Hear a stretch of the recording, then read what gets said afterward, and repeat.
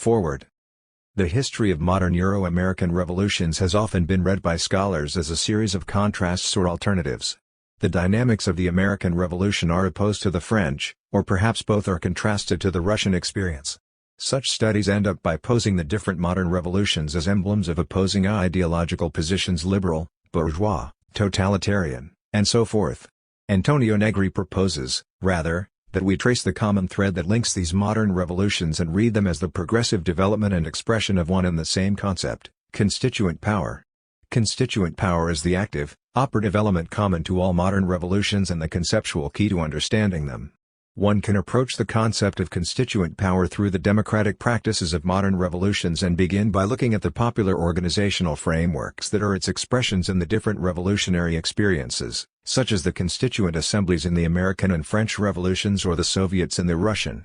Here we find that constituent power is an expression of the popular will, or, better, it is the power of the multitude. Democracy itself is thus inseparable from the concept and practice of constituent power. Throughout the modern era, however, constituent power has been in conflict with constituted power, the fixed power of formal constitutions and control authority. Whereas constituent power opens each revolutionary process, throwing open the doors to the forces of change and the myriad desires of the multitude, constituted power closes down the revolution and brings it back to order. In each of the modern revolutions, the state rose up in opposition to the democratic and revolutionary forces and imposes a return to a constituted order, a new thermidor, which either recuperated or repressed the constituent impulses. The conflict between active constituent power and reactive constituted power is what characterizes these revolutionary experiences. After the defeat of each revolution, constituent desires disappeared but did not die. They burrowed underground and wait for a new time and a new place to spring forth again in revolution. This is the story Negri tells as he traces the movements of constituent power and its revolutions from Machiavelli's Florence to the English Revolution, and from the American to the French and Russian revolutions. Each time constituent power springs forth and each time it is beaten back by constituted power and its forces of order. How can we make a revolution, Negri asks continually throughout his study, that is never closed down? How can we create a constituent power that is never reined in and defeated by a new constituted power? How can we finally realize democracy? We should situate Negri's conception of constituent power alongside the other attempts to understand the centrality of the political and modern thought and society, such as Michel Foucault's theory of power and Hannah Arendt's notion of politics and action. The primary contribution of Negri's work is his articulation of a distinction within power between constituent power and constituted power. This distinction provides him both an analytical and an evaluative criterion that differentiates power. Negri thus forces us to refuse any unitary conception of power and recognize, rather, two fundamental powers that conflict continually throughout modernity. Similarly, modernity and its development cannot be captured in any unitary conception or teleological development. Modernity is instead characterized by the antagonistic play between constituent power and constituted power, and its development is determined by their relative advances and declines. The two powers can thus serve as emblems for the fundamental alternatives within modernity and the two competing notions of the political that characterize it. Negri's book opens in an intellectual field in which constituent power has been recognized but continually negated: the field of constitutional and legal theory.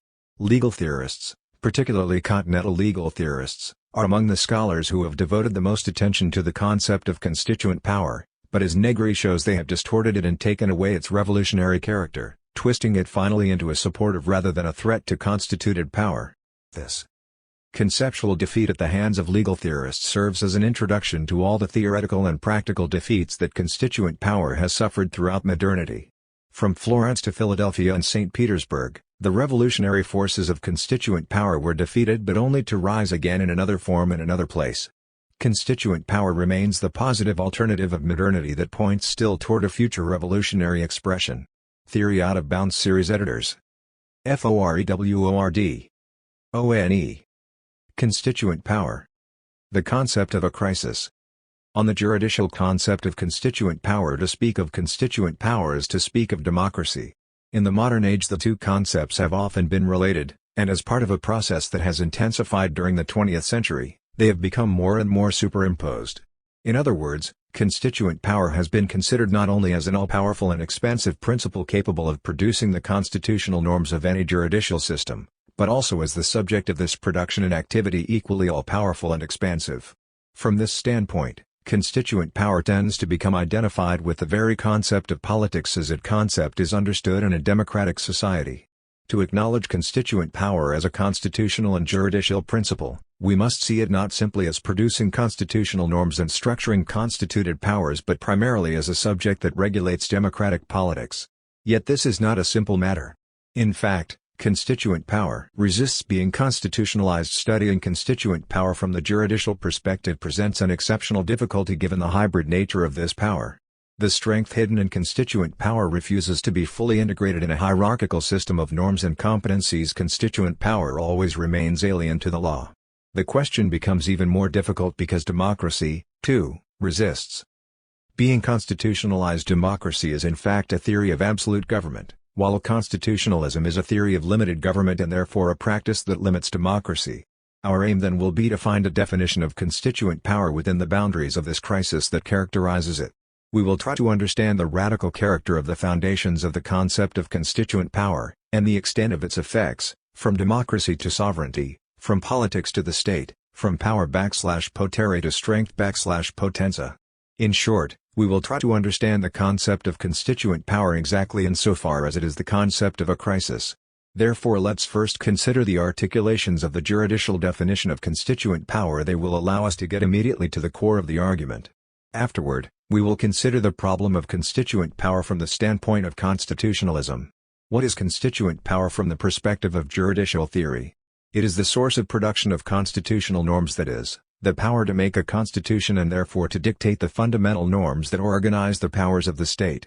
In other words, it is the power to establish a new juridical arrangement, to regulate juridical relationships within a new community. Constituent power is an imperative act of nation, rising from nowhere and organizing the hierarchy of powers. This is an extremely paradoxical definition of power. Rising from nowhere organizes law. This paradox is unsustainable precisely because it is so extreme. Indeed, never as clearly as in the case of constituent power has juridical theory been caught in the game of affirming and denying, absolutizing and limiting that is characteristic of its logic, as Marx continually affirms. Even though constituent power is all-powerful, it nonetheless has to be limited temporally, defined, and deployed as an extraordinary power. The time of constituent power, a time characterized by a formidable capacity of acceleration, the time of the event and of the generalization of singularity, has to be closed, treated, reduced in juridical categories, and restrained in the administrative routine. Perhaps this imperative to transform constituent power into extraordinary power, to crush it against the event, to shut it in a factuality revealed only by the law, was never as anxiously felt as during the French Revolution.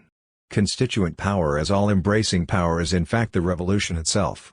Citizens, the revolution is determined by the principles that began it. The Constitution is founded on the sacred rights of property, equality, freedom, liberté. The revolution is over, proclaimed Napoleon with inimitable, ironic arrogance, because to claim that constituent power is over is pure logical nonsense. It is clear, however, that revolution and that constituent power could be made legal only in the form of the Thermidor. The problem of French liberalism, throughout the first half of the 19th century, was that of bringing the revolution to a conclusion. But constituent power is not only all-powerful, it is also expansive. Its unlimited quality is not only temporal, but also spatial. However, this latter characteristic will also have to be spatially reduced and regulated. Constituent power must itself be reduced to the norm of the production of law. It must be incorporated into the established power. Its expansiveness is only shown as an interpretative norm, as a form of control of the state's constitutionality, as an activity of constitutional revision. Eventually, a pale reproduction of constituent power can be seen at work in referendums, regulatory activities, and so on, operating intermittently within well-defined limits and procedures. All this from an objective perspective. An extremely strong set of juridical tools covers over and alters the nature of constituent power, defining the concept of constituent power as an insoluble essence. If we regard the question from a subjective perspective, the crisis becomes even more evident. After being objectively perverted, constituent power becomes, so to speak, subjectively desiccated. First of all, the singular characteristics of its originary and inalienable nature vanish, and the nexus that historically links constituent power to the right of resistance and that defines, in a sense, the active character of the former is erased. What is left then undergoes every type of distortion. Certainly, once situated within the concept of the nation, constituent power seems to maintain some of its originary aspects, But it is well known that this is a sophism, and that the notion of constituent power is more suffocated than developed by the concept of nation. Not even this reduction suffices, however, and the beast seems not yet to be tamed. Thus the action of the scissors of logic is added to the ideological sophism, and juridical theory celebrates one of its masterpieces. The paradigm is split to originary, commissionary constituent power as opposed constituent power proper, in its assembly form finally, constituted power as opposed to both. In this way, constituent power is absorbed into the mechanism of representation. The boundlessness of constituent expression is limited in its genesis because it is subjected to the rules and relative extension of suffrage, and its functioning because it is subjected to the rules of assembly and in the period during which it is in force, which is considered delimited in its functions, assuming more the form of classic dictatorship than referring to the idea and practices of democracy. Finally, and on the whole, the idea of constituent power is juridically preformed. Whereas it was claimed that it would generate the law, it is in fact absorbed in the notion of political representation, whereas it was supposed to legitimize this notion. Thus constituent power, as an element connected to representation and incapable of expressing itself except through representation, becomes part of the great design of the social division of labor. This is how the juridical theory of constituent power solves the allegedly vicious circle of the reality of constituent power.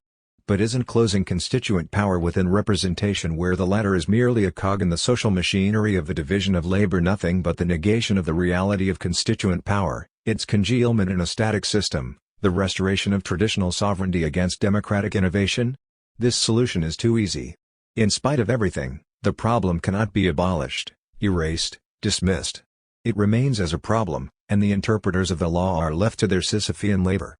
How then can we avoid a theoretical path that eliminates, together with the vicious circle, the very reality of the contradiction between constituent power and juridical arrangement, between the all-powerful and expansive effectiveness of the source and the system of positive law, of constituted normativity? How can we keep open the source of the vitality of the system while controlling it? Constituent power must somehow be maintained in order to avoid the possibility that its elimination might nullify the very meaning of the juridical system and the democratic relation that must characterize its horizon. Constituent power and its effects exist. How and where should they operate? How might one understand constituent power in a juridical apparatus? This is the whole problem: to maintain the irreducibility of the constituent fact, its effects, and the values it expresses. 3 solutions have then been proposed. According to some, constituent power is transcendent with respect to the system of constituted power. Its dynamics are imposed on the system from outside. According to another group of jurists, that power is instead immanent, its presence is implicit, and it operates as a foundation. A third group of jurists, finally, considers the source constituent power as neither transcendent nor immanent but, rather, integrated into, coextensive, and synchronic with the positive constitutional system. Let's examine these positions one by one and emphasize their internal articulation. It seems that in each case the transcendence, immanence, or integration and coexistence can be present to a greater or lesser degree, thus determining singular and diverse juridical and constitutional effects. This is the case for the first group of authors, those who consider constituent power as a transcendent source. Here, constituent power is assumed to be a fact that first precedes the constitutional arrangement but then is opposed to it, in the sense that it remains historically external and can be defined only by constituted power. This is actually the traditional position, but it is revised insofar as the contradiction is avoided through a dislocation of planes. Whereas the order of the constituted power is that of the Sollen what ought to be, the order of constituent power is that of Sein what is. The first belongs to juridical theory, the second to history or sociology. There is no intersection between norm and fact, validity and effectiveness, what ought be and the ontological horizon. The second is the foundation of the first, but through a causal link that is immediately broken, so that the constituted juridical system is absolutely autonomous. The great school of German public law, in the second half of the 19th century and at the beginning of the 20th, has by and large identified itself with this position.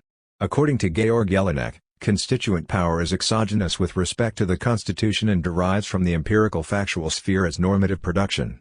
This normative production is limited, or, better, it contains its own limitation because the empirical factual is that historical and ethical reality that a law can't, if the law allows it, limits the extension of the principle outside of the law. Constituent power, if the law and the Constitution allow it, wants nothing but the regulation and therefore the self-limitation of its own force. In this sense the transcendence of the factual with respect to the law can be considered a difference of minimal degree. It is interesting to notice how Jelinek's school, particularly when faced with the effects of the Revolutionary Council movement in post-First World War Germany, does not hesitate to reduce the gap that divides the source from the juridical arrangement, thus accepting the need to include within this space revolutionary productions and ensuing unforeseen institutional effects that certainly exceed the fundamental norm of the Constitution of the Reich. This is what Hans Kelsen refuses. For him, transcendence is utmost and absolute. The characteristic of the law is to regulate its own production. Only a norm can determine, and does determine, the procedure through which another norm is produced. The norm regulating the production of another norm and the norm produced according to this prescription representable through the spatial image of superordination and subordination have nothing to do with constituent power. Norms follow the rules of the juridical form, and constituent power has nothing to do with the formal process of the production of norms. Constituent power is itself, at the limit, defined by the system in its entirety. Its factual reality, omnipotence, and expansiveness are implied in that point of the system where the formal strength / potenza of the law is itself omnipotent and expansive, the basic norm Grundnorm. And the fact that in Kelsen's final writings the entire factual, jurisprudential, and institutional life of the law appears to be absorbed in the normative process does not change the situation much. The new dynamic is never dialectical. Autonomy. As far as constituent power is concerned, we witness the paradox of being able to consider it as active for its whole constitutional life, but never capable of being a source of definition or principle of movement for any aspect of the system. How can we comment on this scenario? Little or nothing remains of constituent power through and after this operation of the formal founding of the law, and therefore of the ethical as in Jelinek or sociological as in Kelsen reduction of its concept. Again, the point of view of sovereignty imposes itself against that of democracy. The transcendence of constituent power is its negation. The result does not seem much different when constituent power is considered as immanent to the constitutional and juridical system. Here we are not confronted by the articulation of a set of positions pertaining to any one school, but by a variety of positions typical of various theoretical tendencies. In this case, the historical density of constituent power is not a priori excluded from theoretical investigation, but the way in which juridical theory relates to it is no less problematic. Indeed, even though constituent power becomes a real motor of constitutional dynamism and juridical theory accepts its presence, at the same time several neutralizing operations are put into action. These are operations of transcendental abstraction or temporal concentration, so that, in the first case, the adherence of fact to law may be diluted in, we could say, a providential horizon, or, in the second case, it may solidify in a sudden and isolated action of innovation. The minimum and the maximum degrees of immanence are measured here with respect to the decreased reach of the effects, or to the irrational and immediate intensity of the cause. If the effectiveness of the constituent principle is given, it is with the aim of restraining it and regulating it. The position of minimum incidence of the constituent principle, as immanent principle of the juridical system, can be typically studied in John Rawls's work. He considers constituent power as the second part of a sequence, following an originary stage during which the contractual agreement on the principles of justice has been made, and before third and fourth stages that center, respectively, on law-making mechanisms and hierarchies, and the execution of the law. Constituent power is reabsorbed into constituted law through a multi-staged mechanism that, by making constituent power immanent to the system, deprives it of its creative originality. Furthermore, political justice, or, really, the justice of the Constitution that produced by constituent power, always represents a case of imperfect procedural justice. In other words, in the calculus of probabilities the organization of political consensus is always relatively indeterminate. To the limit that constituent power encounters in the contractual mechanism must be added an overdetermined ethico. At most, it is a tracing of the real, and in case where the system never loses its absolute political limit, which is the Kantian condition of the constitution of the transcendental. Immanence is weak, of minimal degree, even though effective. Let's now consider some theoretical positions in which the degree of immanence is greater. Once again we need to shift our attention, after this brief excursus into the Anglo-Saxon world, to the juridical theory and also the political theory of the German Reich. Ferdinand Lassalle claims that the normative validity of the juridical formal constitution depends on the material and formal, that is, sociological and juridical degree of adaptation of the orders of reality that has been posed by constituent power. This is an actual formative power. Its extraordinariness is preformative, and its intensity radiates as an implicit project onto the system as a whole. Keeping in mind the resistance of the real conditions and the reach shown by constituent power, the constitutional process can be imagined and studied as an intermediate determination between two orders of reality. Hermann Heller, another critic gravitating in the orbit of those juridical tendencies close to the workers' movement, brings to completion Lassalle's vision. Here the process of constituent power becomes endogenous, internal to constitutional development.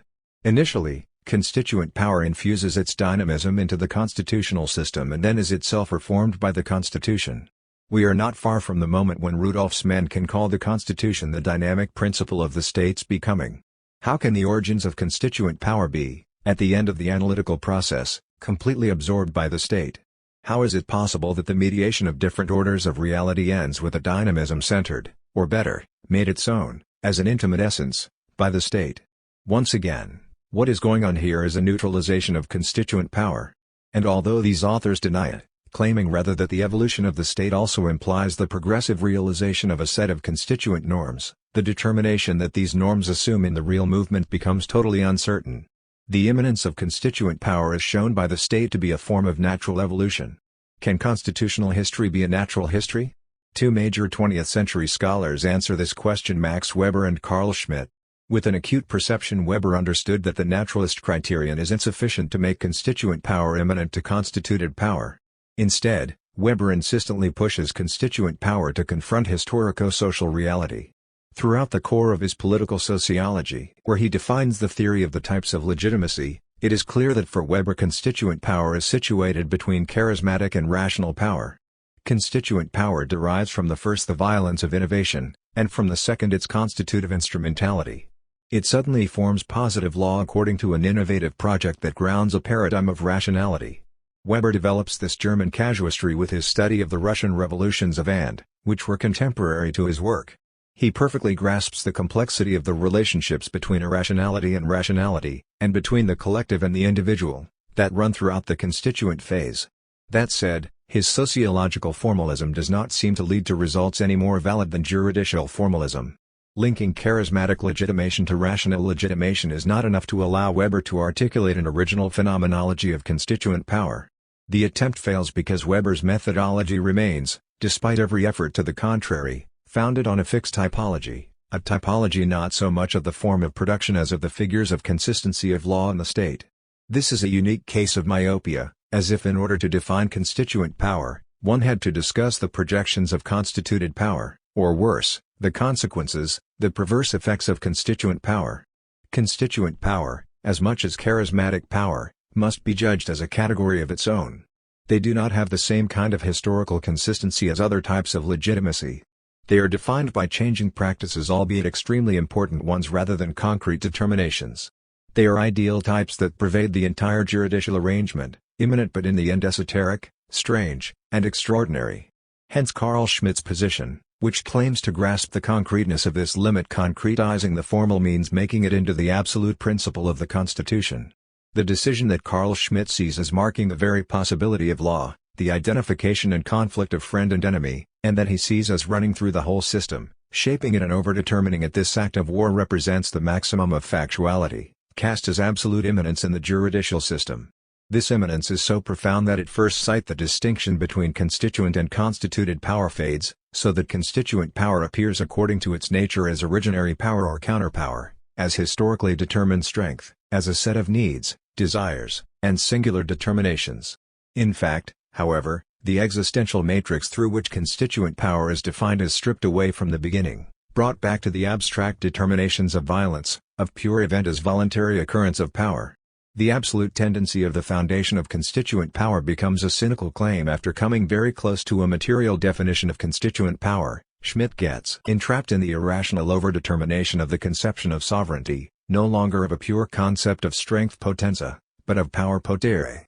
We are now approaching the last of the positions that we set to examine, the one that considers constituent power as integrated, constitutive, coextensive, and coexistent with constituted law. This is obviously the perspective supported by the great 20th-century institutionalist schools. Later, juridical dogmatics adopted this position in a generalized manner.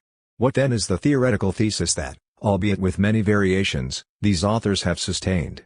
They all consider the historical institutional element as a vital principle. Far from being purely factual, however, this element is prefigured, and recognized as originary, as implicitly constituted by legality, that is, the legality of positive law. The normative fact is torn away from its inessentiality and from the customary and organic characteristics that tradition had attributed to it, to be understood instead in terms that in different degrees depict it as an activity from whose development the system itself issues. The minimum degree of this dynamic integration can be found in the work of Santi Romano, and probably also Schmitt, the theorizer of dilatory compromises. In French institutionalist writing we find instead an extremely high degree of interpenetration of the different elements of institutional production. This interpenetration, however, seems to be on the one hand too limited by the positivity of public law and on the other often disturbed by the infiltration of impromptu ideologies. It is in authors such as Rudolf Smend, Ernst Forsthoff, and Costantino Mortati that we can observe the formation of a thoughtful theoretical equilibrium within the institutionalist current. In Mortati the juridical constitution is grafted onto the social constitution, which is formed by a set of groups and forces. Every society from which a particular state formation emerges and to which it is connected possesses its own intrinsic normativity, which is indeed produced by its own organization around political forces or political ends. The formal constitution will thus be interpreted, revised, and possibly changed on the basis of the material constitution. The limit of the formal constitution's flexibility stretches among the forces that constitute society politically and that form the material constitution by the means of continual institutional compromises. What stands as the foundation of the constitution and determines its dynamic apparatus is not a basic norm but a ceaseless movement. Once we are confronted by this weighty figure of the play of political forces as the material basis of the constitution, where has the originary and liberatory quality of constituent power gone? Couldn't this play of forces produce, as it has in fact produced, sinister figures of totalitarian power? Where has that intimate and continuous allusion of constituent power to democracy and to a politics that takes shape in the scenario of the multitude's strength gone? Where is its creative and irresistible character? Certainly the jurists wanted to tame this wild beast, but here we have before us an already domesticated animal, even worse, one reduced to mechanical behaviors and to the inert repetition of a pre-constituted social base. Whether it is transcendent, immanent, or coextensive, the relationship that juridical theory and through it the constituted arrangement wants to impose on constituent power works in the direction of neutralization, mystification, or, really, the attribution of senselessness. What if there were no other way? What if the very condition for maintaining and developing the juridical system were to eliminate constituent power? Given the impossibility of solving the problem of constituent power from the point of view of public law, we should examine this problem from the perspective of constitutionalism. Here things are easier. From the point of view of constitutionalist and liberal ideology, constituent power is in fact subjected to the fire of critique and to institutional limitation through an analysis that works to unmask or so it claims any sovereign demand of the community. Constitutionalism poses itself as the theory and practice of limited government limited by the jurisdictional control of administrative acts and, above all, limited through the organization of constituent power by the law. Even revolutions must bow to the supremacy of law. Constituent power, as the ultimate power, must legitimize itself by finding expression through legal procedure. This originary historical fact is not justified by mere obedience, but by the juridical mode in which it is expressed, a mode that, with its formalization, guarantees the people's constituent power. Thus all of the constituent process is regulated by law and there exist neither normative facts nor a constituent power that, based on the form, manages to command obedience, nor is there a material constitution realized through the praxis of the political class. This is because the constitution is not an act of government, but the act of the people. This sophism, this Oedipal consequence of the parable of Menenius Agrippa itself eliminates, within the sphere of constitutionalist thought, the possibility of proceeding in the determination of constituent power. It is just as well, then, to use this opposition to recognize in constituent power insofar as this power is the opposite of the constitutionalist idea of checks and balances, the mark of a radical expression of democratic will. In effect, the praxis of constituent power has been the door through which the multitude's democratic will and consequently the social question has entered the political system, destroying constitutionalism or in any case significantly weakening it. Constitutionalism defines the social and political order as the articulated set of either different social orders or different juridical and political powers. The constitutionalist paradigm always refers to the mixed constitution, the mediation of inequality, and therefore it is a non-democratic paradigm. In contrast, the paradigm of constituent power is that of a force that bursts apart, breaks, interrupts, unhinges any pre-existing equilibrium and any possible continuity. Constituent power is tied to the notion of democracy as absolute power. Thus, as a violent and expansive force, Constituent power is a concept connected to the social pre-constitution of the democratic totality. This preformative and imaginary dimension clashes with constitutionalism in a sharp, strong, and lasting manner. In this case, history does not dispense with the contradictions of the present. In fact, this mortal struggle between democracy and constitutionalism, between constituent power and the theory and praxis of the limits of democracy, becomes more and more prominent the further history advances. In the concept of constituent power is thus implicit the idea that the past no longer explains the present, and that only the future will be able to do so. As Alexis de Tocqueville writes, the past has ceased to throw its light upon the future, and the mind of man wanders in obscurity. Paradoxically, this negative idea, more than 1,000 other motivations, explains the birth of democracy in America. This is why constituent power produces and reproduces itself everywhere and continually. Constitutionalism's claim of regulating constituent power juridically is nonsense, not only because it wants to divide this power but also because it seeks to block its constitutive temporality. Constitutionalism is a juridical doctrine that knows only the past. It is continually referring to time past, to consolidated strengths and to their inertia, to the tamed spirit. In contrast, constituent power always refers to the future. Constituent power has always a singular relationship to time. Indeed, constituent power is on the one hand an absolute while determining its own temporality. In other words, it represents an essential moment in the secularization of power and politics. Power becomes an immanent dimension of history, an actual temporal horizon. The break with the theological tradition is complete. But this is not enough. Constituent power, on the other hand, also represents an extraordinary acceleration of time. History becomes concentrated in a present that develops impetuously, and its possibilities condense into a very strong nucleus of immediate production. From this perspective, constituent power is closely connected to the concept of revolution. And since it is already linked to the concept of democracy, now it positions itself as the motor or cardinal expression of democratic revolution. And we see it taking part in all the mechanisms, at times extremely violent, that pulsate in the democratic revolution, vibrating between the one and the many, between power and multitude, in a very fast, often spasmodic rhythm. What could this rhythm of constituent power share with the inert and traditional time of constitutionalism? It is not the constitutionalist approach, therefore, that can help us solve the problem of the crisis of the concept of constituent power. At this point, however, we must ask ourselves, given the deep ambiguity that this theory, both the juridical and political constitutional one, casts on the concept of constituent power without being able to resolve it, wouldn't this concept effectively be the concept of a crisis? So that, instead of attempting a solution, wouldn't the attempt to better identify its critical characteristics, its negative content, and its unsolvable essence be more in accordance with the truth? Here we have probably reached the real object of our investigation: to examine, first of all, what is the real nature of constituent power.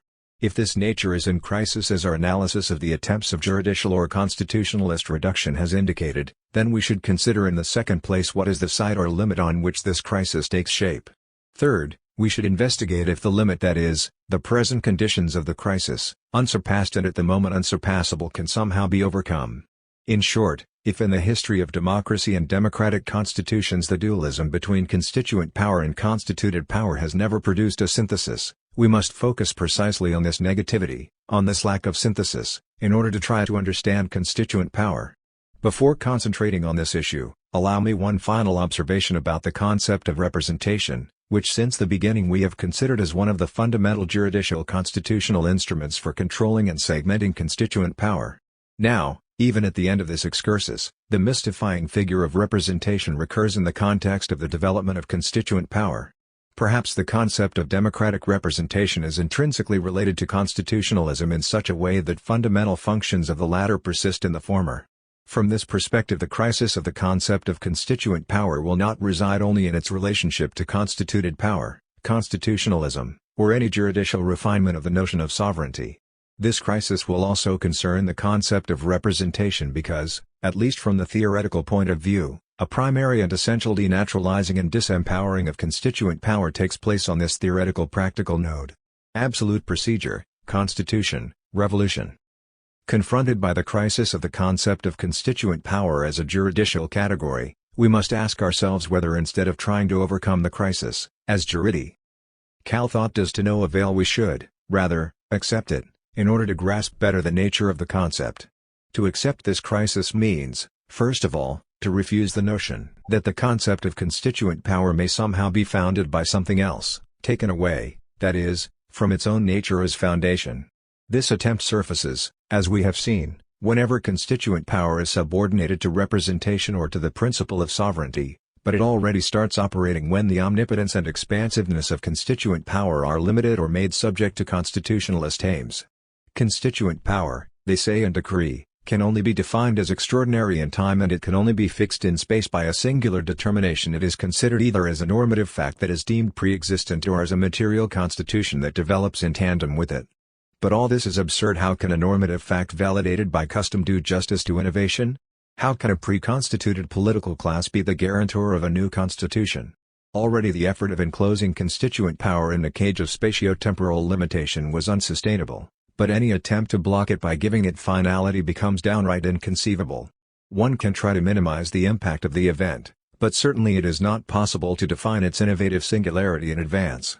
These logical skirmishes, carried on to the verge of nonsense, in fact constitute the mystification that juridical theory and practice take care to collect and re-articulate into the theories of sovereignty and representation. Constituent power, limited and finalized in such a way, is thus held back within the hierarchical routines of successive production and representation, and conceptually reconstructed not as the system's cause but as its result. The foundation is inverted, and sovereignty as suprema potestas is reconstructed as the foundation itself. But it is a foundation contrary to constituent power. It is a summit, whereas constituent power is a basis. It is an accomplished finality, whereas constituent power is unfinalized. It implies a limited time and space, whereas constituent power implies a multidirectional plurality of times and spaces. It is a rigidified formal constitution, whereas constituent power is absolute process. Everything, in sum, sets constituent power and sovereignty in opposition. Even the absolute character that both categories lay claim to. The absoluteness of sovereignty is a totalitarian concept, whereas that of constituent power is the absoluteness of democratic government. In this way, thus, by insisting on the concept of constituent power as an absolute process, all-powerful and expansive, unlimited and unfinalized, we can begin to appreciate the originality of its structure.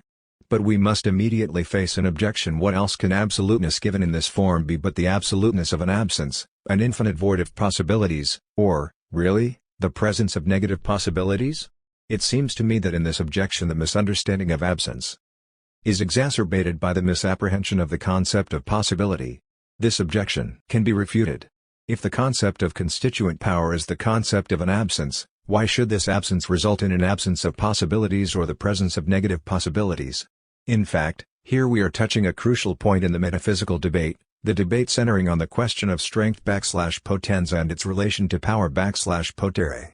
The metaphysical alternative in the definition of strength that runs from Aristotle to the Renaissance and from Schelling to Nietzsche is precisely an alternative between absence and power, between desire and possession, between refusal and domination.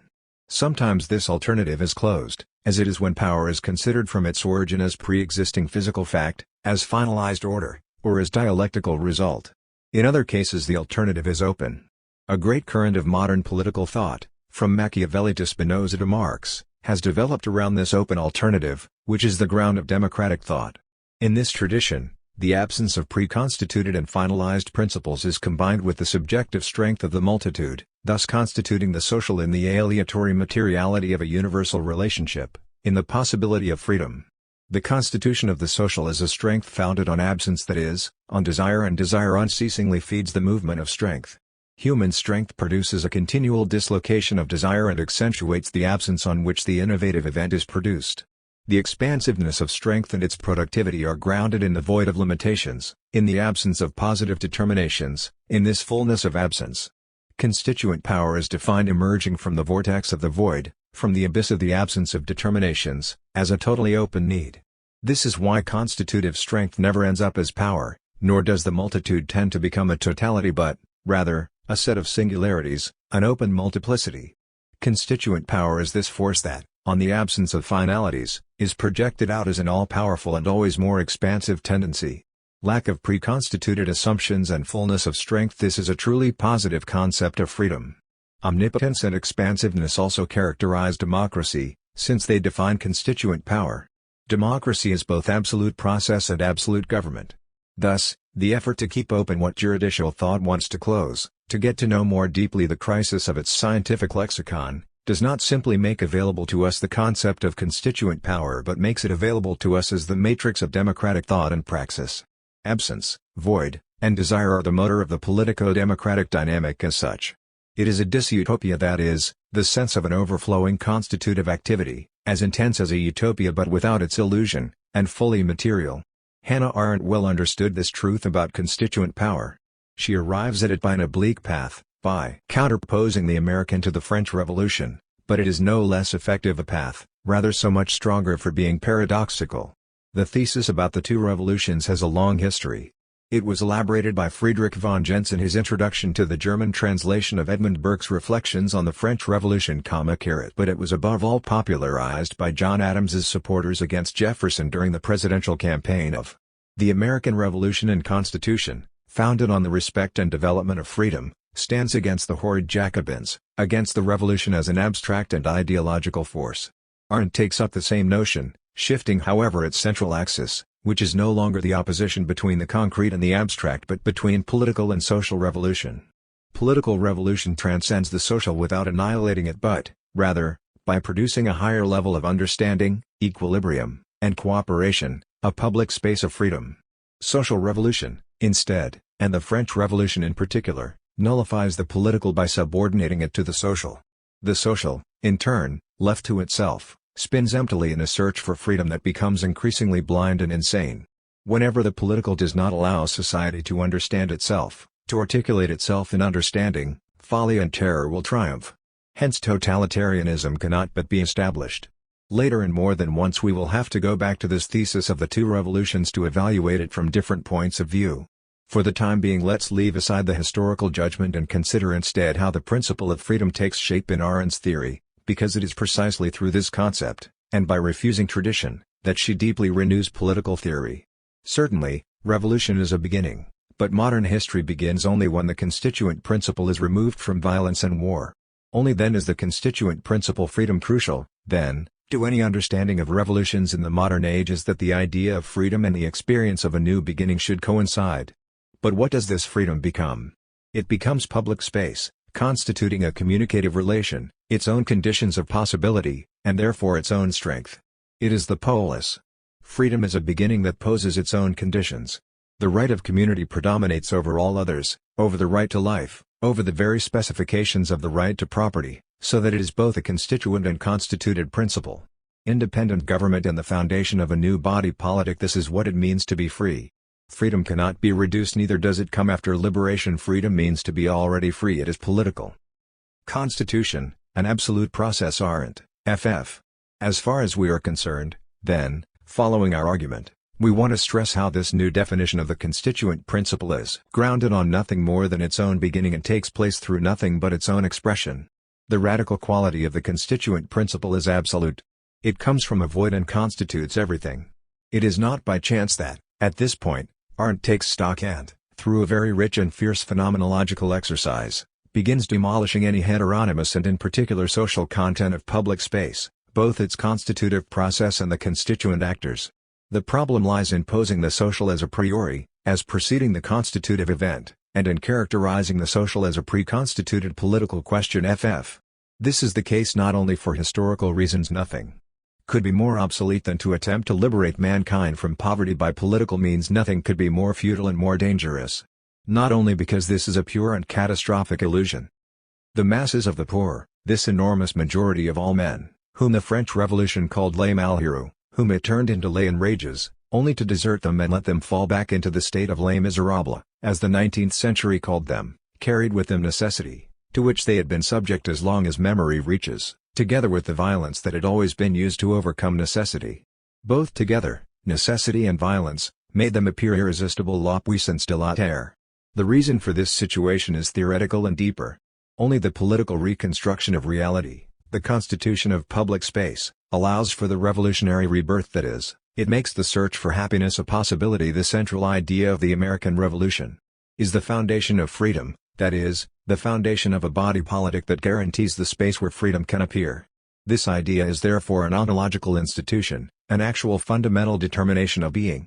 The concept of constituent power is the constituent event, the absolute character of what is presupposed, a radical question. And it is exactly on this point, the radical fundamentality of political being, that Arendt is strongest. Constituent power, insofar as it constitutes the political from nothingness, is an expansive principle. It allows no room for either resentment or resistance. It is not selfish but supremely generous. It is not need but desire. Arendt's denunciation of the social question proceeds as a parallel to an overflowing and expansive notion of the ontological institutionality of political democracy in all its forms, from the Greek polis to the Renaissance city, from the American assemblies to the revolutionary workers' councils of and.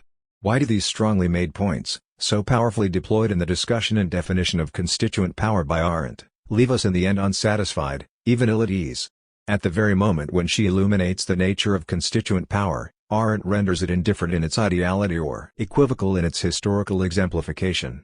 If one teases her writing a little, each of the characteristics attributed to constituent power loses its intensity, becomes pale, and reveals eclipsed by the brilliance of the exposition its opposite. Thus, for instance, the constitutive phenomenology of the principle reveals itself as perfectly conservative.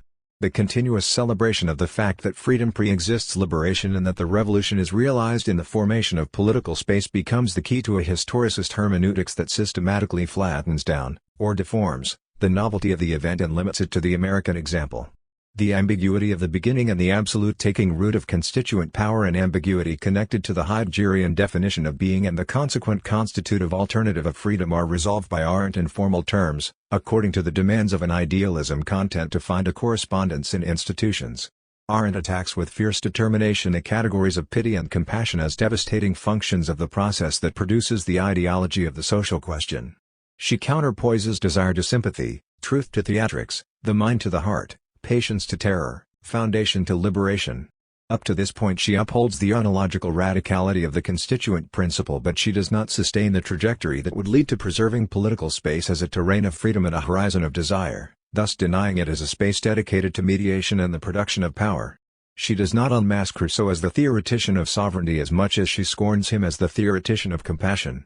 Arendt wants political emancipation, and she considers it as the accomplishment of the American Revolution. In fact, she conceives this passage only as the realization of a determinate constituent apparatus and exalts it in its crude effectiveness as an ideal paradigm.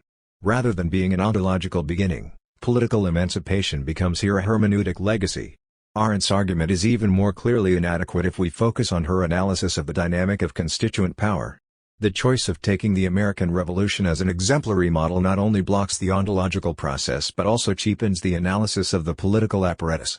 For Arendt, the Constitutio Libertatis is simply and merely identified with the historical events of the American Constitution. All the theoretical problems that the definition of constituent power has raised are resolved by seeking rational alternatives and a political decision founded not on them but on the basis of the solutions imposed on them by the American Constitution.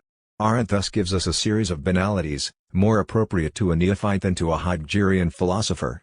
For example, she proposes the notion that constituent power is a continual historical process not limited by its immediate determinations but temporally open to interpretation and improvement, or that the constitutional absolute divides into and is justified by the dynamics that generate it, such that constituent power and constituted power do not compose a vicious circle but, rather, are progressively legitimated in a virtuous circle, or finally that constituent power may be creative, but at the same time it has the nature of a pact made by mutual consent, the grammar of action that action is the only human faculty that demands a plurality of men, and the syntax of power that power is the only human attribute that applies solely to the worldly in-between space by which men are mutually related, combine in the act of foundation by virtue of the making and the keeping of promises. To say this means nothing but going back to that Anglo-Saxon sociology that, between Talcott Parson and John Rawls, proposes a positive sum political exchange, polite and consensual, and has very little to do with Arendt's intuition of the absolute foundation. In fact, Arendt opens by refusing contractualism and ends by praising it. She begins by grounding her argument in the force of constituent power and concludes by forgetting its radical quality. She starts by foregrounding the reasons for democracy and ends by affirming those of liberalism. It will not appear strange, then, that even Arendt's definition of the expansiveness of constituent power is marred by contradictions and difficulties. Indeed, this is inevitable. The hermeneutics of the liberal constitutional model presents a linear and not an antagonistic schema for the development of constituent power. It is linear and idyllic if compared to the real problems that the American Revolution had to face since its beginning, problems of class struggle, slavery, and the frontier. It is linear and spontaneous as in the worst versions of sociological institutionalism. The antagonistic event disappears. Thus Arendt's philosophy comes close, without deserving it, to the weak versions of Heideggerianism, those versions that produce its most extreme results. Even though sought after and acknowledged, the foundation is abandoned to the version that the real provides of it. This is not realism but, rather, a historicist cynicism. It eclipses the real effort that constituent reflection has developed in the hope of recognizing the fullness of strength in the absolute of the foundation, and the fullness of freedom in the void of the ontological basis. At this point we can understand how Habermas, although taking his point of departure from a perspective that does not possess the strength and does not accept the risk of Arendt's theory, which is what makes it great, still develops a reasonable and acceptable critique of her positions. Habermas elaborated a theory that can be called the reversal of the thesis of the two revolutions.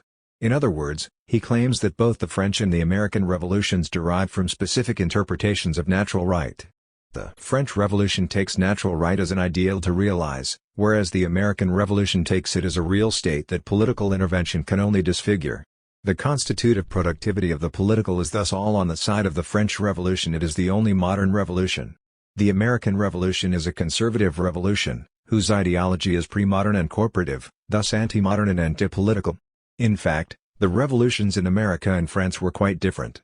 The interpretation of the Revolutionary Act was different because whereas in one case it was necessary to impose ex novo a conception of natural right against a despotic power, in the other what mattered was to liberate the spontaneous forces of self-regulation in order for them to agree with natural right. The relation to the state, too, was different. In America the revolutionaries had to resist a colonial power, whereas in France they had to build a new order. Finally, the political ideology was different, liberal in the first case and democratic in the second. In America the revolution had to set in motion the egoism of natural interests, whereas in France it needed to mobilize moral interests. Consequently, it is not true that in the French Revolution the social subordinated the political. Rather, the social was constituted by the political, and herein lies the superiority of the French Revolution. Constitutive is the opposite of conservative. Thus the relationship between society and state, as it is posed in the two natural right constitutions, is radically different, even divergent.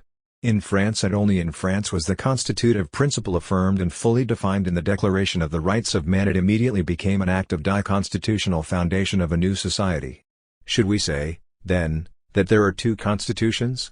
Certainly, but the French Constitution was the constitution of the future, running throughout the history of the 19th century, grafted onto the history of the working class, and still constituting today the principal basis of the judicial arrangement of the welfare state. What should we say?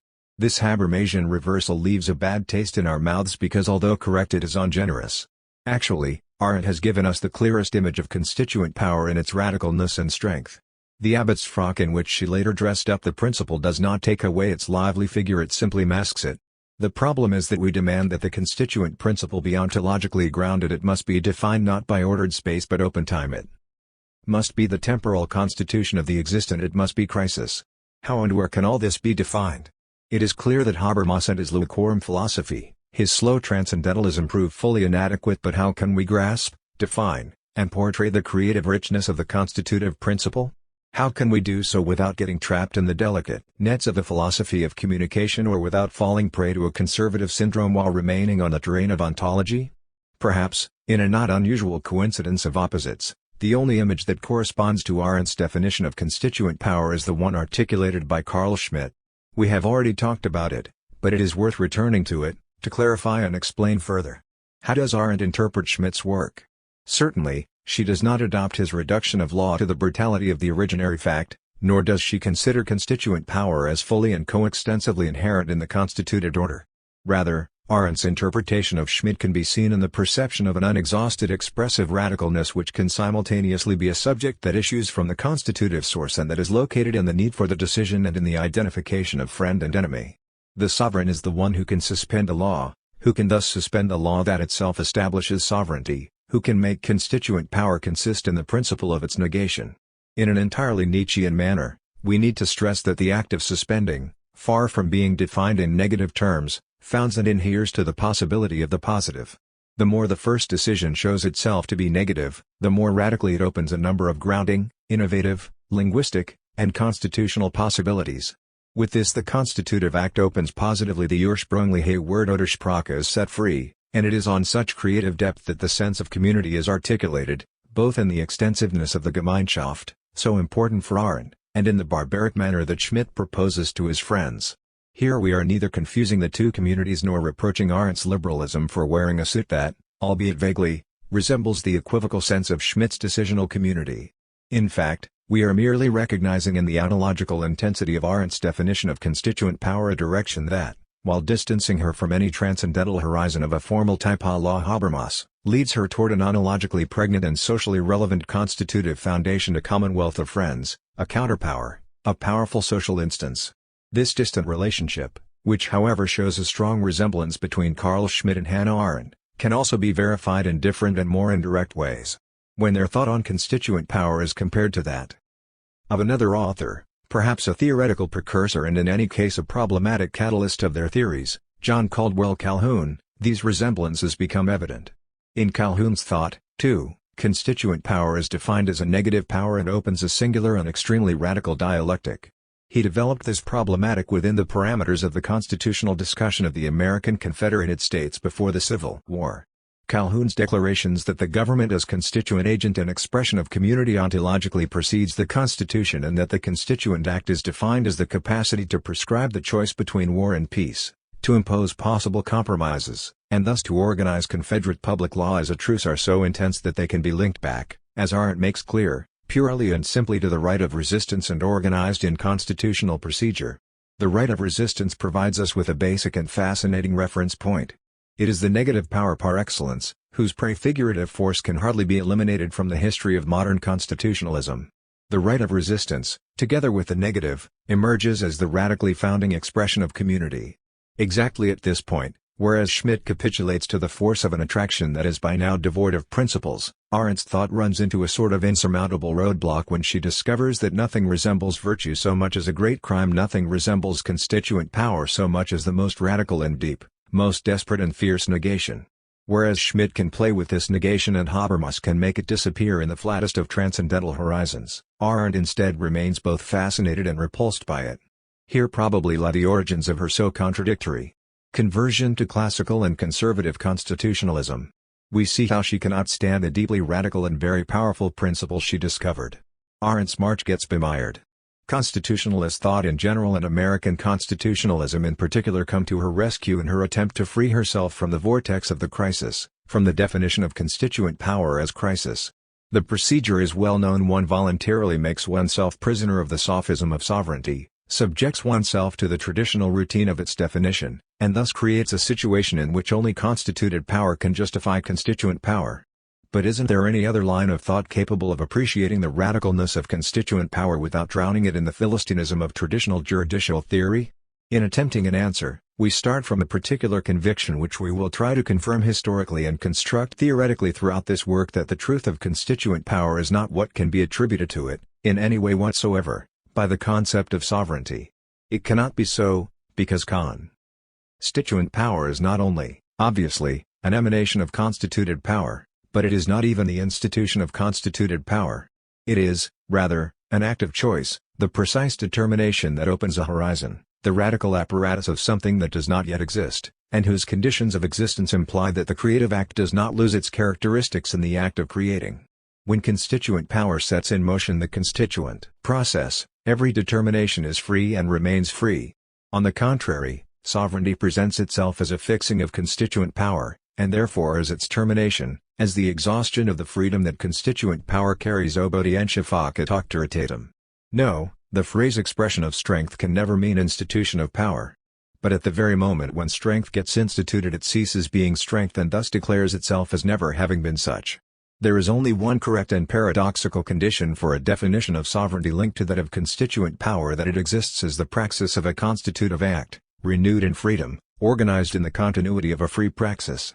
But this contradicts the entire tradition of the concept of sovereignty in all its possible meanings.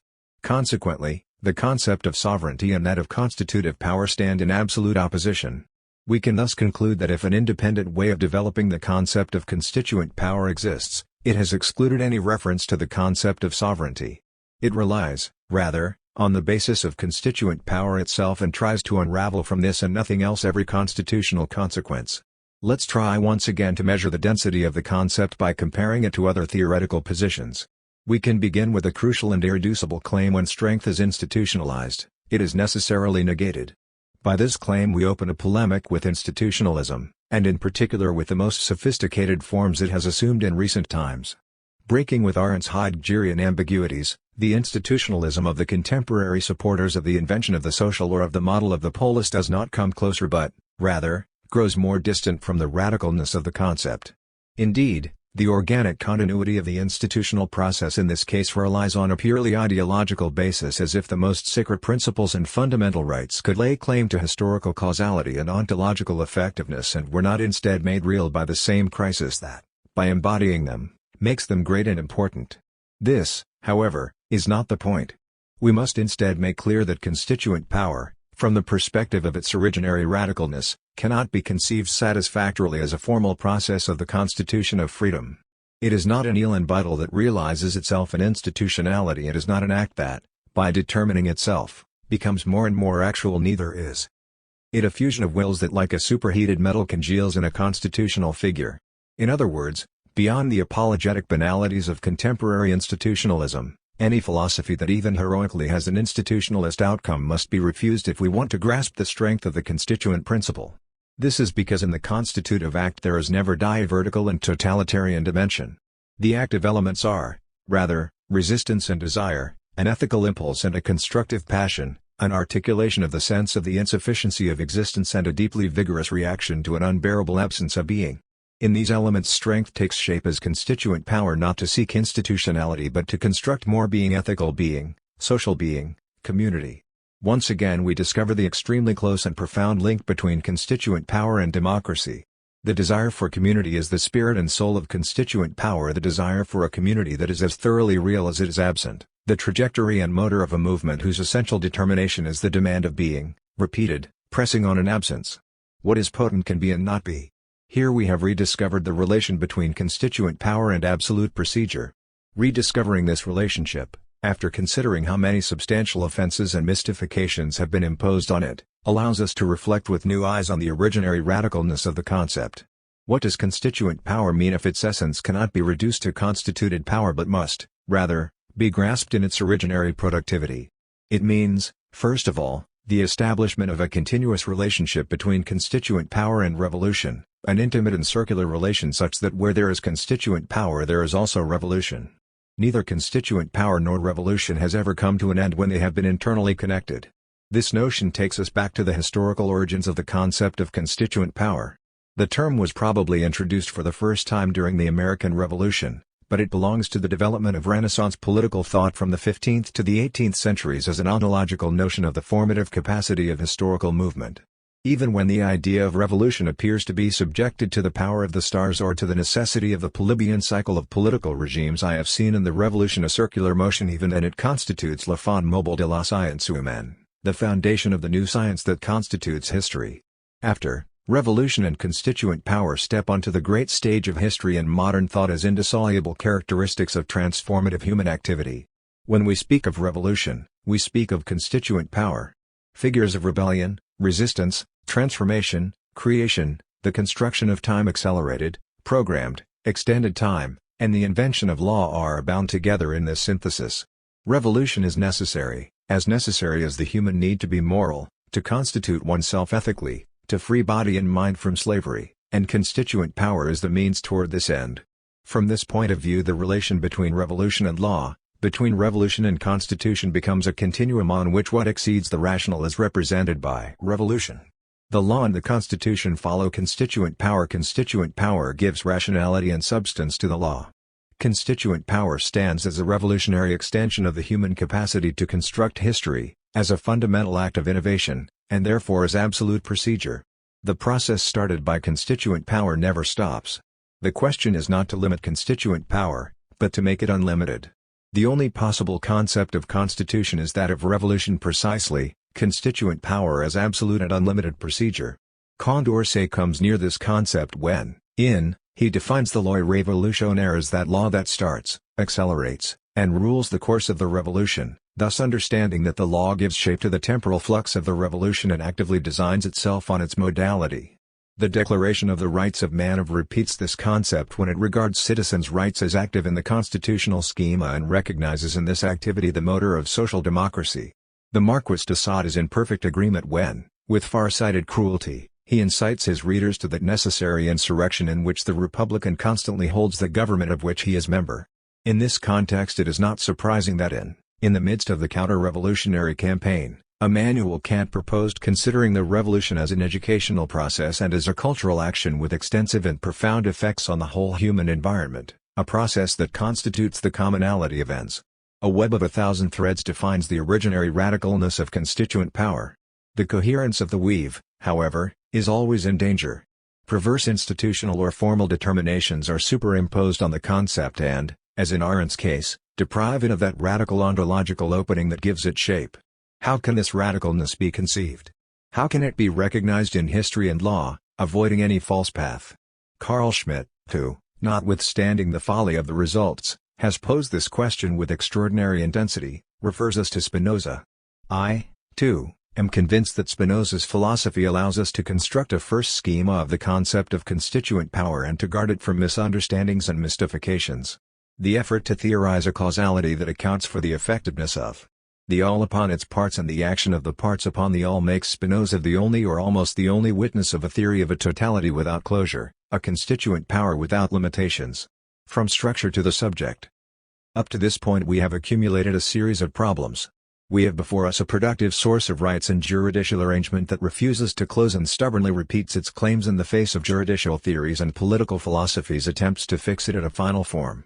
It seems that the issues on the table cannot be addressed except through the intervention of a force capable of mediating the radicalness of constituent power. This force must be able to interpret the structure when the structure is presented as absolute procedure, as continually reactualized strength, but nonetheless positively grounded in reality. An adequate answer to the question that motivates my investigation will be found by identifying a strength adequate to structure, and a subject adequate to absolute procedure. The problem of constituent power thus becomes a question about the construction of a constitutional model capable of keeping the formative capacity of constituent power itself in motion. It is a question of identifying a subjective strength adequate to this task. If this subject is the subject of an absolute procedure, then it is not enough to pose the question of the subject raised by constituent power. In juridical theory this question arises whenever the voluntary nature of law is affirmed and the subject of this will must be discovered. Posed in these terms the search is too generic because it does not insist on the logically adequate relationship between subject and structure. The history of juridical thought, however, does provide a series of examples that come close to this objective. We should examine them more closely. The first hypothesis: the subject in question is the nation. This concept seems to be, at first sight, particularly appropriate to that of absolute procedure, except that, on the one hand, it is a generic concept, real only in the imaginary and therefore indefinitely manipulable on the other. It is a concept that is historically determined at different times, often with the function of breaking and limiting the constituent process. The generic conception of the nation resulting from an intricate play of ethnic determinism, historical judgments, political necessities, juridical demands, but above all a strong naturalistic overdetermination produces a polysemy that allows for sophistic interpretations of the concept and instrumental uses of it in practice. The latter conception, which refers to historical determinations, sets in motion a constitutional dynamic that, far from procedurally reopening the relationship between the subject and the constitutional structure, hypostatizes and blocks it. A second hypothesis aimed at posing an adequate relationship between subject and structure in the dynamic sense sees the subject as the people. The concept of people, however, is no less generic than that of nation. This definition also soon falls prey to the juridical mechanism of qualification. The generic essence of the concept is reread in a constitutional key. If the people is the subject of constituent power, it can be so only insofar as it first undergoes an organizational process capable of expressing its essence. Indeed, to imagine and above all to assume as scientific subject an ordering force that can be ordered by a multitude without order would represent a contradiction in terms. This conception does go beyond the limitations and the naturalistic and organicist mystifications of the idea of constituent power as an attribute of the nation. The theoretical desire to clear away the ambiguity of the nation is clear. Equally clear, however, is the will to break the expansive force of the concept of constituent power. The fact that any definition of the constituent subject in terms of the people boils down to a normativist conception and a celebration of the constituted law is not an accident but a necessity. This normative conception confuses constituent power with one of the internal sources of law and with the dynamics of its revision, its constitutional self-renovation. Briefly stated, constituent power is the people only in the context of representation. A third hypothesis: constituent power as subject is already materially defined by juridical mechanisms inherent in its composition, and constituent power is itself a multiplicity of juridical powers set in a singular relationship such that elements of juridical mediation are always necessarily presupposed. From this point of view, which is eclectic but still effective, the possibility that constituent power is represented as absolute procedure is taken away or transfigured from the beginning. The point here is not to insist on the singularity of the historical definition of every emergence of constituent power, but to pose this determination as an unsurpassable limit, as materially determined self-limitation. Juridical theory has become clever. It does not deny constituent strength but affirms its singularity. It does not, however, consider constituent power a process and a precarious ontological insistence but, rather, a limit. Limitation is posed à la Hegel as determination. Mediation and compromise are assumed within constituent power as the subject that founds the material constitution, not outside but within it. This is the effectiveness of mystification. This is in fact a matter of mystification because the problem of constituent power cannot be solved by making singularity the limit of its absolute character, a temporal, spatial, and procedural limit. The fact that the absolute character of constituent power lies in its singularity is perfectly evident, but this, and not something else, is the problem. At this point we could examine other theories that try to connect constituent power to absolute procedure in order to domesticate the former, but they would really tell us nothing new. It is more interesting to notice that the negation in absolute terms of the adequate relationship between subject and procedure is the figure of a metaphysical negation, that is, a negation of the fact that multiplicity can be represented as a collective singularity, that the multitude can become a unitary and ordering force, that this relationship, open and impossible to bring to a conclusion between subject and procedure, can be real and effectively constitute a real temporality. On the contrary, any formation of power must be constituted outside this human context by the divinity or some other ideal over determination, in transcendence or transcendentality. The negation of an adequate relationship between subject and structure is thus always embedded in an external and hypostatic figure for the justification of power. The radicalness of constituent power cannot be negated in reality, but here it is simply denied in principle. It is not enough, however, to expose and denounce the metaphysical partiality of the positions that relativize constituent power in a transcendental manner in order to resolve our problem, the problem of its absolute character. Denunciation cannot take the place of a constructive argument. Thus we must pose once again the problem of the adequate relationship between subject and absolute procedure.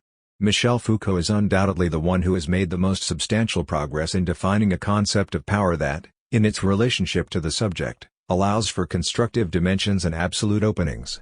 In Foucault, humanity appears as a set of resistances that release outside any finalism that is not an expression of life itself and its reproduction and absolute capacity for liberation. Life is liberated in humanity and opposes anything that encloses it and imprisons it. What we need to stress here is that the relationship between subject and procedure is free. In other words, after demonstrating how power can subjugate humanity to the point of making it function as a cog of a totalitarian machine, we could accept this specific use of the term totalitarianism. Foucault shows instead how the constitutive process running through life, biopolitics and biopower, has an absolute and not totalitarian movement. This movement is absolute because it is absolutely free from determinations not internal to the action of liberation, to the vital assemblage agencement. Starting from this viewpoint, which permits us to ground the question of the constituent subject, Foucault allows us to go still further. Indeed, he shows us that the subject is, first, strength, production. Certainly, the subject can be reduced to a pure phantom, a residue of the totality of the system of repression. But how productive it remains, even in this reductive horizon and imprisoned within these mechanisms. It is productive because on this limit the subject goes back into itself and rediscovers there the vital principle. Second, besides being strength, the subject is also action, a time of action and freedom, an assemblage open because no teleology conditions or prefigures it. Foucault critically performs a process of disarticulation of the real and then, constructively, reopens a process that assumes the disarticulation as a positive condition. What was a path through necessity opens the way for a process of freedom. This is essentially the same process we find in Spinoza.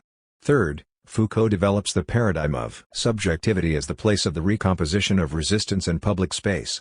Here we are confronted by a figure of the subject that formally and methodologically has characteristics adequate to absolute procedure.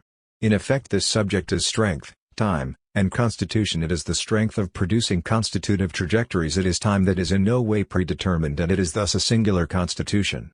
When this critique has destroyed the prisons of constituted power, it identifies itself as ontological strength, constituent power capable of producing absolute events.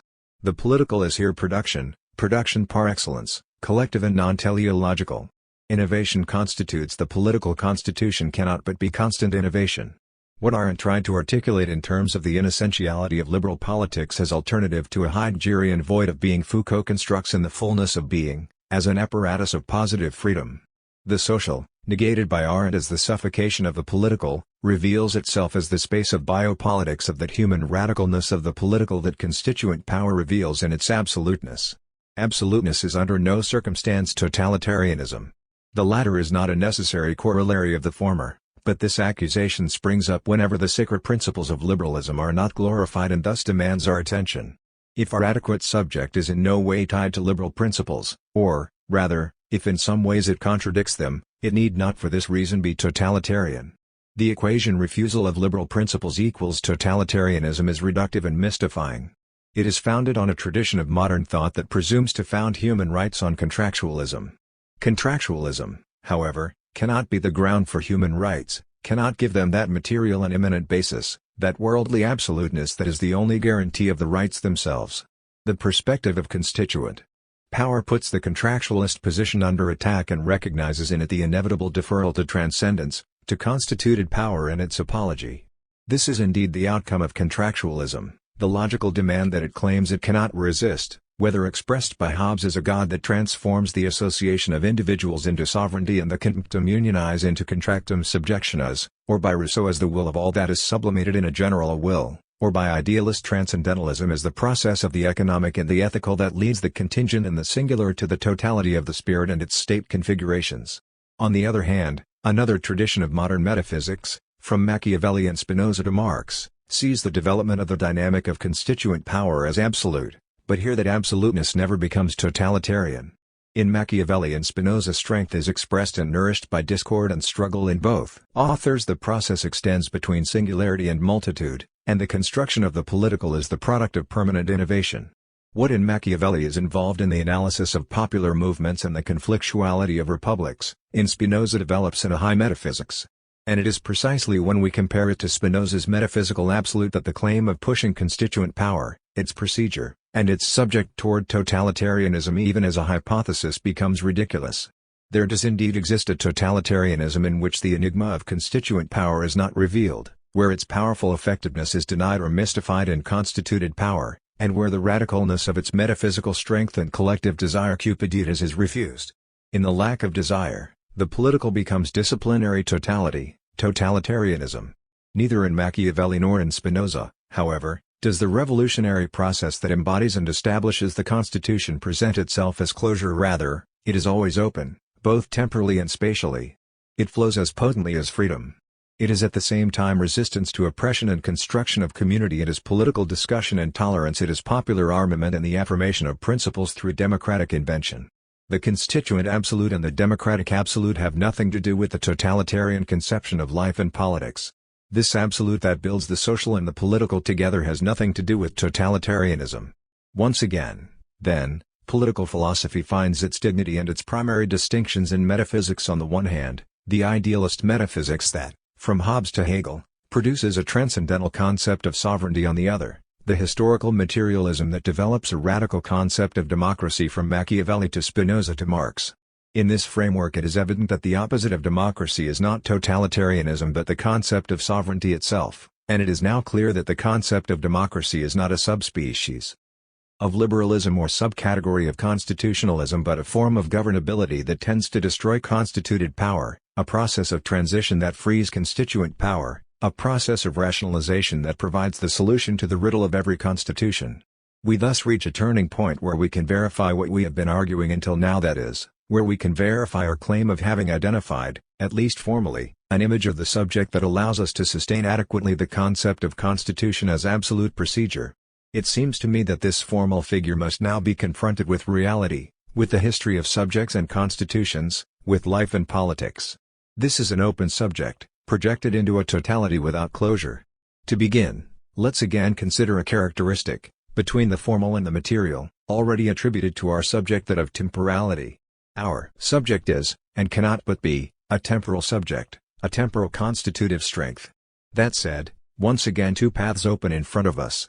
On the one hand, temporality is brought back to and confused in being, emptied of the elements that constitute it and therefore reduced to mysticism, in short, necessarily rooted in a firm principle that is the relation of being with itself. On the other hand, temporality can be grounded in human productive capacity, in the ontology of its becoming an open, absolutely constitutive temporality that does not disclose being but instead produces beings.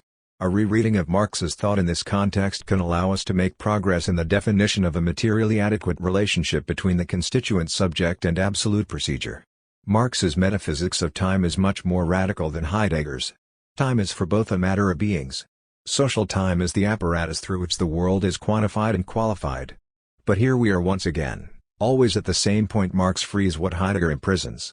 Marx illuminates with praxis what Heidegger reduces to mysticism.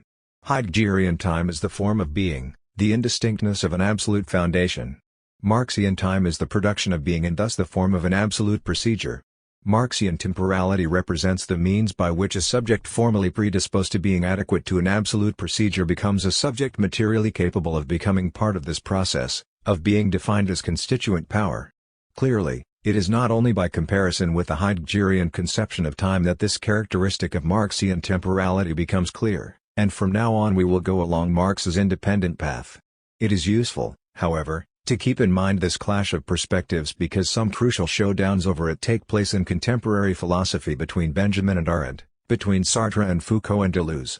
Through the same clash, one might say, the whole political constitutional debate of our times takes place as well. Let's thus focus on Marx, on the crucial point where the critique of power and the critique of labor intersect, because this is what we are talking about, and it is on this crux that the contradictions of the history of constituent power develop. The definition of constituent power, when we move from the concept to the real, is decided on this problem. Naturally, Marx's path is a long one. From the critique of ideology to the critique of power to the critique of labor, an extraordinary accumulation of theoretical initiatives unravels. We begin with the Holy Family and on the Jewish question of. Marx's demystification of the concept of equality here leads to a critique of labor, or, better, the proclamation of human rights leads to the discovery of the universality of exploitation and private appropriation, to the denunciation of individualism and the exaltation of the community of workers. Political emancipation is nothing but, subject is, and cannot but be, a temporal subject, a temporal constitutive strength. That said, once again two paths open in front of us. On the one hand, temporality is brought back to and confused in being, emptied of the elements that constitute it and therefore reduced to mysticism, in short, necessarily rooted in a firm principle that is the relation of being with itself. On the other hand, temporality can be grounded in human productive capacity, in the ontology of its becoming an open, absolutely constitutive temporality that does not disclose being but instead produces beings. A rereading of Marx's thought in this context can allow us to make progress in the definition of a materially adequate relationship between the constituent subject and absolute procedure. Marx's metaphysics of time is much more radical than Heidegger's. Time is for both a matter of beings.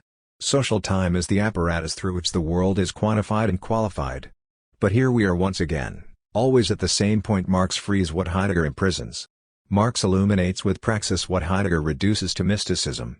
Heideggerian time is the form of being, the indistinctness of an absolute foundation. Marxian time is the production of being and thus the form of an absolute procedure. Marxian temporality represents the means by which a subject formally predisposed to being adequate to an absolute procedure becomes a subject materially capable of becoming part of this process, of being defined as constituent power.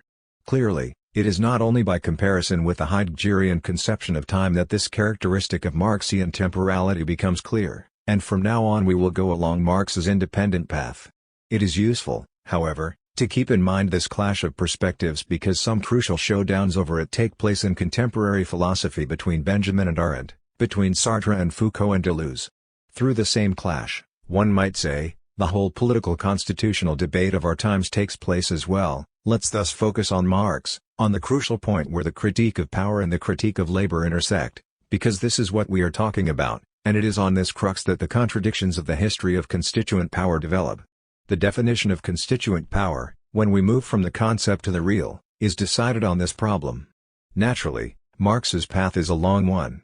From the critique of ideology to the critique of power to the critique of labor, an extraordinary accumulation of theoretical initiatives unravels. We begin with the Holy Family and on the Jewish question of Marx's demystification of the concept of equality here leads to a critique of labor, or, better, the proclamation of human rights leads to the discovery of the universality of exploitation and private appropriation, to the denunciation of individualism and the exaltation of the community of workers.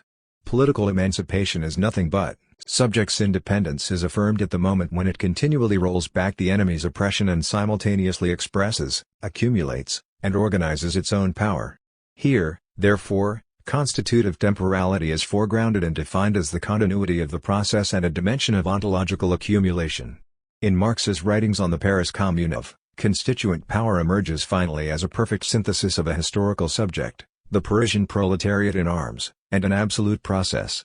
The proletarian commune itself is essentially a working-class government, the product of the struggle of the producing against the appropriating class, the political form at last discovered under which to work out the economical emancipation of labor. Further, the working class did not expect miracles from the commune. They have no ready-made utopias to introduce par decretu populi. They have no ideals to realize, but to set free the elements of the new society with which old collapsing bourgeois society itself is pregnant. Finally, the great social measure of the commune was its own working existence. Its special measures could but betoken the tendency of a government of the people by the people. This is where the concept of constituent power reaches its highest poignancy in Marx, when the project of the abolition of the state is not subordinated to anarchist spontaneity but focused on the nexus dynamic and expansive, and yet precise between political movement and political power. If there were in English the terminological distinction that many languages mark between two kinds of power, potestas and potentia in Latin, pouvoir and puissance in French, potere and potenza in Italian, Macht and Vermogen in German, which we have been marking as power and strength in this translation, it would reside in this distinction between political movement and political power. Indeed, Marx translates strength as political movement, that constituent force of a radical democracy in which the critique of power is combined with the emancipation of labor, the real movement. But this is not enough. As long as we follow the political Marx, political revolution and social emancipation are two historical matrices that intersect on the same terrain, the constitutional terrain, but still in an external manner, without a metaphysical logic of this intersection being given. There must be something deeper and more urgent that demonstrates that this encounter is in no way accidental and makes necessary the materialist rule according to which political liberation and economic emancipation are one and the same thing. This necessity resides at the core of Marx's theory of capital, where living labor appears as the foundation and the motor of all production, development, and innovation. This essential source also animates the center of our investigation. Living labor against dead labor, constituent power against constituted power. This single polarity runs through the whole schema of Marxist analysis and resolves it in an entirely original theoretical practical totality. The basis of Marxian discourse in the passage from the critique of power to the critique of labor and vice versa therefore consists in the deployment of the concept of living labor as an instrument that, while destroying the equivocal quality of the bourgeois theory of labor, consolidated, accumulated, dead labor set against the creativity of living labor, shows the bourgeois theory of power itself to be an overdetermination of living labor by dead labor. Living labor, instead, embodies constituent power and offers it general social conditions through which it can be expressed. Constituent power is established politically on that social cooperation that is congenital in living labor, thus interpreting its productivity or, better, its creativity. In the immediacy, the creative spontaneity of living labor, constituent power finds its own capacity for innovation. In the cooperative immediacy of living labor, constituent power finds its creative massification. One must look carefully at this nucleus of living labor, this creative tension that is at the same time political and economic, productive of civil, social, and political structures. In a word, constituent. Cooperative living labor produces a social ontology that is constitutive and innovative, a weaving of forms that touch the economic and the political. Living labor produces an indistinct mixture of the political and economic that has a creative figure. More than a century has passed since Marx elaborated this theory of constituent power, identifying the proletariat as its historical carrier. Doubtless, This theory has had wide effect, even though, like other theories, it has by now reached its historical limit. What remains of it is not so much the effort to identify the proletariat as the agent of a permanent revolution and thus the adequate subject of an absolute constitutional procedure, as much as the terrific metaphysical effort to propose constituent power as the general genealogical apparatus of the socio-political determinations that form the horizon of human history. This problematic is more contemporary than ever, and in the conclusion of this book we will certainly have to take into account the answer to the Marxian question about what the nexus between constituent power and that word communism might be, the nexus on which Marx synthesized the entire historical process. In any case, here we must keep in mind for the next stage of our inquiry some relations that Marx, above all, in concluding the materialist tradition of the definition of democracy as expression of strength, has helped to identify. In particular, I am thinking of the relation that attaches the constitutive temporality of constituent power to an adequate subject, and the one that poses the absoluteness of the nexus of subject and structure at the center of the creative process of the political. One last reflection. Our argument will trace the conceptual formation of constituent power from a historical point of view, but it will not follow a continuous process. Rather, it will move among various hypotheses. In each of the next 5 chapters we will analyze a particular figure of the formulation of the concept of constituent power and its singular destiny. In Machiavelli, constituent power opens toward a strong dialectic between virtue and fortune, a dialectic that sets in play the revolutionary adventure of the Renaissance. In the English Revolution we will focus on Harrington's thought in his reading of the concept of constitution, but also the blockage of the constitution, or, better, that reversed revolution that after fixed the constitutional conditions of the affirmation of the gentry and capitalist accumulation. The American Revolution and the clash of constituent positions among Adams, Jefferson, and the authors of the Federalist will illustrate how the ideology of freedom was made the constituent principle of a dynamic constitution of space, where democracy and imperialism confront each other. The French Revolution poses for the first time the constituent principle as the principle of an absolute procedure, which is recognized in the movement of the popular classes against the bourgeois demand to restore the principle of sovereignty.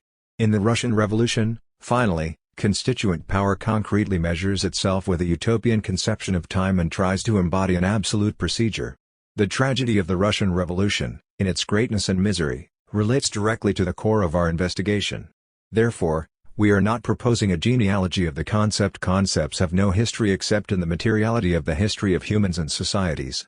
Rather, we will try to define through the alternatives of constituent power a differentiated set of its possibilities, not a set of different expressions united by the custom of linguistic usage, but an expressive potential of desires, wills, constructive experiences accumulated inside our fundamental being from past experiences.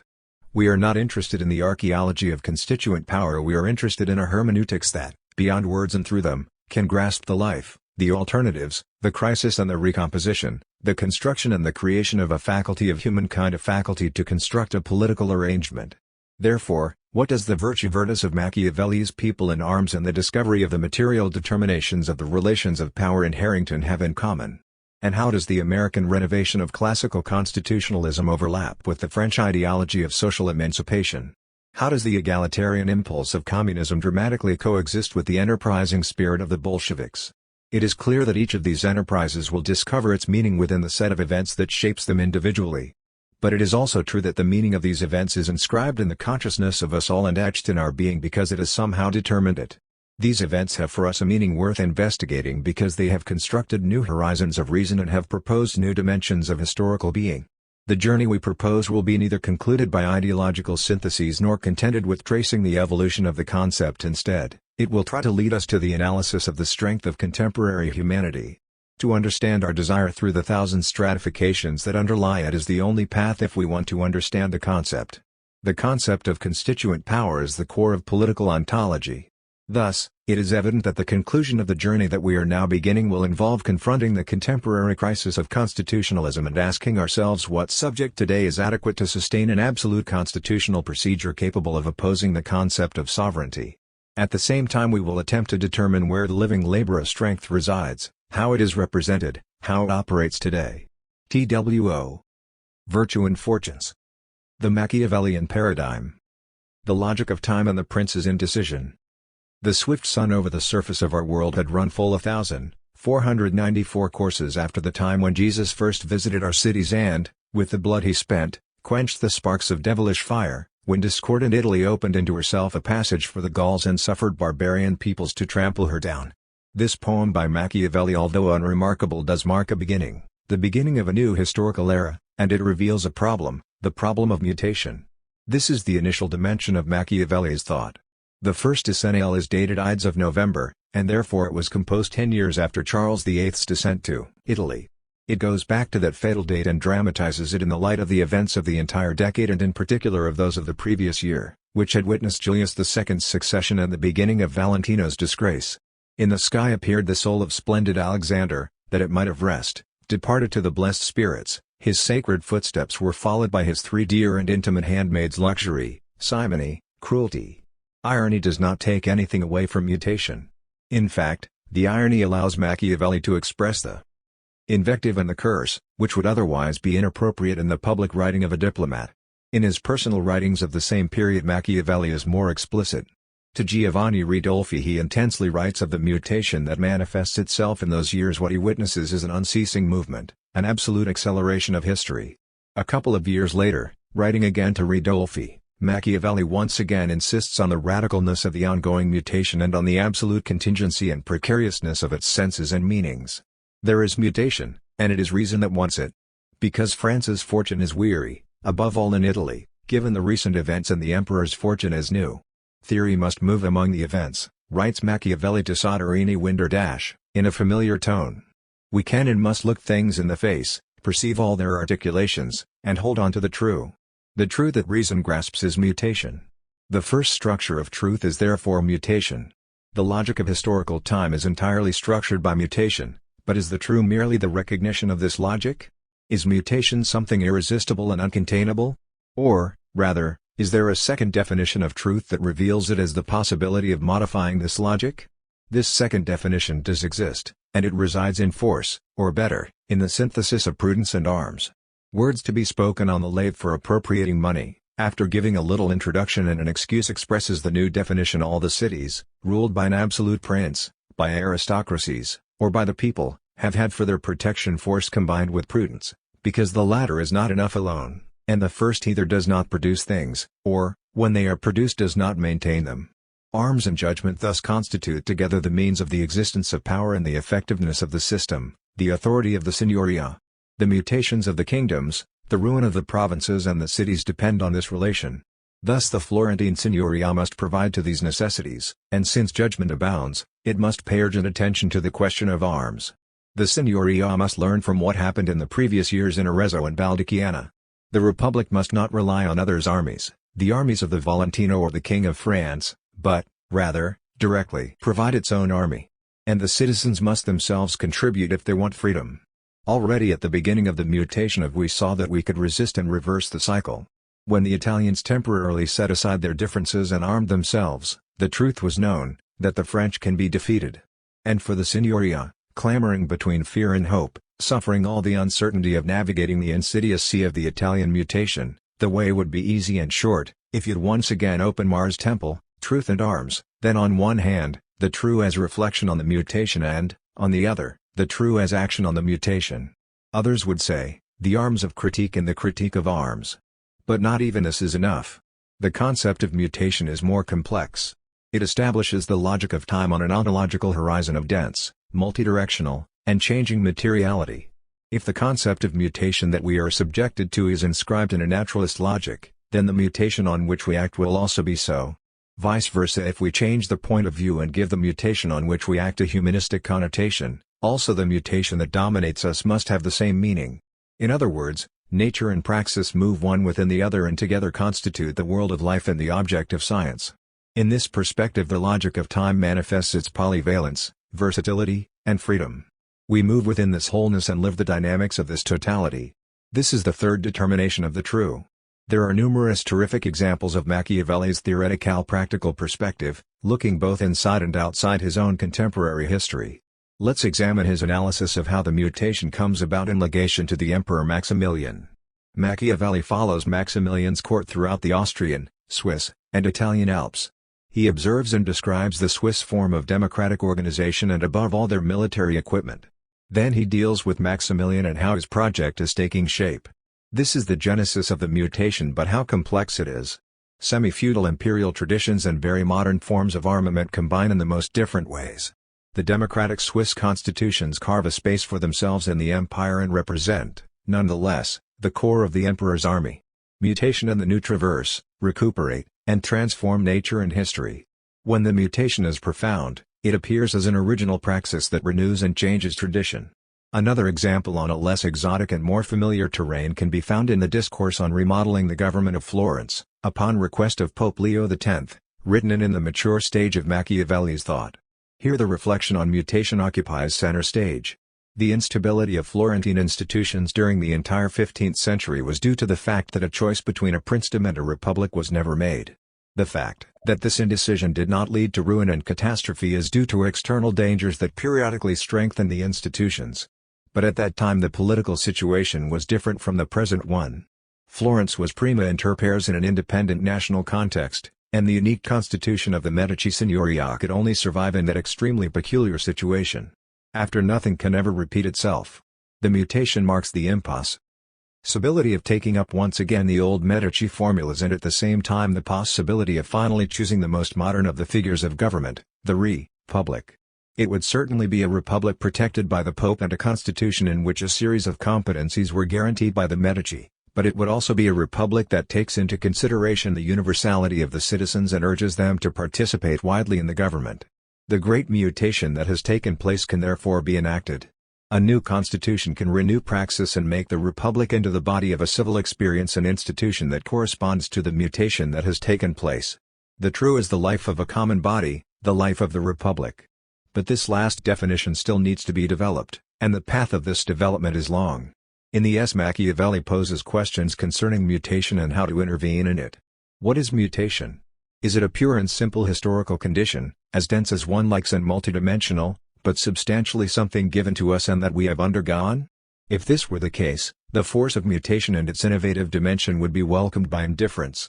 Tamquam in profundum gurgitum ex improvised lapsus, Machiavelli could anticipate. The naturalism that appeared to have been modified by the vigorous intervention of praxis now seems to have been recomposed, and the objective factors seem to be indifferent. But this is not the direction of Machiavelli's experience and theoretical reflection. The line he draws moves from the naturalistic horizon to a historical structure. Mutation acts on the structure of history and proposes political reality as second nature.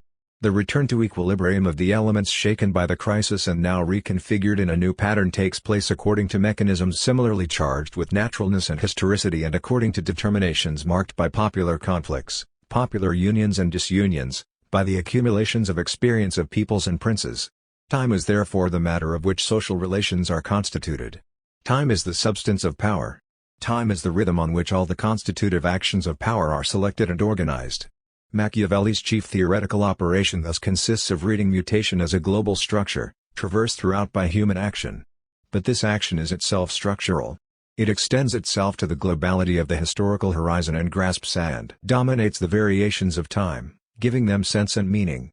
In other words, Machiavelli constructs a scientific function that wrenches mutation away from destiny and turns it into an element of history. He wrenches history away from the past and considers it as a temporal continuum. He snatches time away from continuity and constructs the possibility of overdetermining destiny.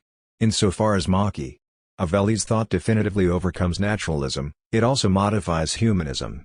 This modification consists in the relationship between structure and time that defines mutation, a relationship that is extremely deep, global, and inextricable, but always singular, active, and interrupted. In this insertion of time, humanism becomes tragic, whereas reality presents itself as the highest impulse to innovation and life. The true is measured by these dimensions. The true is constitutive. In Machiavelli this truth is the product of an irrelateness. Indeed, the years between and offer Machiavelli, the young Florentine secretary, an extraordinary experience. Sent to the court of Valentino, he observes the Duke's movements on behalf of the Signoria. His first reports have a cautious tone and mostly deal with Valentino's positions. Valentino claims to have obtained the King of France's and the Pope's unconditioned support, soldiers from the first and money from the second, and thus he asks the Florentines for their friendship and support, that is, their alliance. Machiavelli observes and reports all this. He also notices the ripening of Valentino's revenge on Vitellozzo Vitelli and Alvarado da Fermo, and its culmination in their execution on New Year's Eve.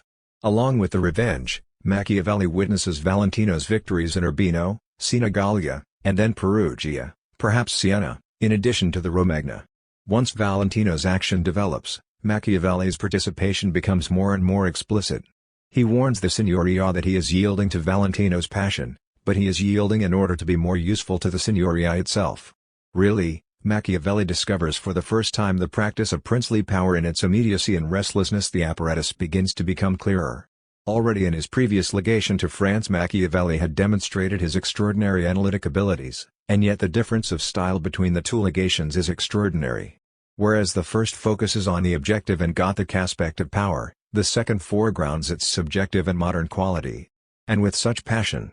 What is, then, the secret of Valentino's success? How can the enigma of the making of power be disclosed?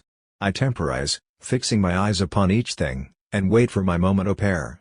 This is a first response. The secret lies in how Valentino valorizes his being in time, his political being. Yet this is not enough to define the political. The political implies an increase of tension, a suspension that tends toward explosion, a stretching out toward the existence of a powerful overdetermination, toward the breaking of the pre-existing orders and symmetries. When Valentino's revenge is put into practice, an innovation of time takes place au pair, the old time is concluded, new plans for conquest are opened, new coincidences of interests are defined, and therefore new schemata of alliance, new horizons of hostility. On the whole, the new presents itself as a synchronic affirmation that prefigures a new diachronic movement au pair. Let's pause a little longer on Machiavelli's reflections. In judging Valentino's adventure, he tells us that the government of this lord since I have been here has rested only on his good fortune, the cause of which has been the firm opinion commonly held that the King of France would aid him with soldiers, and the Pope with money. Then there is another thing that has worked for him no less than this one, namely the sluggishness of his enemies in pressing him. Now the enemies can no longer do him any harm. Time is the protagonist in two ways. On the one hand, we have the delay of Valentino's enemies, which is to say, the lack of virtue. On the other, opposed to the enemy's delay, we have the immediacy and punctuality of Valentino's action. Between these two poles takes shape the definition of virtue and fortune as different apparatuses for grasping time, as producers of subjectivity on a certain temporal rhythm. The political is configured as a grammar of time. The description of the method used by Duke Valentino in killing Vitellozzo Vitelli and Alvarado da Fermo, Sir Pagolo and the Duke of Gravino Orsini is the construction of a grammar of power. How is strength constituted?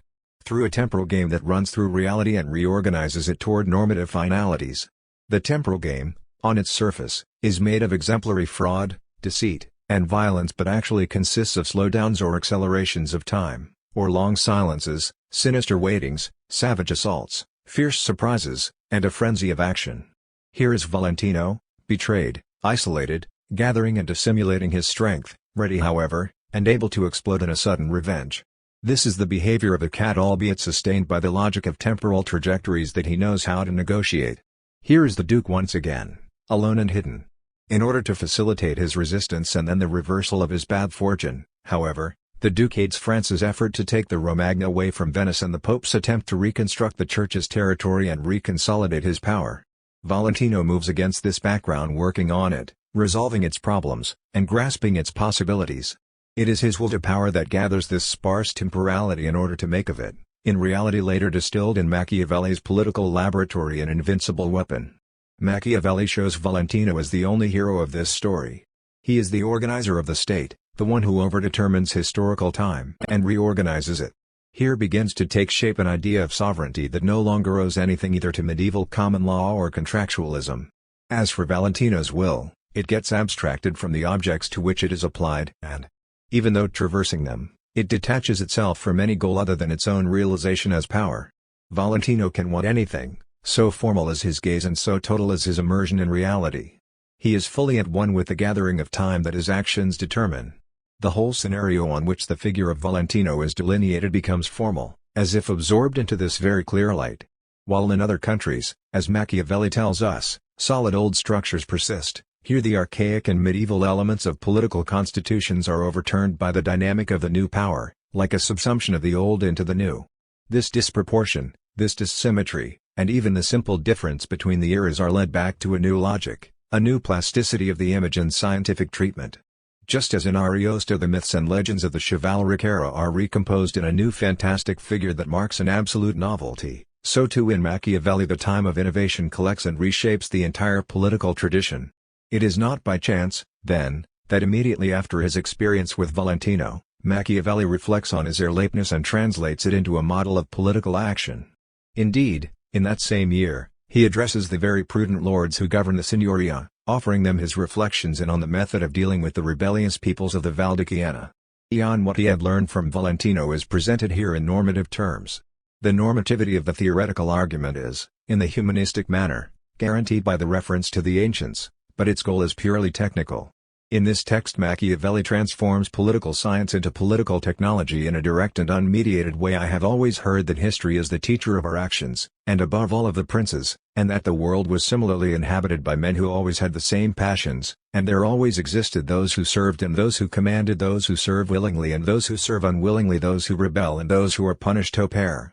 We should compare, then, taking our cue from the discourses on the first decade of Titus Livius and from Lucius Camillus's way of governing, the manner in which the Romans acted in order to consolidate their power in territories agitated by innumerable rebellions, and the manner in which the Florentine Signoria acted in a similar situation. Nothing is more different and dangerous for the Florentines. In the past the Romans thought that people who have rebelled must either be aided or repressed, and that any other solution is extremely dangerous au pair, whereas the Signoria neither did nor thought so. Especially with respect to Arezzo, it acted in a confused manner, without any determination. Such behavior is so much more dangerous because Valentino presses now at the gates of Tuscany, so that certain cities that are unsafe for the Signoria can become safe bases for Borgia. Borgia, we must always remember, is a master of recognizing an occasion, and now he is forced to do so if he wants to take advantage of the power of the Pope, who has only a short time to live. It is therefore necessary that the Duke takes the first chance that presents itself to him, and that he entrusts a good part of his cause to fortune au pair. The Duke seizes his time. Now, the political technology that Machiavelli proposes to implement against the rebel cities, the exemplary use of punitive terror, and the extreme passions aroused when there is no other alternative but life or death, well, all these once again are nothing but a technique of time, a way of leaving no room for other uses of time. Valentino is a monster of exceptional ability in the use of time, but the Republic, like the Romans in the past, can make this technology normal, appropriate its apparatus, and enjoy its effects. At this point it is not surprising to find among the notes and reflections that Machiavelli develops in his reports of the first legation to Rome, between the beginning and the middle of December, the summary of the terrific theoretical experiences he lived au pair. The background is described right away. On October, Machiavelli goes to Rome to bring the condolences of the Republic for the death of Pius III, to follow the vicissitudes of the conclave that should elect Della Rovere, Cardinal of San Pietro and Vincoli, to the Cathedral of St. Peter, and to negotiate a military pact with Giampaolo Baglioni. His military mission lasts until the end of December. As Machiavelli had witnessed Valentino's ascent, now he can watch his rapid, catastrophic fall. His reports begin after the nomination of Julius II. Machiavelli immediately tries to understand the Pope's political position, which emerges gradually. It is a position of territorial restoration of the Church's dominions, relying on the axis of alliances between France and Florence, and that regards the Republic of San Marco as its direct adversary. Indeed, the Venetians had attacked the Romagna and the Marche. The Pope seems to hesitate, but it is evident that he is only biding time to build the conditions for the reconquest. On the other hand, it is not only the dominions of the Church that are at stake. If Venice proceeds in its conquest, it will threaten a hegemony over all of Italy. And the other princes cannot accept this. Valentino's fall takes place against this background. Inexplicably, he has supported the nomination of Julius, who was one of his enemies. Julius begins by treating him well, hoping to send him against the Venetians to reconquer the Romagna. But Valentino clearly understands that this is the Pope's will and not his. He hesitates. He does not seize the right time, not even to run away, to start marching with his men. His charisma is gone. He trusts that the others are good and honest and denies to others the evil of his own character. A core of naivete, powerlessness, and foolish ambition begins to appear in his actions. Machiavelli follows the manifestation of this progressive paralysis of the will and is not at all deterred by the fascination that Valentino continues, nonetheless, to exert upon him. He is irascible and irritated. He speaks too much, curses, and lets time slip out of his hands. Finally, the Pope, after Valentino's men have left, has him arrested. The Florentines stop the rest of Borgia's troops and arrest Don Michele, the hired assassin. Fortune has therefore completely turned against Valentino. whom the Pope holds prisoner and alive until the former will return to him the cities that are still faithful to the Church. I cannot say anything else of his Valentino's situation, nor what the outcome will be. We must wait for time, that is the father of truth au pair. And so it seems that this Stuke little by little is sliding into the grave au pair. Time now has slowed little by little, the time of good fortune slipping away, relentless time of strength fading away. The dissymmetry and the overdetermination of power are all against Valentino, who is no longer able to seize the moment and master it for his own advantage.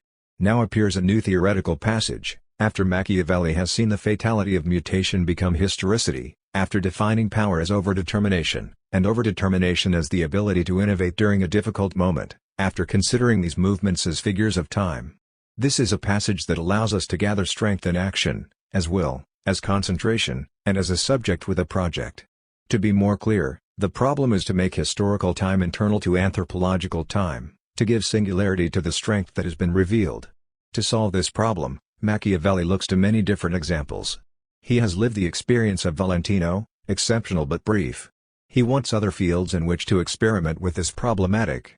The theme that concerns him is still that of mutation, and the difficulty, already observed since, is to resist it, to build a power capable of confronting the Italian crisis. The fact of having renovated his methodology does not make the facts to which the methodology must be applied disappear. How can a new power constitute itself in Italy?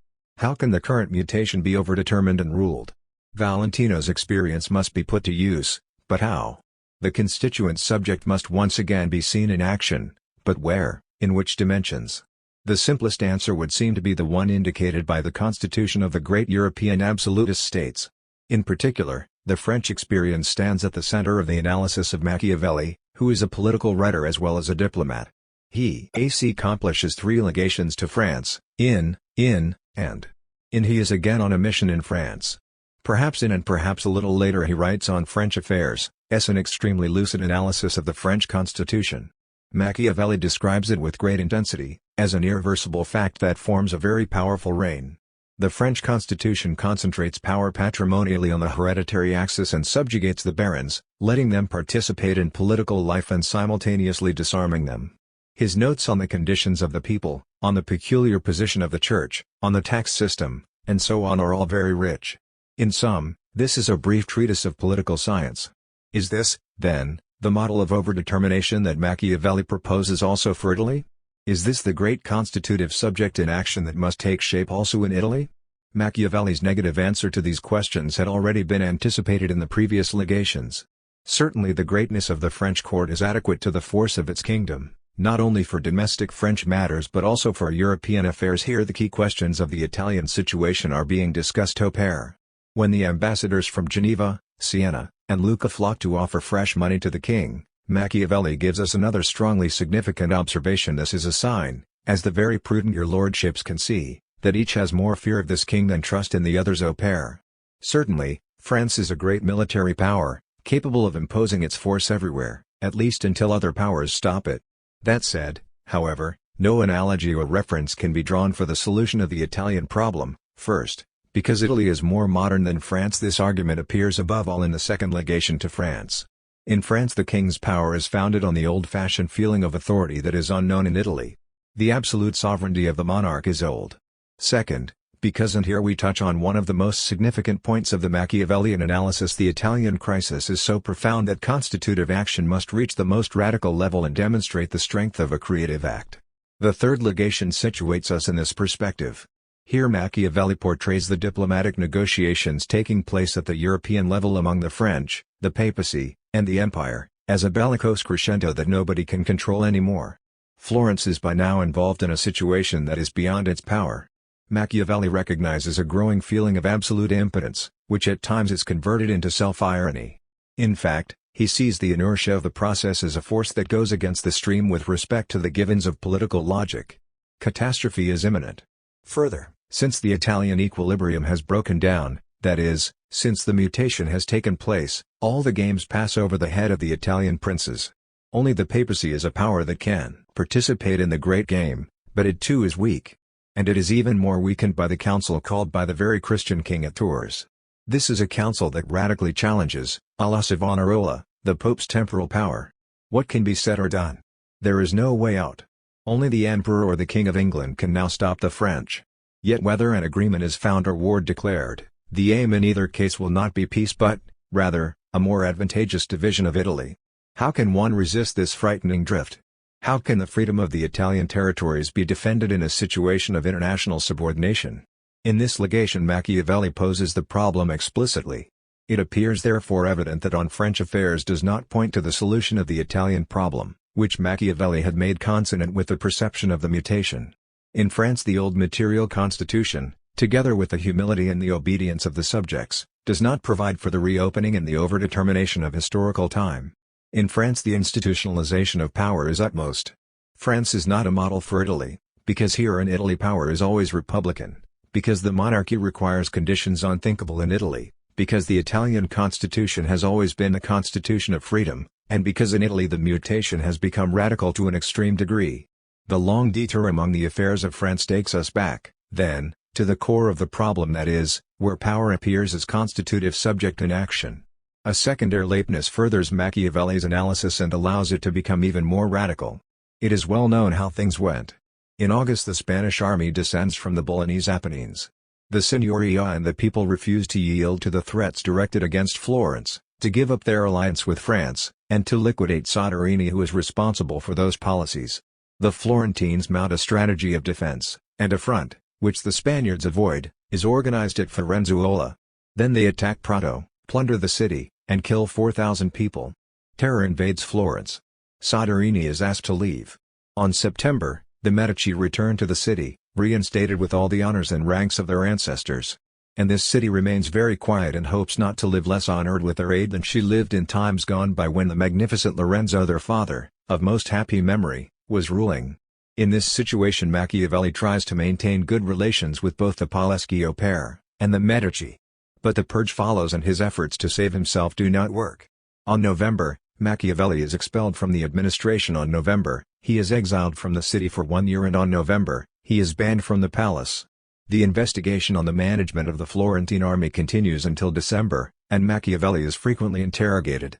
In this period Machiavelli begins writing on princedoms, that is, the first draft of what will later become Discourses on the First Decade of Titus Livius. What is the plan of this book of the Republics that is presented as a commentary on the Discourses on the First Decade? From what we can guess, and this is not much, it is a vindication of the republican form of government, confronted with its present crisis, and with the horizon of mutation.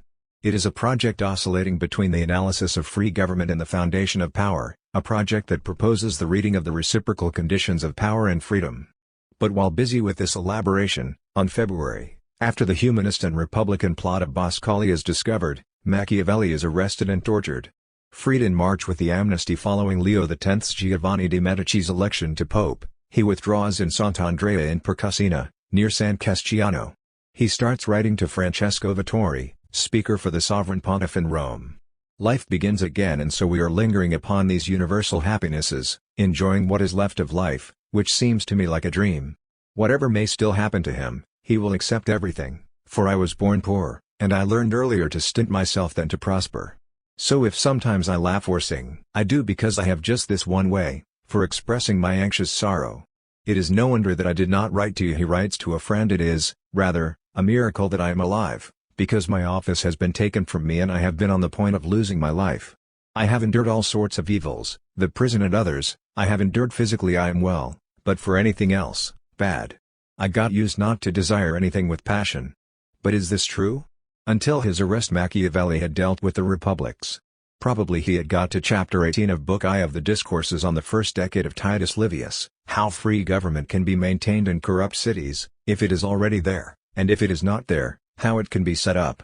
Now he has nothing else to do but proceed with his work. Fortune has determined that, since I do not know how to talk about the silk business or the wool business or about profits, I must talk about the government. Indeed, he continues, but instead of writing of the republics, he applies himself to a pamphlet De Principatibus. And with such passion. Why? Let's immediately clarify one point. To be concerned with the princedom is not in opposition to being concerned with the republics. Princedom means neither monarchy nor aristocracy. Princedom is neither a category of Polybius's taxonomy nor the Polybian model of the best government, which results from the combination of the one, the few, and the many. Here princedom is simply the relation between power and mutation, strength and mutation, strength and power. It is the historical subject of the overdetermination of mutation. By suspending the writing of the Book of the Republics and by beginning the Prince, Machiavelli privileges the analysis of foundation and condition over that of freedom and expression. I put on garments regal and courtly, I enter in the ancient courts of ancient men, I feed on that food that only is mine for 4 hours, I do not feel boredom, I forget every trouble, I do not dread poverty, I am not frightened by death entirely, I give myself over to them, and because Dante says it does not produce knowledge when we hear but do not remember, I noted everything in their conversation which has profited me, and have composed a little work on princedoms where I go as deep as I can into consideration on this subject, debating what a princedom is, of what kinds they are, how they are gained, how they are kept, why they are lost. Princedom is the principle of power, it is strength in action. So much more so the new princedom.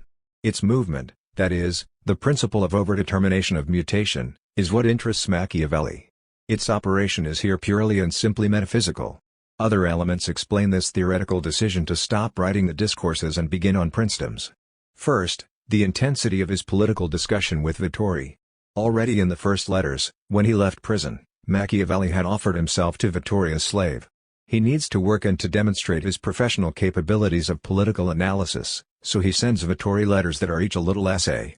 Here we are not so much concerned with the specific content of these letters, which follow one another throughout. They focus repeatedly on his negative view of the crisis of the Italian equilibrium, a crisis raised up to the level of world history, that was already characteristic of the last legation to France. From it follows an entirely pessimistic reflection on the condition of moral and political customs of the Italians, poor, ambitious, and cowards, so much so that I want now to begin to lament with you our ruin and servitude.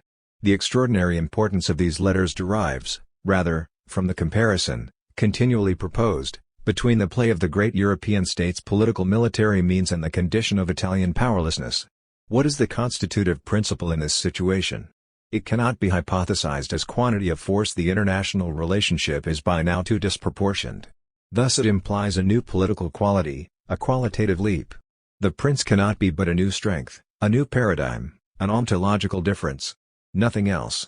In the poverty of San Casciano, Machiavelli thinks again about the defeat. Already in a letter to Soderini, in September immediately after his friend and lord had left for exile, Machiavelli had focused his reflections on the nexus between individual destinies and the times and the order of things. Now, this nexus is desperate, the conflict unsolvable, and virtue, if it is born, is the offspring of an avaricious nature. It is the soul folding upon the nothingness of the meanings of history. Here a sort of Calvinist ascesis of the political takes shape, but grafted on the warp of contingency, which is a materialist and atheistic fabric. Therefore, here the constitutive principle is strength that expresses itself on this crisscrossing of objective limits and subjective, individual desperation.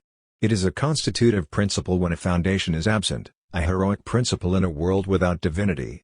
If the historical time of mutation is entirely emptied of meaning, at the same time it is made part of the intensity of anthropological time, and on this nexus the possibility of the constitutive hypothesis is posed.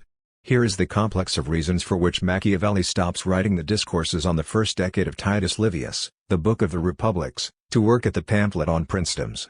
The mutation of world politics, the dislocation of Italy's destiny, his personal desperation, and his metaphysical intuition of the radicalness of the foundation all spur him to look for the definition of strength.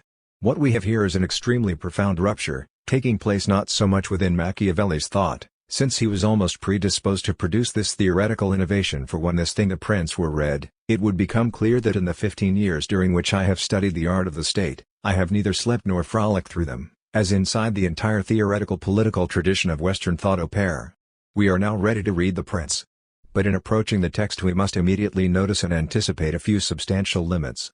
Perhaps they are inherent to the theoretical and political conditions of the formation of the text, but not for this reason less relevant.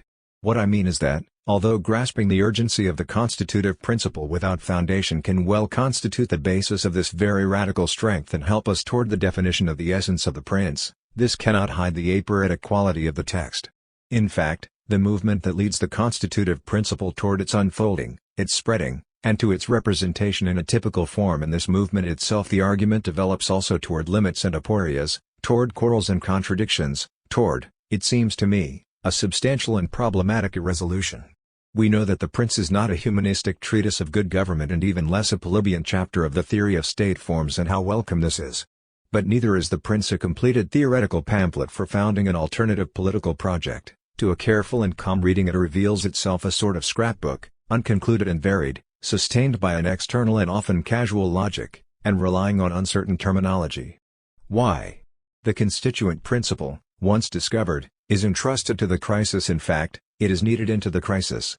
Let me clarify here, I am not denying the incredible ontological depth of the principle, nor do I forget the powerful source of life it reveals in the alternate play of solitude and project.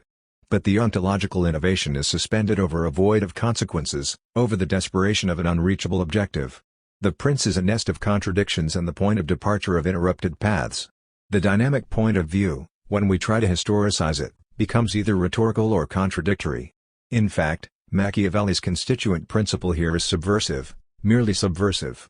The course of his thought is antagonistic and not tendential. He is interested in the crisis and not in the solution, and yet he continually looks for this solution even when he knows he cannot find it. On these premises, let's now move to The Prince.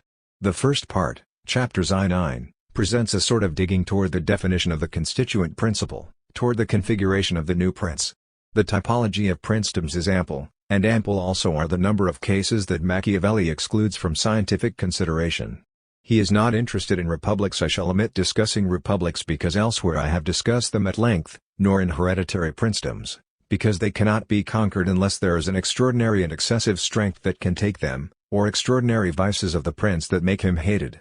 Nor will be taken into consideration mixed princedoms, that is, princedoms that have been annexed members of other dominions, that is, misshapen states of language, customs, organization. Finally, two last exclusions, parallel and alternative, that of a centralized, Asiatic state for, and that of democratic princedoms. Nothing can be said of the latter other than in truth there is no certain way for holding such states except destruction v. And on this point, remembering the Boscoli plot, Machiavelli adds, because always a subjected city has as a pretext of rebellion the name of liberty and her old customs, but in republics there is more life, more hate, greater longing for revenge. They are not permitted to rest, nor can they be by the recollection of their ancient liberty, so the surest way is to wipe them out or to live among them v. Thus we come to the new princedoms, the only ones that interest Machiavelli. De principatibus novis qui armis propria sed virtute acquirentur vi. This princedom resides outside the inertia of the existing orders. It is entirely produced by virtue. And since all the armed prophets won, and the disarmed ones lost, this virtue is armed. Ex novo, from armed virtue, comes the princedom as constituent principle. The perspective from which Machiavelli talks, here, and the nature of his judgments reveal a further operation developing in these chapters, the formation of a scientific subject that looks at the world with the eyes of the new prince. These judgments are, because of their origin, analytical a posteriori, and because of their form, ethical and prescriptive. This means that the point of science and that of the hero are intimately connected. It is impossible to separate them. The subject is singular and productive, a concrete universal. The judgment can be analytic and affect the ethical matter because it is a posteriori. It is founded on strength. The nous is the product of the posse. The logical order is that of strength. For this reason the new prince is not simply the author of the state. He is the author, rather, of logic and language, of ethics and the law. But for the same reason, for this combination of strength and truth, the new prince is himself a value, a productive strength, a creation ex nihilo. The measure of the production of the state is also the ethical norm. Ontological production and ethical overabundance characterize the action of the new prince. This ontological basis and this ethical overabundance are revealed by the prince's capacity to affect time, to lengthen or shrink it, to give it a shape, to connect creative and destructive effects to its 7-11. Yet already in this first exploration of the new prince, we begin to find, besides the positive determination, the negative one, which cannot be completed in the process of strength. Fortune is opposed to virtue, the product to the production, the constituted force to the constituent one. In analyzing the figure of Valentino and his deeds, Machiavelli does not want to blame him despite his failure. In fact, he finds it useful bringing him forward in this way as worthy of imitation by all those who through fortune and by means of another's forces attain a ruler's position. 7. And the failure? It comes from outside sources. It is caused by the death of his father and by the very bad choice of his successor. The autonomy of the constitutive process is dominated by chance. Nor is another example more felicitous. Discussing de his keeper celera ad principatum pervenire, Machiavelli exclaims, it cannot, however, Be called virtue to kill one's fellow citizens, to betray friends, to be without fidelity, without mercy, without religion. Such proceedings enable one to gain sovereignty, but not fame. Once again the ethical autonomy of the new prince is considered from a heteronymous point of view. Even worse, by distinguishing the well-used cruelties from those badly used, Machiavelli nonetheless thinks that the necessary cruelties must be deployed all at the same time, and here his thought is cunning, if not cynical. We could go on with exemplifications on these themes, since they are not lacking. On the contrary. But to what end? They would only help stress what we are now beginning to learn, that remarkable constitutive strength, capable of overdetermining strength and of producing new ontological reality, always runs into an obstacle. Who creates the obstacle we do not know. Machiavelli does not pose the problem for him. It is enough to have shown that formidable radical power that invests the world and builds it again, as if out of nothing. His only problem is now to develop that radical strength, to further grant the conditions of its force of application. Thus, in a second group of chapters of the Prince 1214 he will be concerned with the relationship between constitutive virtue and armament. The principal foundations of all states, the new as well as the old and the mixed, are good laws and good armies. And because there cannot be good laws where armies are not good, and where there are good armies there must be good laws, I shall omit talking of laws and shall speak of armies. 12. Also in this case we have a theoretical movement that combines an extreme rigor in deepening and unraveling the theme of strength with a fragmentary and often casual exemplification. The latter produces a horizon antagonistic to the projection of virtue, a sort of irresistible density that opposes it. Let's follow these two developments and their intersections.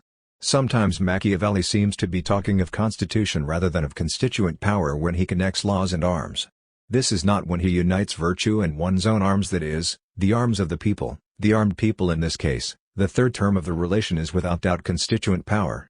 The problem, instead, arises when examining the relation of fortune to arms and mercenaries to slavery. Italy, slave and vituperated because it had entrusted itself to mercenary armies, and concluding that without her own armies no princedom is secure. On the contrary, she is entirely dependent on fortune that in adversity loyally defends her shall. Yet he does not draw definitive conclusions from these affirmations. Certainly, arms are an instrument of constituent power. They are not only its body but also its extensions. Arms are the means of the constitution of the princedom, not only in wartime, but also in time of peace, because they organize the city and dispose it to virtue. And as virtue is an absolute principle, so arms are its absolute figuration. Yet this reasoning is forced, incapable of sustaining a sufficient level of argumentation. In fact, while defining the principle, Machiavelli denies an answer to the question that now becomes fundamental: for whom are the arms? For the prince or for the people? How can one's own arms not be democratic arms? Here not only the Book of the Republics is abandoned, but also the possibility of a democratic alternative. Indeed, Machiavelli is taken by a sort of theoretical exasperation that pushes him continually to maintain his rigid defense of the principle. But in this way the exemplification spoils the principle, instead of bringing to light its soul. We will return to these questions extensively.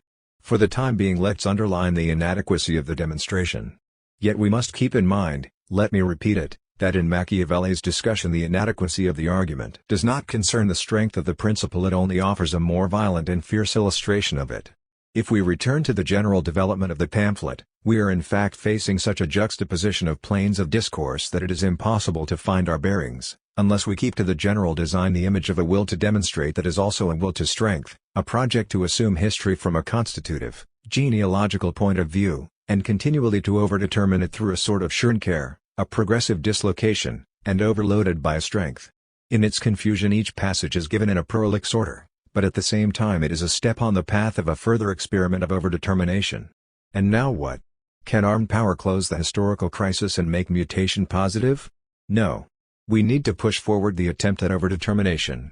That principle, which has no foundation except in an absolute operation carried out on the alternatives of life and death, cannot but always proceed forward. Constituent power is this going beyond any limit, it is a will that does not subside. The time constructed on this rhythm is both overabundant and unconcluded. Won't this definition of constituent power, then, be not only the basis of the concept of the political, but also the cause and the emblem of its crisis? Aren't the dynamics and the crisis of the political founded on the same principle? We have now reached the core of the Prince. Its theme is the tragedy of constituent power. But it is a necessary tragedy. Have decided that I must concern myself with the truth of the matter as facts show rather than with any fanciful notion. Yet many have fancied for themselves republics and principalities that have never been seen or known to exist in reality. For there is such a difference between how men live and how they ought to live that he who abandons what is done for what ought to be done learns his destruction rather than his preservation, because any man who under all conditions insists on making it his business to be good will surely be destroyed among so many who are not good. Hence a prince, in order to hold his position, must acquire the power to be not good, and understand when to use it and when not to use it, in accord with necessity. 15. A necessary tragedy because, as we have seen, in the production of the state and the development of the constituent principle, the true and the good are tied in a single nexus with strength, so that their horizon is still that of strength, and the division is always a posteriori, while the action is anterior, analytic, free. Which prince is then worth praising? He who possesses all the moral qualities, or, rather, he who is capable of maintaining with any means his state and strength? For the prince needs to be so prudent that he escapes ill repute for such vices as might take his position away from him, and that he protects himself from such as will not take it away if he can. If he cannot, with little concern he passes over the latter vices. He does not even worry about incurring reproaches for those vices without which he can hardly maintain his position, because when we carefully examine the whole matter, we find some qualities that look like virtues, yet if the prince practices them they will bring him safety and well-being. 15. The contingency of the action, clashing with the necessity of the conditions, determines the tragedy of the political, the tragedy of an irreducible complexity. In these central chapters of the Prince, Machiavelli insistently continues to describe these conditions, and to underline their heteronymous and or perverse effects. 16. However, as he explains, the problem does not consist so much in the complexity of the results so much as in the complexity of the apparatus, in the fact that the exertion of power always appears as an equation with infinite variables. The political takes shape by situating itself in the midst of the game of these variables, and committing itself to choose one or the other. De crudelitate et pietate and sid melius amari quam timer, veli contra. The answer is that it is desirable to be both, but because it is difficult to join them together, it is much safer for a prince to be feared than loved, if he is to fail in one of the two. 17. Here we come to the definitive portrait of politics. You need to know, then, that there are two ways of fighting, one according to the laws, the other with force. The first is suited to man, the other to the animals, but because the first is often not sufficient, a prince must resort to the second. Therefore he needs to know well how to put to use the traits of animals and of man. This conduct is taught to princes in allegory by ancient authors, who write that Achilles and many other well-known ancient princes were given for upbringing to Chiron the centaur, who was to guard and educate them. This does not mean anything else, this having as teacher one who is half animal and half man, than that a prince needs to know how to adopt the nature of either animal or man, for one without the other does not secure impermanence. Since, then, a prince is necessitated to play the animal well, he chooses among the beasts the fox and the lion, because the lion does not protect himself from the wolves. The prince must be a fox, therefore, to recognize the traps, and a lion to frighten the wolves. Those who rely on the lion alone are not perceptive. By no means can a prudent ruler keep his word, and he does not want to keep it works against himself and when the reasons that made him promise are annulled. If all men were good, this maxim were not good, but because they are had and do not keep their promises to you, you likewise do not have to keep yours to them. Never has a shrewd prince lacked justifying reasons to make his promise-breaking appear honorable. Of this I can give countless modern examples, showing how many treaties of peace and how many promises have been made null and empty through the dishonesty of princes. The one who knows best how to play the fox comes out best, but he must understand well how to disguise the animal's nature, and must be a great simulator and dissimulator. So simple-minded are men and so controlled by immediate necessities that a prince who deceives always finds men who let themselves be deceived. A prince, and above all a prince who is new, cannot practice all those things for which men are considered good, being often forced, in order to keep his position, to act contrary to truth, contrary to charity, contrary to humanity, contrary to religion. Therefore he must have a mind ready to turn in any direction as fortune's winds and the variability of affairs requires, yet, as I said above, he holds to what is right when he can, but knows how to do wrong when he must. XVHI.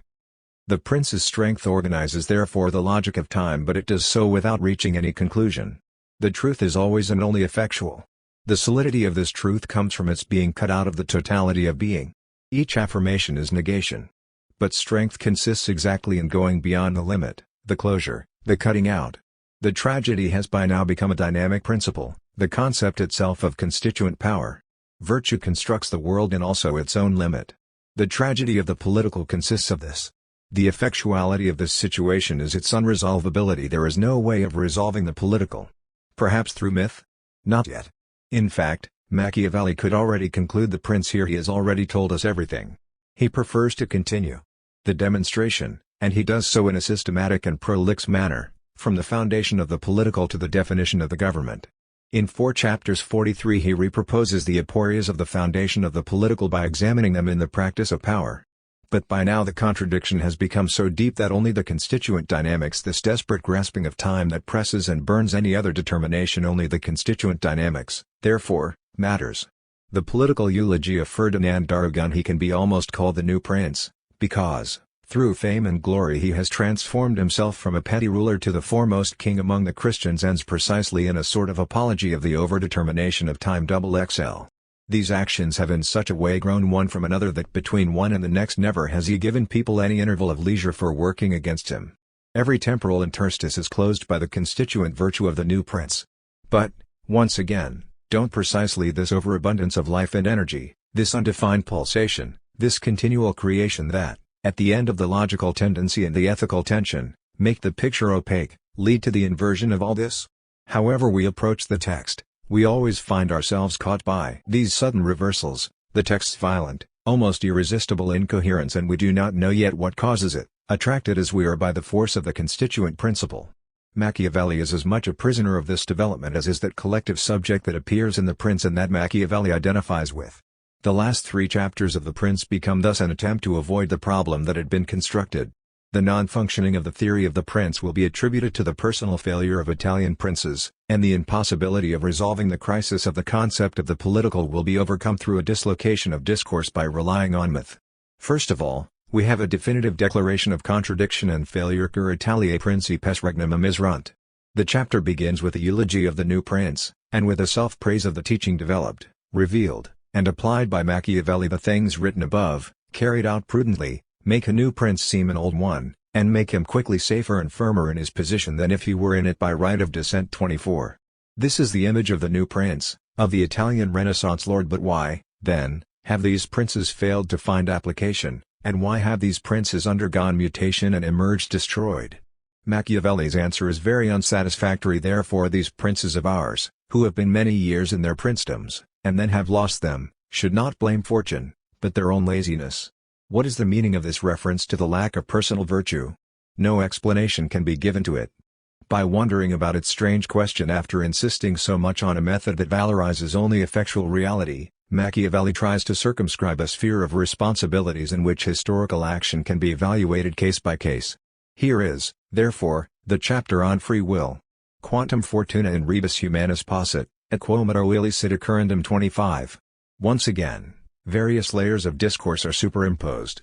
First, we have a pious, or semi-pious answer, working to preserve free will in this enormous machinery of the world.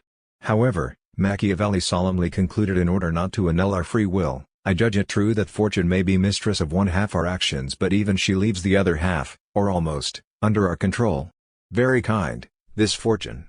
Particularly if we consider that it is crazy and capricious as one of our destructive rivers which, when it is angry, turns the plains into lakes, throws down the trees and the buildings, takes earth from one spot and puts it in another. Everyone yields to its fury and nowhere can repel it. Yet Machiavelli, with empty good sense, even after understanding the radicalness of the conflict that agitates and constructs the political, that defines it as crisis, proposes new prescriptions on how fortune can be dominated. The first method is that, even in front of the very impetuous rivers, in quiet times it is possible to build shelters and embankments, or dig canals to curb the impetus. The same things happen about fortune. She shows her power where strength and wisdom do not prepare to resist her. The second is to side with it, as with a young, beautiful, and free woman, in this case standing in front of fortune. Believe this: it is better to be impetuous than cautious, because fortune is a woman, and it is necessary, in order to keep her under, to cuff and maul her. She most often lets herself be overcome by and using such methods than by those who proceed coldly. Therefore always, like a woman, she is the friend of young men, because they are less cautious, more spirited, and with more boldness master her. 25. This argumentative strategy is invalid. In fact, the relationship between virtue and fortune is not dialectical, reciprocal, or functional. Machiavelli had understood the nature of this relationship more correctly in his pre-Calvinist letter to Soderini. Indeed, there is no dialectic between virtue and fortune, he had affirmed in it, nor between freedom and necessity. There is only a strong will to power that explodes forward, radically transforms reality, and sets in motion an irresistible mechanism. An absolute dysutopia. An ontology of radical construction. An impulse of being on the verge of nothingness, after a few chapters in which the argument has been moving to no purpose. Now, in the last one XXVT, the elephant gives birth to the mouse. Exhortatio ad capecentem Italiam and libertatem barbaris vindicantem. It is true that this exhortatio does not seem to have been written together with the rest of the pamphlet but, rather, a couple of years later. This fact, however, does not modify the substance of the matter, because the fall of constitutive reasoning already took place around chapter 18 of the Prince. From this point on, the argument first vacillates and then lets itself be attracted by custom, either banal 24 or fashionable 25.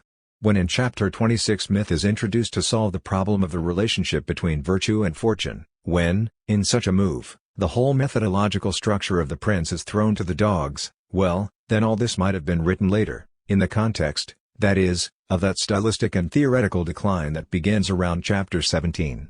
But let's look closer at the last chapter of the Prince.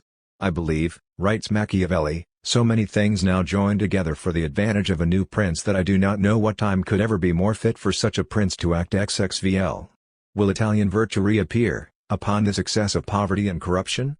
Will Italy rise again, now that it has been enslaved, scattered, without a leader, without order, beaten and stripped of everything, invaded by enemies? The writing becomes prophetic.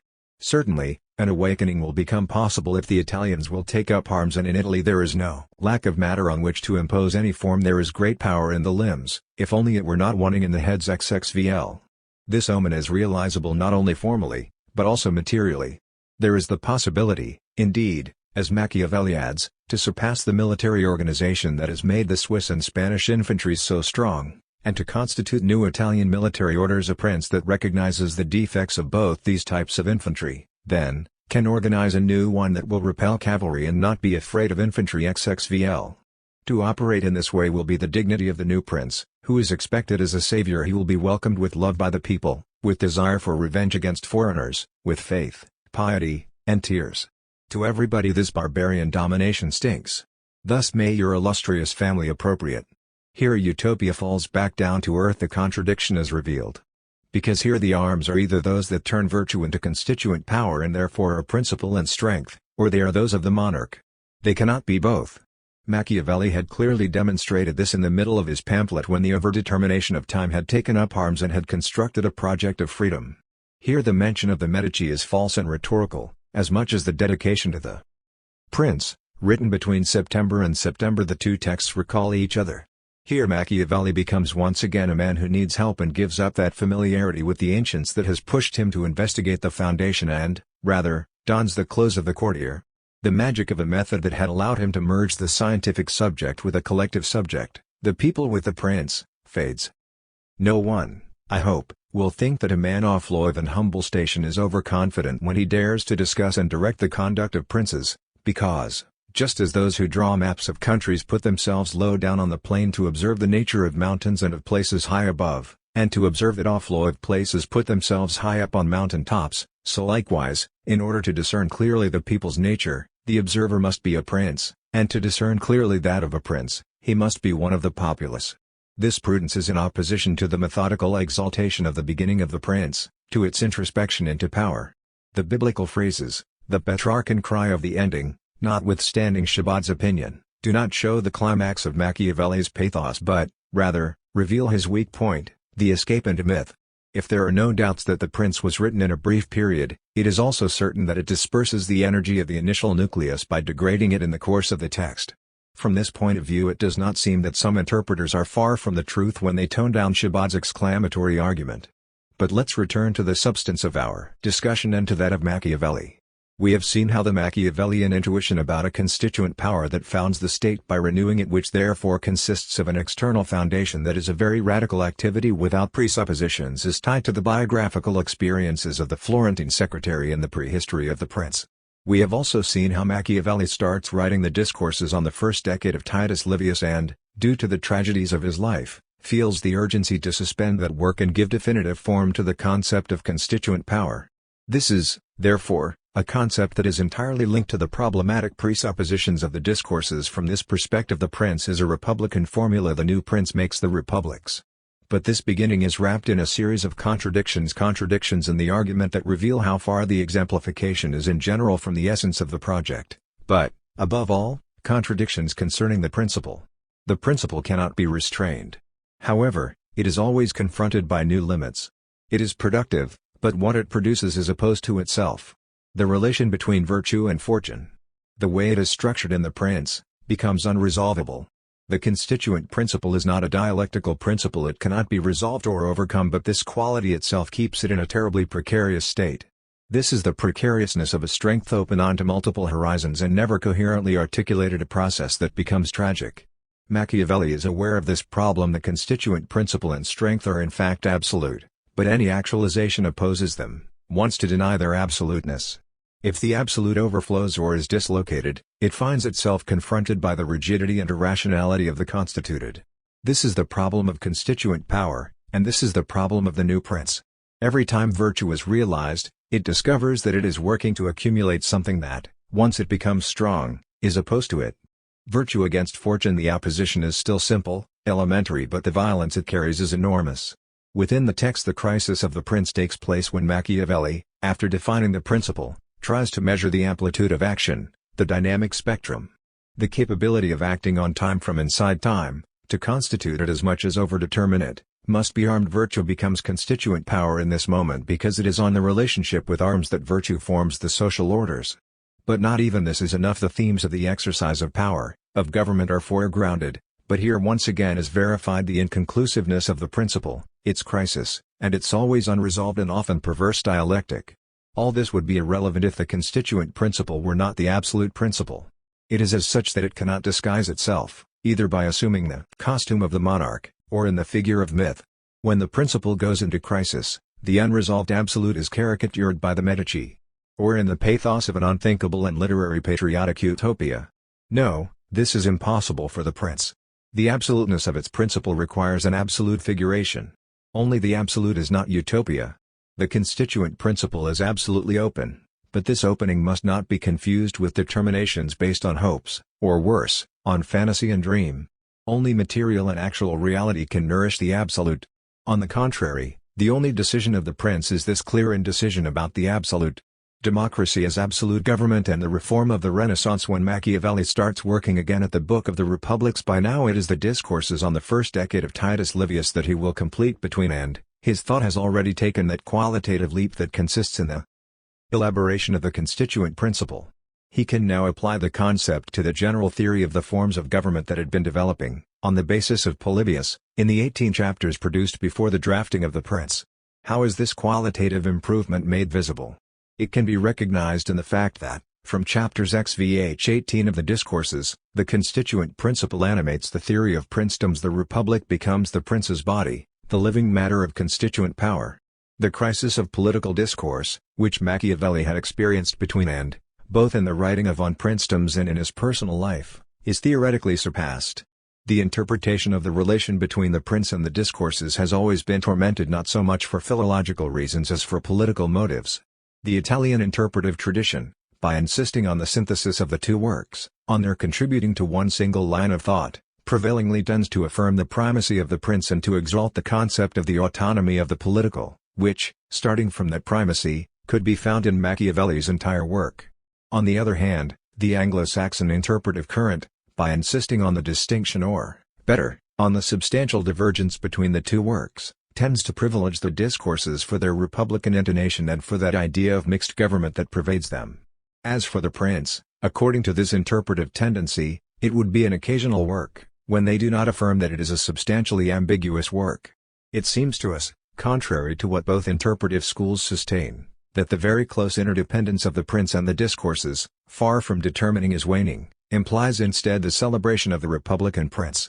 The absoluteness of the political, invented in the prince, is made to live in the republic. Only the republic, only democracy, is absolute government.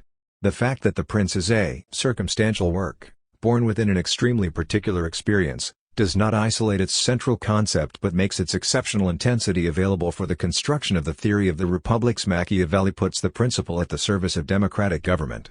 But let's see how the first 18 chapters of Book I of the Discourses develop, and how the constituent principle of the prince, almost as if it had been called by them, precipitates them. Book I opens affirming the necessity to hunt for seas and lands unknown in the political universe. How? Through imitation. While in art and medicine one resorts to the examples of the ancients, this is not done in other spheres. When I see that the most worthy activities which histories show us, which have been carried on in ancient kingdoms and republics by kings, generals, citizens, lawgivers and others who have labored for their native land, are sooner admired than imitated, I can do no other than, at the same time, marvel and grieve over it. This introduction is not rhetorical, because it immediately refers imitation to nature, and nature to passion. That is, it allows him to project history on the fabric of anthropology, and to affirm since the beginning the emergence of the subject. History must be read not for pleasure but in order to act. The reference is formal for the time being, but it will be no longer as soon as we get into the midst of the discussion. We do so by crossing the Polybian theory of the forms of the state, and through the verification of his method of construction of the Roman model.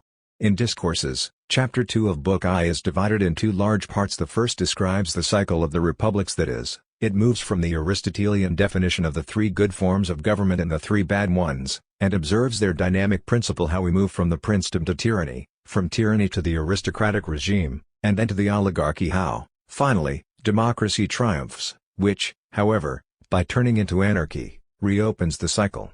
These metamorphoses take place through accidental logics, often casual, yet regular, and this is the circle in which all states revolve as they are governed and govern themselves.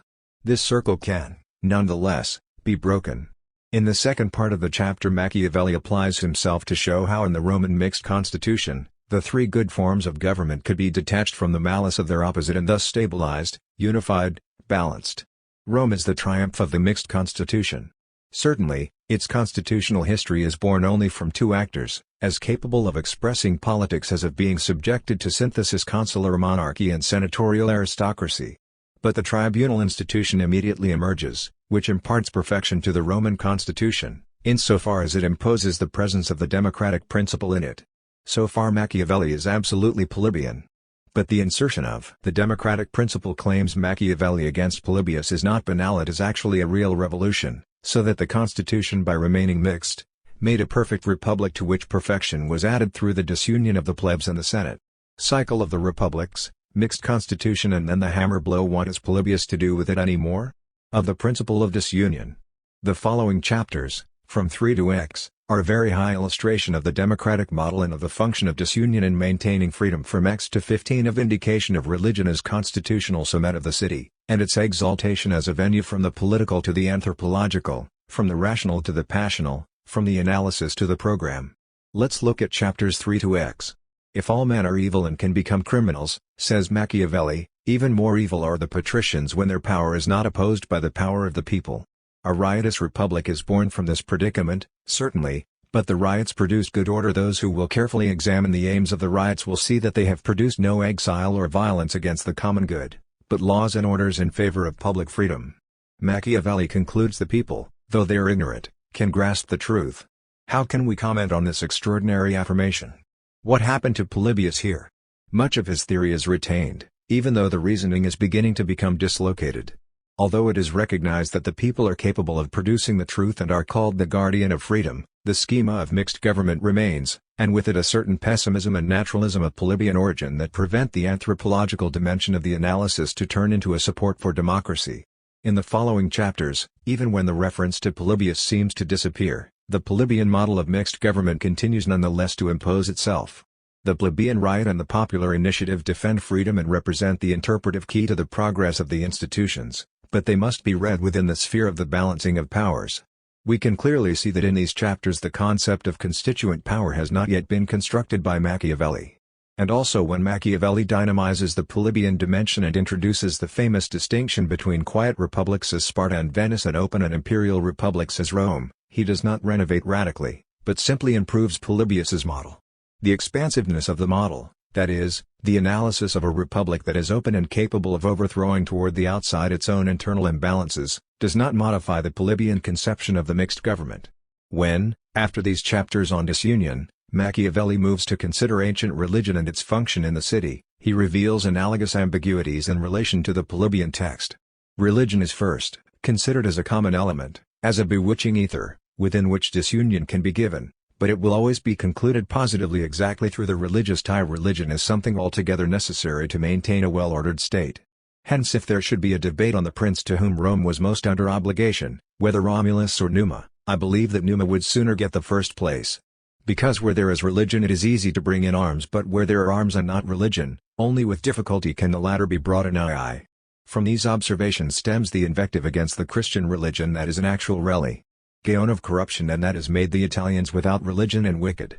So far Machiavelli is entirely within Polybius's tradition, but precisely through these last invectives we begin to see how he goes beyond that influence, because the conception of religion and of life can never be reduced, in Machiavelli, to an element of functionality and of subordination to power.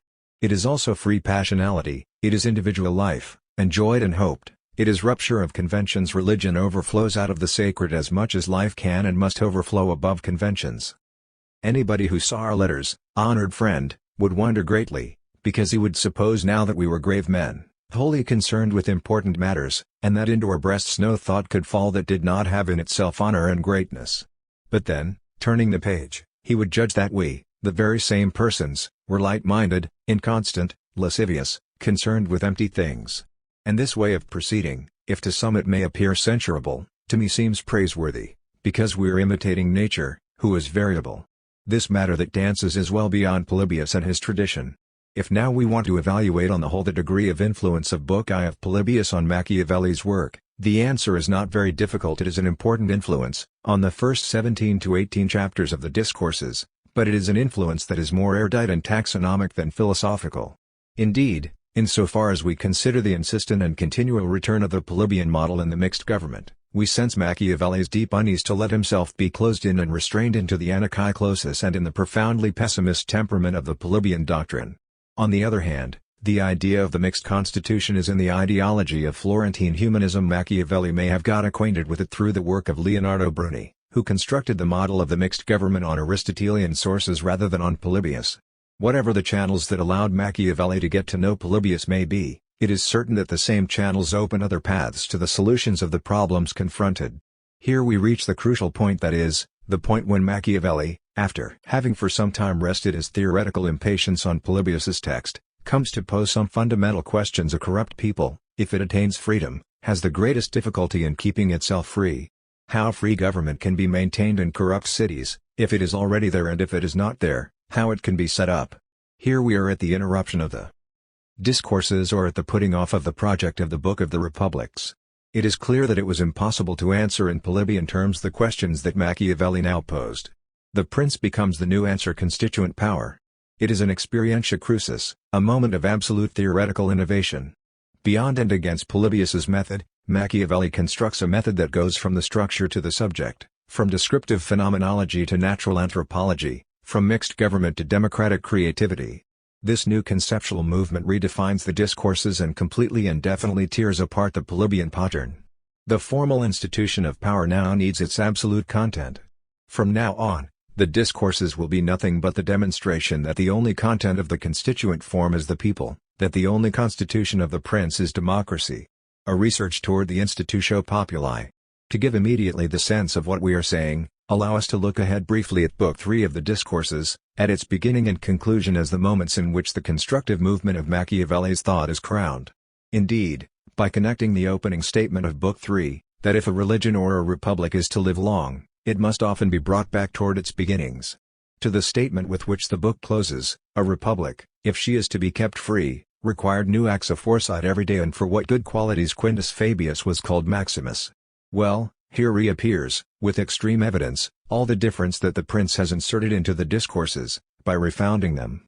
Here the conception of history has nothing to do with the Polybian or cyclical dimensions, since here the relation between principle and reform is all-encompassing, and disunion does not require rebalancing techniques of the powers, but on the contrary it embodies a motor of the continual reopening of history. The constitutional process has become a play of productive subjects. The mixed constitution fades and disappears in front of this productive strength of the princes and of the subjects. The government by now is almost exclusively that which the new prince had made of it: fury and order, impetus of virtue, creative capacity. The government is a fighting body. Thus in the discourses the relation of Polybius to Machiavelli is a process that, moving in a confused and tight initial confrontation centered on the cycle of the mixed constitution, exhausts itself in the course of the work as soon as the influence of the prince intervenes in the having for some time rested his theoretical impatience on Polybius's text, comes to pose some fundamental questions. A corrupt people, if it attains freedom, has the greatest difficulty in keeping itself free. How free government can be maintained in corrupt cities, if it is already there, and if it is not there, how it can be set up. Here we are at the interruption of the discourses, or at the putting off of the project of the Book of the Republics. It is clear that it was impossible to answer in Polybian terms the questions that Machiavelli now posed. The prince becomes the new answer: constituent power. It is an experientia crucis, a moment of absolute theoretical innovation. Beyond and against Polybius's method, Machiavelli constructs a method that goes from the structure to the subject, from descriptive phenomenology to natural anthropology, from mixed government to democratic creativity. This new conceptual movement redefines the discourses and completely and definitely tears apart the Polybian pattern. The formal institution of power now needs its absolute content. From now on, the discourses will be nothing but the demonstration that the only content of the constituent form is the people, that the only constitution of the prince is democracy. A research toward the institutio populi. To give immediately the sense of what we are saying, allow us to look ahead briefly at Book 3 of the Discourses, at its beginning and conclusion as the moments in which the constructive movement of Machiavelli's thought is crowned. Indeed, by connecting the opening statement of Book 3, that if a religion or a republic is to live long, it must often be brought back toward its beginnings, to the statement with which the book closes, a republic, if she is to be kept free, required new acts of foresight every day, and for what good qualities Quintus Fabius was called Maximus. Well, here reappears, with extreme evidence, all the difference that the prince has inserted into the discourses, by refounding them. Here the conception of history has nothing to do with the Polybian or cyclical dimensions, since here the relation between principle and reform is all-encompassing, and disunion does not require rebalancing techniques of the powers, but on the contrary it embodies a motor of the continual reopening of history. The constitutional process has become a play of productive subjects. The mixed constitution fades and disappears in front of this productive strength of the princes and of the subjects. The government by now is almost exclusively that which the new prince had made of it: fury and order, impetus of virtue, creative capacity. The government is a fighting body. Thus in the discourses the relation of Polybius to Machiavelli is a process that, moving in a confused and tight initial confrontation centered on the cycle of the mixed constitution, exhausts itself in the course of the work as soon as the influence of the prince intervenes in this creative passage. The disunion cannot therefore be restrained and blocked in the equilibrium of the mixed constitution, but, rather, it must be continually interpreted and renewed, by a powerful and dynamic principle. Roman history, and in particular the history of the century-long struggle for agrarian law, is the formidable example of the historical political rule that Machiavelli is elaborating. The aristocrats sustain, says Machiavelli, that the struggle around agrarian law, from the Gracchi to Marius and Scylla, to Pompeius and Caesar, has led to the end of Roman freedom. But if it is true that the conclusion of this fierce class struggle, through which the Roman institutions assumed their character, led to the end of freedom, it is false to affirm that without the class struggle freedom would have been maintained. So if the quarrels over the agrarian law took 300 years to make Rome a slave, she would perhaps have been brought much sooner to slavery if the people law plebe, with this law and with its other cravings, had not continually checked the ambition of the nobles. The plebs are the guarantor of freedom. From now on the discourses become an apology of the people, of the constitution of freedom, and finally an explicit declaration of the absoluteness of democracy as government. We can, therefore, sum up the development of the discourse of this Machiavelli, prophet of democracy, around a few key points. First, the analysis of the republic turns against tyranny to show that, in order to resist, democracy must be strong and armed, and that the dictatorship for freedom is not to be feared. As prophecy, as hope, as resurgence, democracy must be armed. But the first and fundamental arms of the republic is its people. The people must in any case always be kept alive, in the republic, and the constitution must be respected, because it promotes the activity of the people in its own continual renewal. If cities of free origin, such as Rome, with difficulty find laws that will preserve them, cities of origin immediately servile have slight possibility for doing so. This is evidently true of the city of Florence. Since at the origin she was subject to Roman authority and had always lived under the control of others, she remained for a time humble, without planning for herself.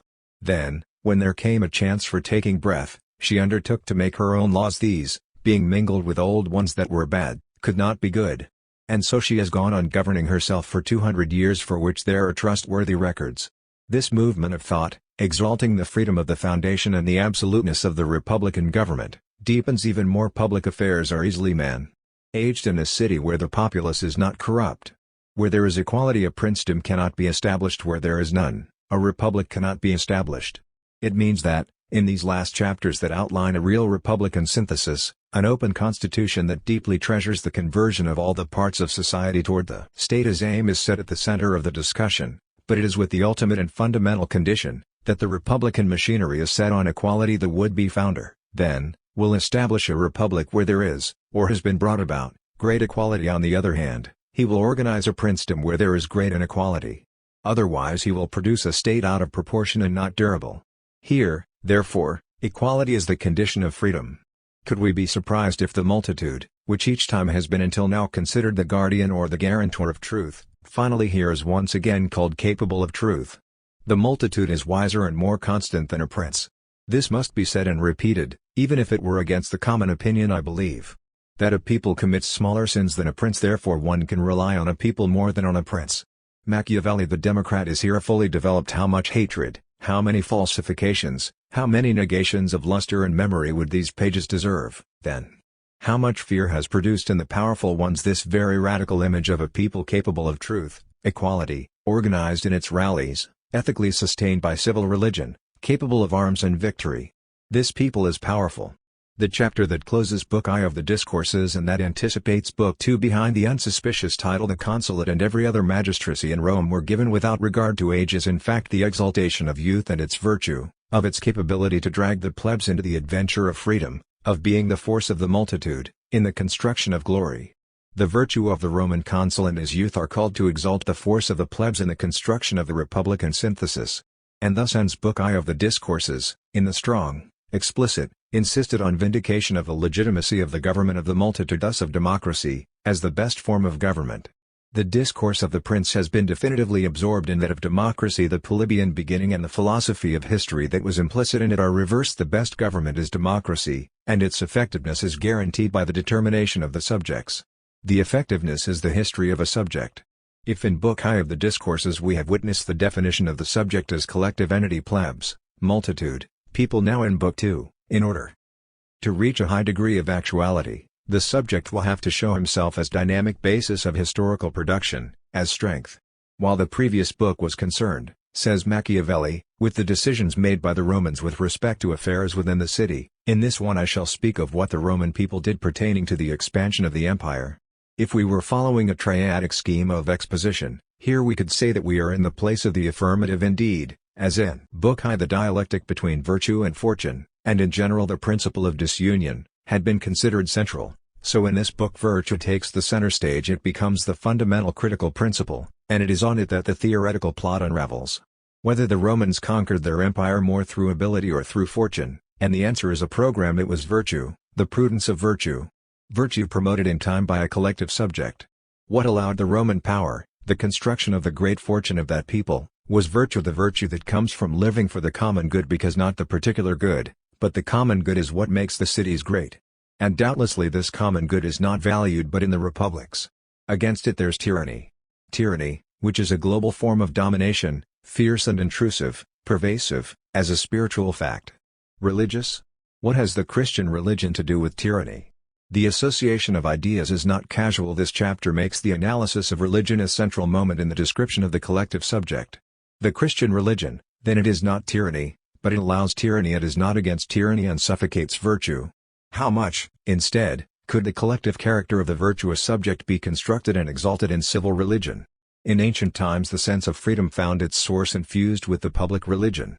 The ancient one was a religion aimed at the celebration of the collective. Neither pomp nor magnificence was lacking in the ceremonies, and in addition there was the deed of sacrifice, full of blood and ferocity, in the slaughter of a multitude of animals. This terrible sight made the men resemble it. Our religion has glorified humble and contemplative men rather than active ones. It has, then, set up as the greatest good humility, abjectness and contempt for human things. Though our religion asks that you have fortitude within you, It prefers that you be adapted to suffering rather than to doing something vigorous. This way of living, then, has made the world weak, and turned it over as prey to wicked men, who can in security control it, since the generality of men, in order to go to heaven, think more about enduring their injuries than about avenging them. The world has grown effeminate, and heaven has laid aside her arms. Perhaps there would be the possibility of interpreting our religion according to virtue rather than according to inactivity, but this does not happen, so that in our era there are very few republics and none of those well-armed and very stubborn in the defense of their freedom. Formidable chapter. Common good and public religion constitute the subject, as virtue, as collective and powerful activity.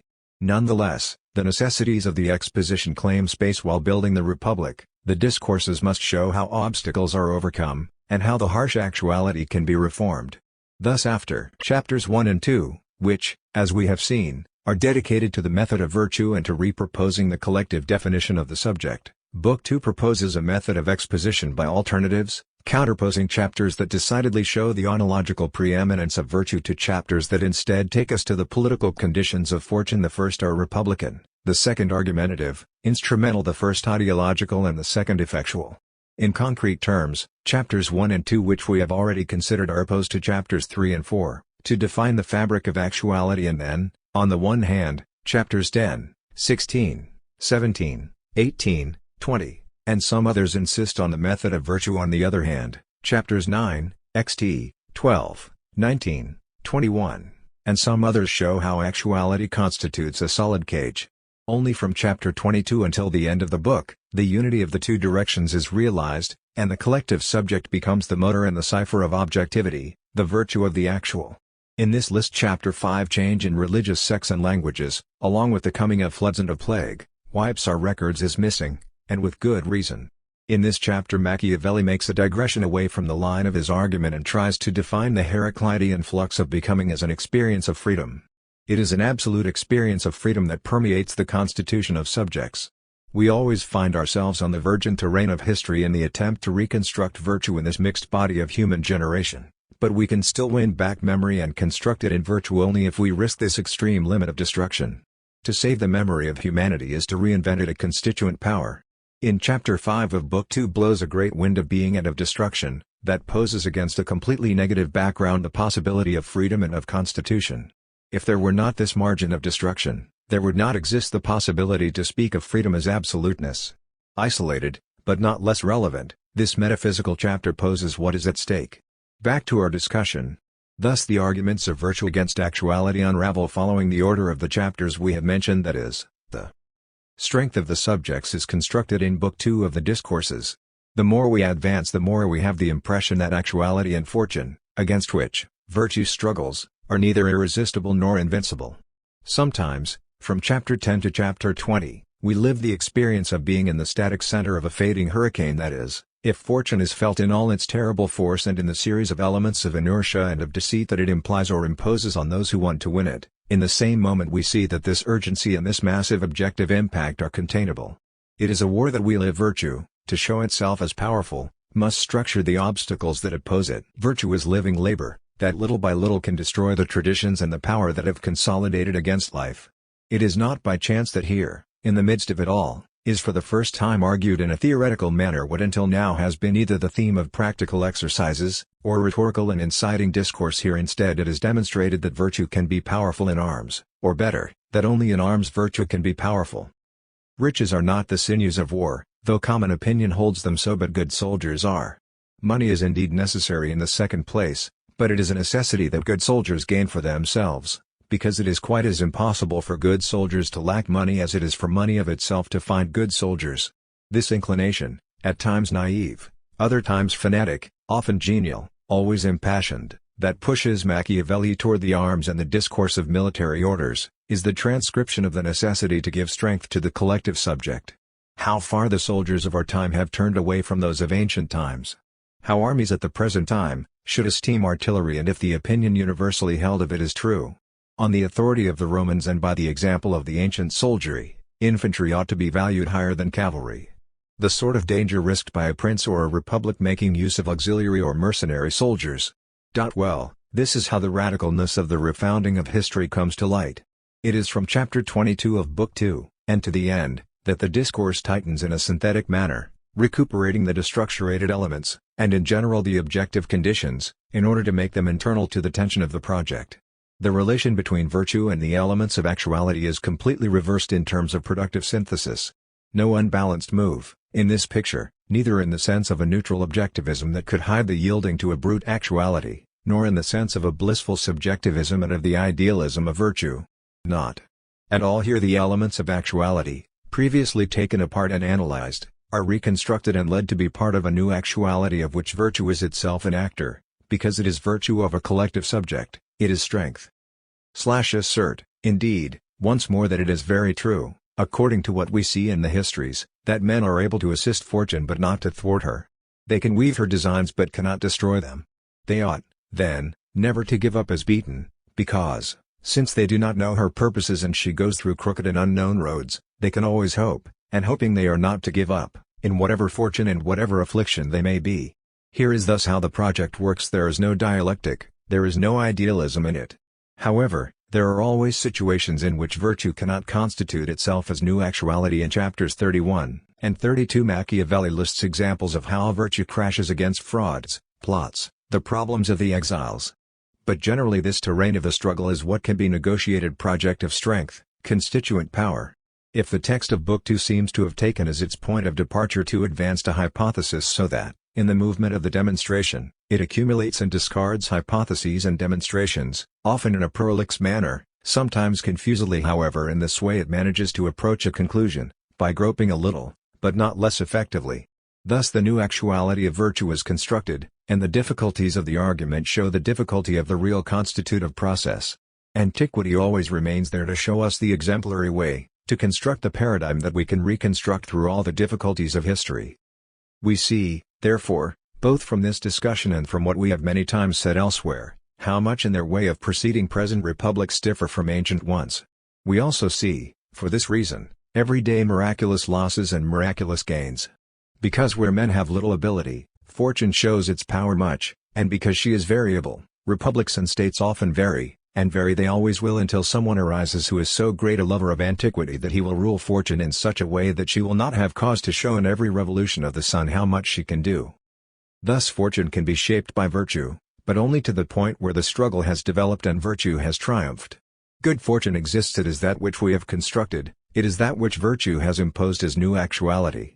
The discourse on the disunion of Book I has become the discourse on the struggle of Book 2, that is, it has become subjectivized.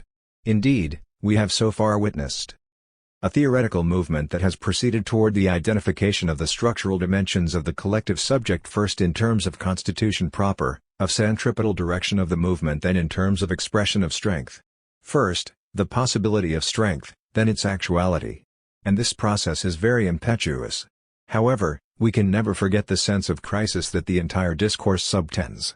In The Prince, the discovery of the constituent principle, the application of this theoretical instrument to the question of time and democracy, to the Italian crisis, and to the movement of virtue, propose a solution, but do not do away with the problem. In Machiavelli, no illusion is ever given about the dialectic or metaphysical unity of fortune and virtue. In no case is the ancient paradigm nostalgia for an undifferentiated golden age, ideology, or myth. Rome is not a myth, it is a slice of the human, a space and a time that man has subtracted from the disaster of any history that is not virtuous. In any case, virtue and fortune are, per se, elements of an unsurpassable and profound crisis that pertains to the ontological constitution of the human. Not ironically, we can concede that to such an extent does fortune blind men's intellects when she does not wish them to check her gathering might. However, we can always heroically be soothsayers. Thus we are now at Book 3 of the Discourses. We have mentioned above how the discourse of the democratic republic here comes to define itself in terms of absolute government. Now we must carefully study these pages. In order to do so, we must always remember that the passage from the definition of the dualistic constitution of the subject to that of the strength of subjectivity which we have until now followed can also lead us into error, if we do not continually insist on the quality leap that has occurred in the meantime, and that from the Prince has spread to the Discourses. The model of democracy built here, is a modern and powerful model. To fully clarify the context, before beginning the reading of Book 3, let's confront another, more ancient Machiavellian description of democracy, that is, that which he gives around of the cities of Germany. Nobody must doubt the might of Germany, because it abounds in men, riches, and arms. Now, this wealth comes from the fact that the public and private expenditure is extremely low, and that the Germans have smaller necessities than the Florentines and the Italians. There is, further, a situation of complete autarky of their production and their consumption produced at a low cost. Their manufactured goods are competitive abroad. And thus they enjoy this unrefined life of theirs in their freedom. They do not want war, unless they are overpaid. They live in free communities. These cities are inimical not only to the princes, but also to the gentlemen because they demand, within themselves, a certain equality so that in their country there's nobody either of one species or of another, and they all enjoy, without any distinction among men, except those who are in office as magistrates, a free freedom. Upon this basis a unified empire is unthinkable, and only a certain contractual order is possible. But what is the use of a free freedom if it only produces an uncivilized life? Here we are at the point at which, in the discourses, a new conception of democracy appears. There is democracy only where there is constituent power. The German community, on its side, is not state, is not power, is not prince. Therefore, in this light, those orders are not even virtuous. Those orders exist at the margins of modernity, there where theological or contractual foundations of right are given irrelevant for science. Science instead can only study virtue. The genealogical process of the constitution of power, the constituent power of the prince becomes, in the discourses, the content of democracy. There can be other models of democracy, other contracts of citizenship, but they are characterized by a degraded intensity with respect to the constituent characteristics of modern democracy. Democracy is not a half-state, it is a real princedom. The singularity of this defining approach by Machiavelli cannot ever be forgotten. And now let's go back to the Discourses, Book 3. If we want a religion or a republic to live long, I say that those changes are to their advantage that take them back toward their beginnings. It is in its principle, in its constituting act, there where virtue has become actuality, that the strength of the republic lies. This regress toward the beginning is observed in republics results from either external accident or internal prudence, thus, either through the structures provided for it, the institutional structures of change, or through the deeds of men and the renovation in the play of virtue fortune. In religious bodies, continues Machiavelli, these renewals are also necessary, as we see through the example of our religion, which, if St. Francis and St. Dominic had not brought it back towards its beginnings, would have entirely disappeared. This renewal, then, has maintained and still maintains our religion. The reference of the concept of constituent power to that of religious reform is not by chance. We will return to the connection with the religious discourse and with Savonarola's activity later. 3. It is not by chance, because the intensity of the foundation is the same, both for the republic and for religion. It touches the multitude and constitutes it as creative possibility, both in the case of the republic and in that of the religious community. The secularization of religion and the sacralization of civil life proceed step by step. Here we see that Machiavelli is playing on a terrain difficult to define. After making itself collective subject and having shown its strength, virtue refines itself with intrinsic prudence. It moves from the experience of objectivity to the experience of passions, re-articulates virtue and actuality from inside, and from below apparatuses that generate the constituent principle. It is not the modern absolute state that is built. Here this degeneration must be left to the anti-Machiavellians. Here it is the democratic republic that gets founded, the constitutional form of the multitude. The reference to reform is not ambiguous, therefore. Even less ambiguous will be, in the next section, the connection between virtue and poverty. 3. In fact, here it is the Renaissance that gets reformed, and nobody more than that offspring of hers. Machiavelli has her passion and enthusiasm. We have thus entered the terrain of the constitutional dynamic of strength. To begin with, we talk of the return to the beginning, the principle, the foundation. It is obvious, however, that in the discourse is inscribed the opening of a new historical terrain, a new ontological production, and a new texture of freedom. Freedom can live only insofar as it renews itself. Freedom is the first product of strength. What is the Renaissance?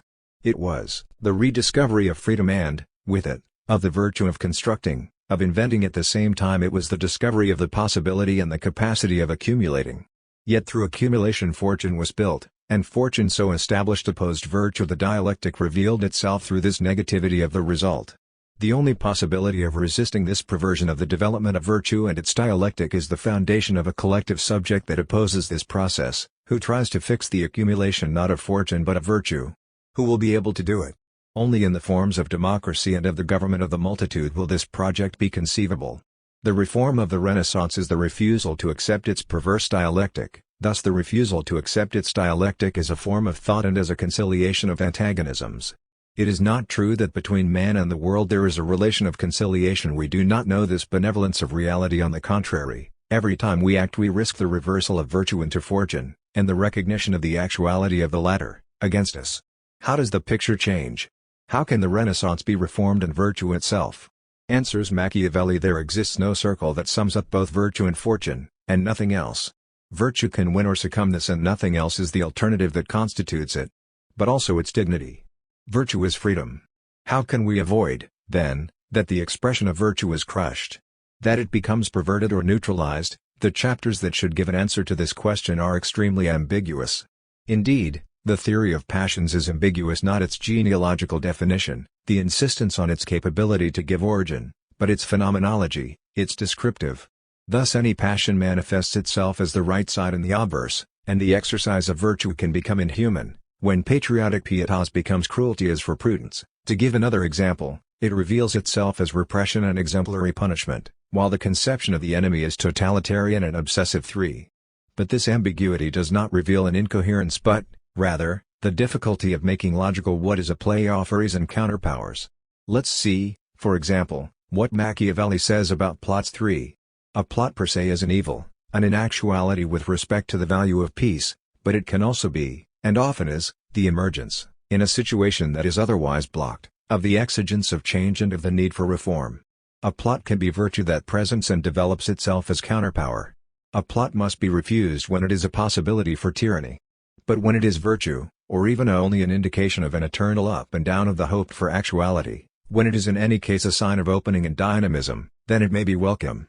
A plot is virtuous when it is democratic, because democracy is always virtuous. In fact, the Republic deserves plots when it must be instituted. Once instituted, the Republic refuses plots. Rightly so, the Republic refuses plots, if they are organized in a way that allows the mobility of the subjects and the flexibility of the times of the reform. 3. Thence it comes that a Republic, being able to adapt herself, by means of the diversity among her body of citizens, to a diversity of temporal conditions better than a prince can, is of greater duration than a princedom, and has good fortune longer. Because a man accustomed to acting in one way never changes, as I have said. So of necessity when the times as they change get out of harmony with that way of his, he falls. With this said, it is clear that even this example of the plot is only, among many, one discourse about that reform of freedom that makes a collective and powerful virtue of it with which we are presently concerned. So much so that it is not strange, in regard to the prince's virtue, that the discussion goes back to poverty. 3. Paradoxical reference, dubious interrogation. Poverty. What can a man of the Renaissance say about it? He can only say that the only means to avoid corruption is the citizen's poverty, that the only tool to defend freedom is an army of free men against something that cannot be bought, and that poverty nonetheless retains. The fact that Machiavelli, a Renaissance man, supports a drastic reduction of needs, Spartan clothing, the struggle against luxury, and so on cannot but surprise us. We will no longer be surprised when poverty will be seen translating, simply, the struggle of virtue against fortune. Could we add the struggle of living labor against dead labor? On the other hand, without poverty there is no spirit of sacrifice, no autonomous possibility of armament. Poverty. Let's not be stunned by this Machiavellian insistence. After being a discourse on strength, the Machiavellian call for a popular army is a discourse on passions. 3. Passions of freedom, experiences of virtue. Never before as in this case has the discourse on arms, on the organization and management of the army, on the deployment of war strategies been appropriate. This unity of the spirit in civil armament here is logically requested as a moment of demonstration of the absolute character of democracy, but also as a pure moment of direct expression of the passion of the multitude, of the passional unification of the many. Poverty like this utopia lies on the absolute limit of freedom that is the void of possessions logical and practical, but exactly for this reason it is allowed to be a new element of the possibility of a new prince, of a new urgency and opportunity of transforming reality. 3. From the dialectic of forces the discussion has moved to the dialectic of passion, to the apparatus that strength reveals by traversing the passions. If we look carefully, here we are in front of the reopening of the constitutive system of perspectives, but on another level. Again it is the principle of freedom that is taken into consideration, but a principle of concrete freedom, thus the freedom that constitutes itself through the passions. A theory of passions as apparatuses of freedom, therefore nothing Stoic and nothing, on the other hand, Christian. Passions can neither be dominated nor controlled. We need to let them go toward the construction of reality, of a new reality. Passions can be ordered only by the principle of reform, that is, by an ethical order of the consequences that takes shape in materiality, in the flux of determined consequences. We are completely inside matter, inside passions, but we can stir up all this in a direction of freedom. With effort. Through actuality. And so? Let's exemplify. In the republics there is always disunion. On the banality and the natural regularity of disunion passions develop, passions generate riots, and because no certain remedy can be given for such troubles that rise in republics, it follows that an everlasting republic cannot be established. In 1,000 unexpected ways her ruin is caused. With this said, if a perpetual republic is impossible, the perpetual character of its renewal, of its reform is possible. The principle of foundation becomes that of refoundation and of dynamics. Passion is a plot materially and deeply rooted in time, a plot that can shake time and its inertia. This point of the inertia of time and of its irreducible objectivity is crucial in Machiavelli's work. As for the other men of his era, and in general for all those who founded modern science, the necessity/possibility of countermanding temporal inertia is as urgent as can be the decision of the search itself. This breaking with the inertia of time, also with that inertia that is formed by virtue, is a fundamental decision of Machiavelli's. Virtue cannot be constructive passion if it is not Cupiditas at a more natural instinct and very high ethical condition, and, as we will see further on, also rationality, not simply instrumental rationality, but composing and recomposing rationality, rationality that has the passional bearing of the temporal continuum, which is capable of settling within the liquidity of time and present action. The last part of Book 3 is completely dedicated to show how virtue knows how to and can reconstruct the city. 3. How to act in uniting a divided city. There is no truth in the opinion that in order to hold cities a ruler must keep them divided. This chapter, not by chance, responds to those chapters of Book I that had posed the problem of the democratic disunion generated by corruption, and by the impossibility of maintaining the republic in those conditions. It was there, around those chapters that posed the same questions, that the drafting of On Princedoms had been suspended and the prince had begun. Consequently, here in Book 3 the mechanism of virtue, already transformed by the prince and remodeled in Books 1 and 2 of the Discourses, fixed as constituent principle, becomes perfectly clear.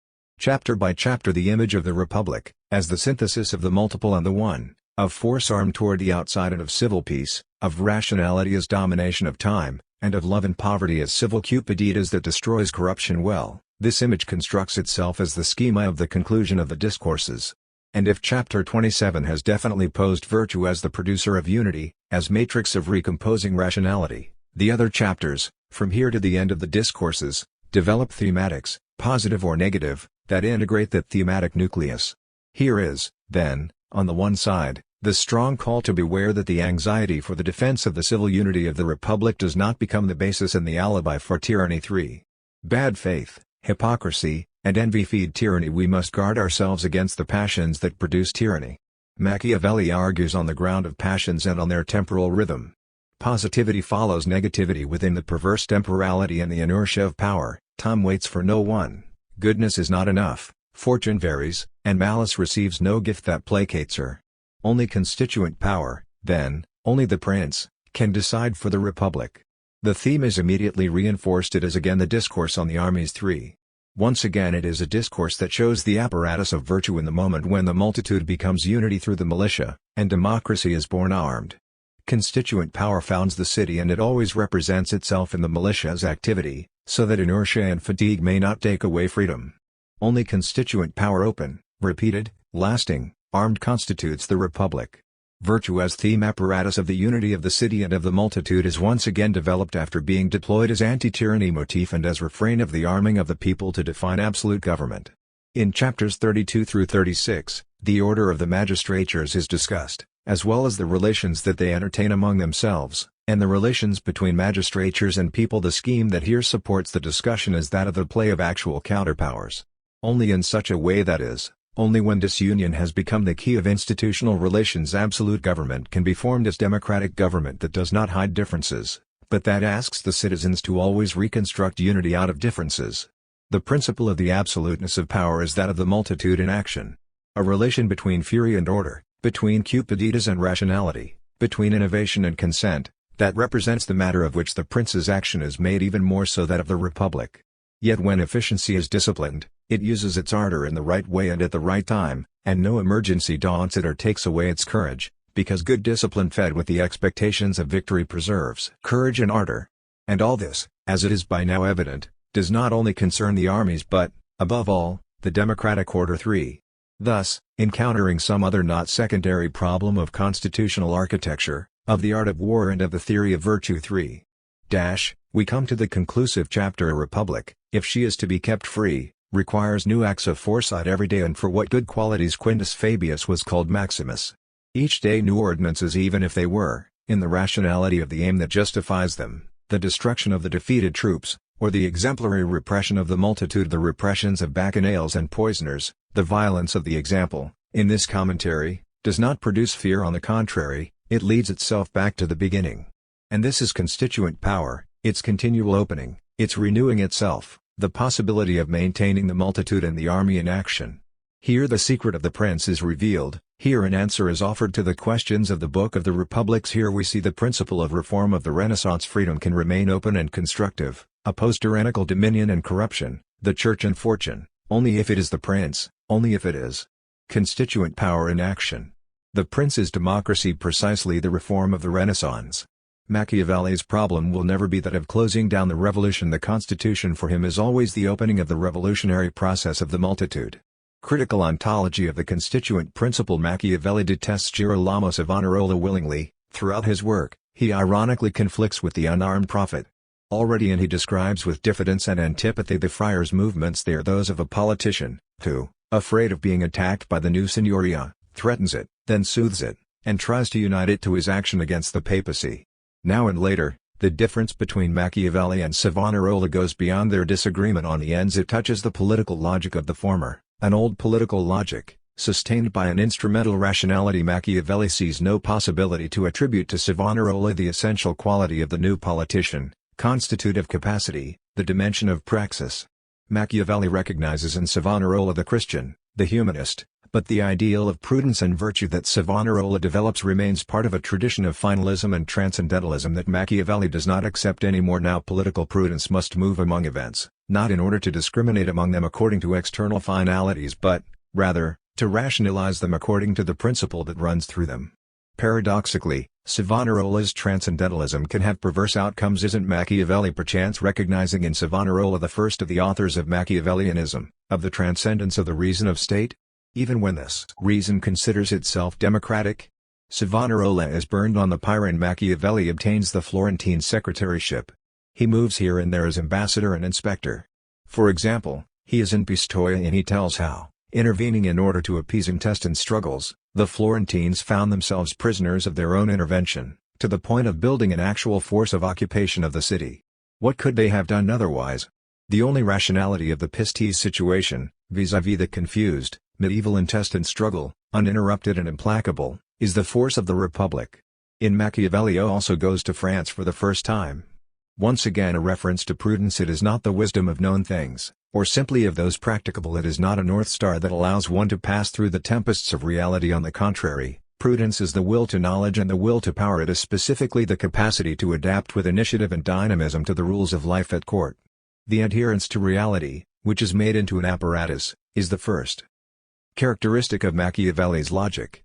Virtue waits for real apparatuses that are revealed and constructed by the will to knowledge. The dimensions and the depth of this approach doubtlessly make it an ontological operation.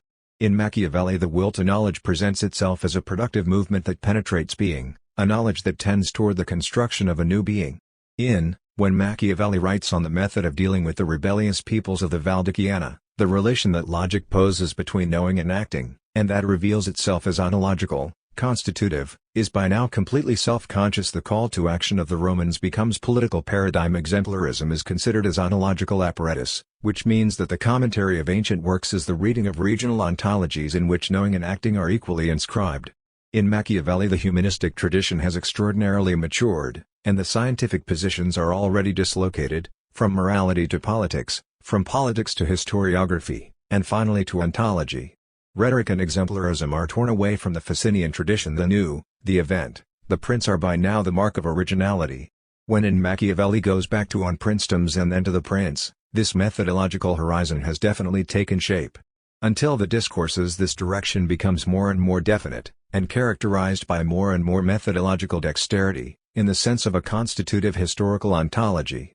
In the letters of Vittori we can see foregrounded the conclusive phase of this process.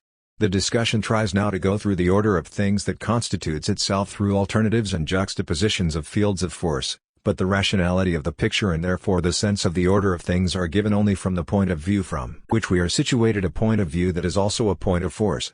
The papacy in particular, writes Machiavelli to Vittori, the Florentine ambassador to Rome, can determine disruptions of the situation through its intervention, but this possibility opens clusters of different variables and of unexpected alternatives. The linguistic movement in these letters seems to organize itself on the historical being we go to the event, to the construction of the conclusion through an uninterrupted series of alternative options, followed by the exclusion of a term. A geometrical method, sustained by an extremely dry language. The order of things reveals itself as the product of a historical acting and as determination of the event. It is to say that in the method of analysis reappears constituent power, to give unity to the historical field, to impose the sense of the order of things, as it had done in front of social struggles and in the analysis of the genesis of the new princedom. Thus we come to the preface of the History of Florence, certainly one of the highest points of the Machiavellian definition of method. I convinced myself to write a history of Florence from its origins, he tells us, while in a first moment he had thought of dealing only with the period between the Medici hegemony up to the present, because the existing histories do not take enough into account, and in any case do not describe well enough, civil conflict, the internal friendships, and the effects born from them. Rome had the aristocrats against the plebs, and so did Athens, but in Florence the conflict is universal in any direction and in all senses. And here is the paradox, or, better, what seems to be a paradox but is instead the core itself of Machiavelli's discourse. Nothing else can demonstrate the excellence and power of Florence as the fact of not having collapsed under the weight of dissents but, rather, having transformed them into the mechanism of its progress. I cannot, therefore, see any reason why these divisions do not deserve to be fully described. The historical constitutive ontology reveals itself, therefore, as historical materialism. The order of things has found action, and dissent, at its basis as motor and sense of the historical process. Being is constituted by human praxis that organizes itself in universal disunion, and it is through disunion that constituent power is discovered and organized.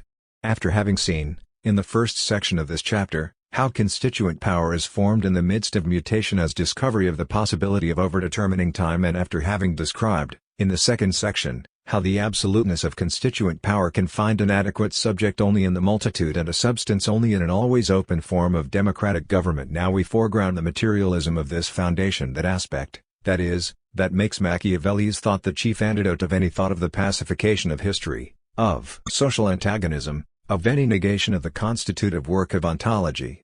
But the thing is not so simple, and the passage not so direct. It is worth, then, studying in depth how Machiavelli develops these materialist conclusions, and what path he takes, not for a philological curiosity but because it is in this passage that depth, density, and extension of the methodological premises are revealed. The way to materialism is as fatiguing as it is fruitful. Here we are interested in analyzing the history of Florence, precisely in order to grasp this conclusive transformation and also perhaps the definitive internal clarification of the discourse of Machiavelli. To this aim, and in this context itself, we are obliged to make a digression. As we have seen, in the preface and the history, Machiavelli tells us that he first thought of writing the history of Florence starting from the date of the triumphal return of Cosimo from his Paduan exile, and to have only later decided to narrate Florentine history from its beginning as history of universal disunion, and to show this disunion as the key of the constitutive and constituent processes. The first question that spontaneously therefore arises is, wouldn't this confession of uncertainty about the project correspond to an actual difference in the drafting times, so that the writing of the last 4 books that include the narration of the events from Cosimo's return to the death of the Magnifico would precede the first 4? To answer this question, we have few data.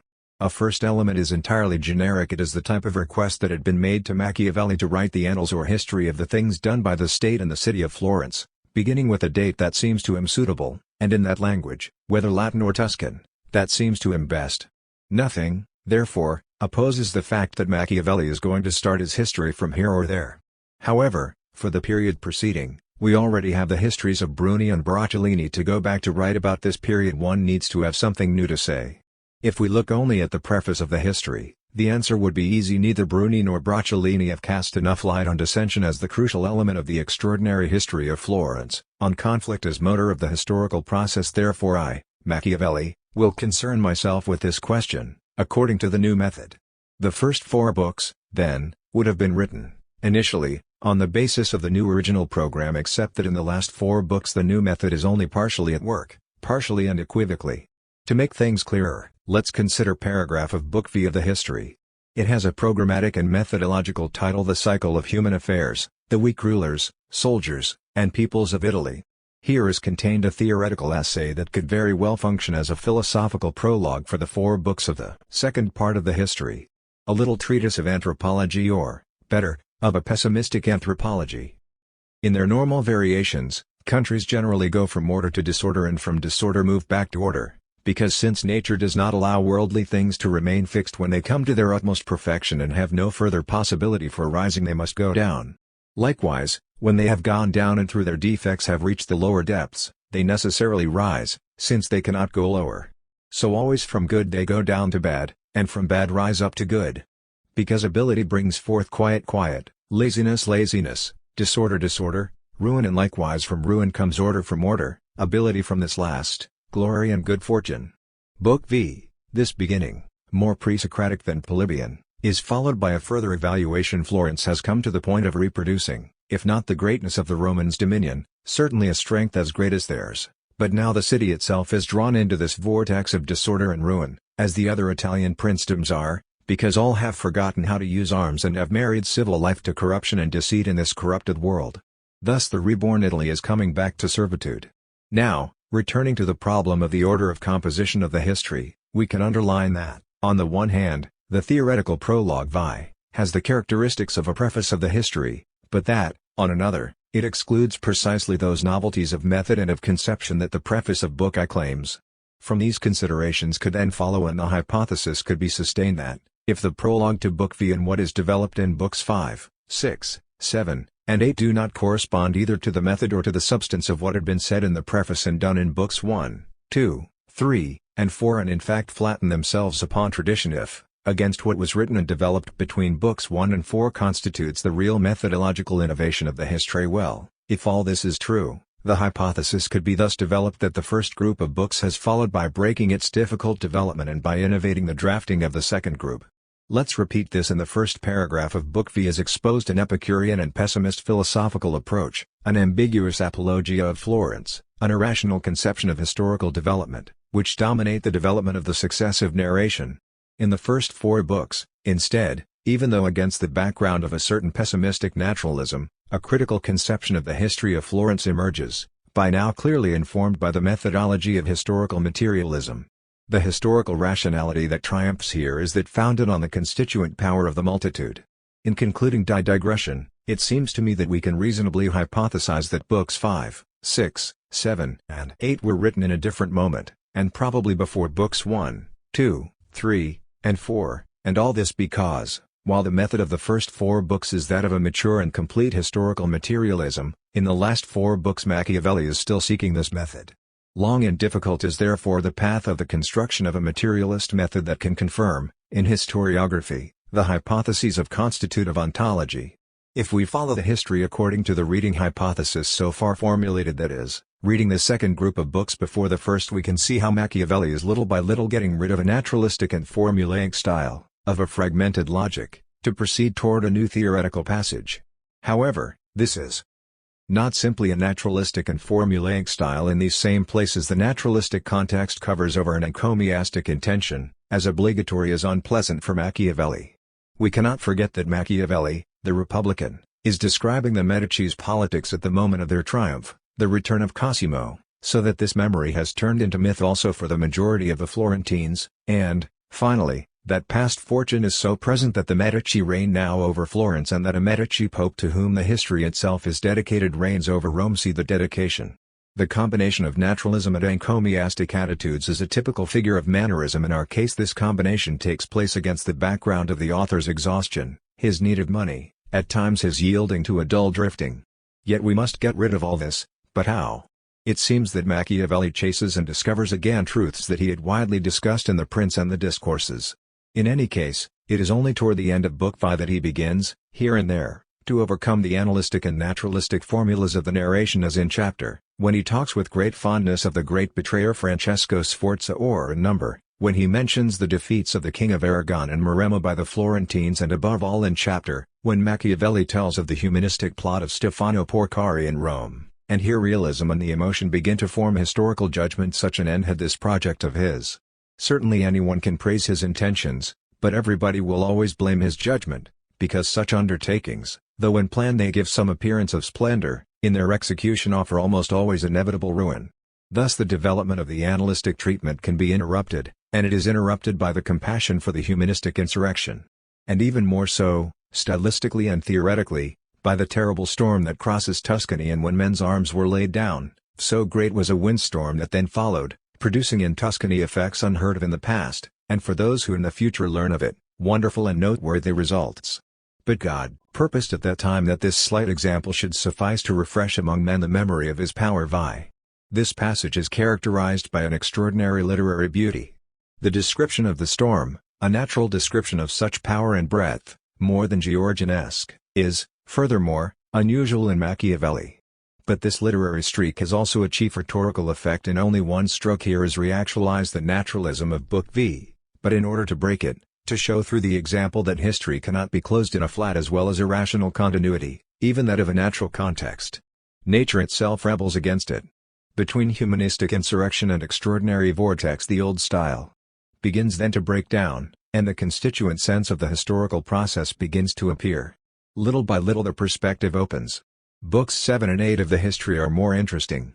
The way in which the narration exceeds the naturalist paradigm and the definition of some dynamic paradigms of the historical process is now clear. Dissensions appear as causal moments of the historical process, but toward what? The soul of this story is still fractured, and the dissensions are immediately appeased. In fact, historical development is organizing itself toward an ideal, and the style that supports its demonstration is epic and encomiastic toward a history of the institutions in the best hypothesis founded on the Medicean political equilibrium. Book 7. Particularly, the concept of equilibrium is considered as a material structure of the Florentine and Medicean constitution, that can be dislocated onto the horizon of Italian independence. The demonstration of the concept of equilibrium both inside Florence and in the passage to the Italian scene stretches throughout Book 7. The central chapters which study the consolidation of Lorenzo's power, result in an analysis of the constitutional becoming of these political dynamics. Through these passages the theoretical picture of the history reaches its maturity. The historical and institutional development really begins to appear as effect of the dissensions. In order to measure how, at the beginning of Book 8, is overcome that very narrow threshold beyond which a modern and materialistic historiography is born in Machiavelli, it is enough to consider the difference between the narration of the humanistic plot of Milanin, at the end of Book 7 chap, and the narration of the de Pazzi's plot that covers the first chapters of Book 8 chaps. The first, the enterprise of wretched youth, cannot be but pitied and used for reproaching the tyrant princes who provoked such insurrections. The second, instead, the de Pazzi plot, is inserted in a profound phenomenon of institutional change, or reorganization of the powers of the princedom. For the first time, not one but two constituent powers are in play, one in front of the armed other. The narration of the plot, internal to the Medici state, is set in relation to the story of the difficult construction of Italian equilibrium 8. The plot is a constituent power that attempts a constitutional restructuring within the city and a general dislocation of powers among the Italian princedoms. Now, in front of the movement of this motor of transformation, which possesses a general frame of reference and the capability of overdetermining the times of development of its own and others' action, another element appears, suddenly created by popular insurrection in favor of the Medici. Popular insurrection is counterposed to the plotting of the great. Upon these dissensions, through them, constructing its virtue with these materials, Lorenzo's politics comes to the fore. In discussing affairs he was eloquent, and penetrating, in settling them wise, in carrying them out prompt and courageous. Hence, observing both his frivolous and pleasure-seeking conduct and his serious conduct, we see in him two different persons joined in an almost impossible combination. 8. Let's go back to the first 4 books of the history. Now we can verify with a high degree of probability the hypothesis of their later and more mature drafting. Book I, even though it is the least significant, nonetheless fixes a sort of determined historical horizon, centered on the function of the papacy as the motor of a practico-inert dynamics. Here those parameters of institutional history whose formation we had witnessed in Book 8 seem to be pushed to the highest degree of theoretical intensity.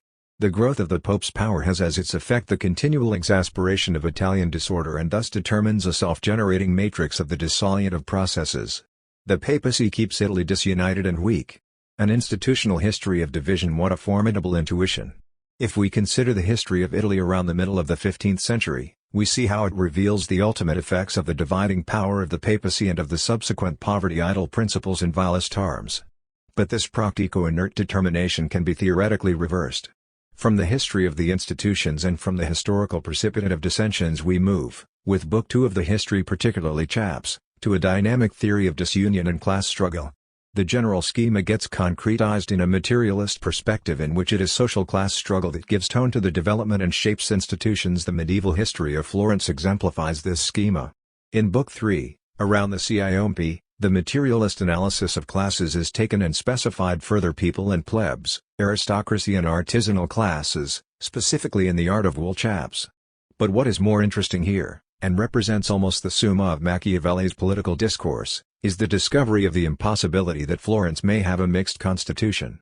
Different from Rome, in fact, here the class struggle becomes stronger, to the point of determining the victory of the higher people.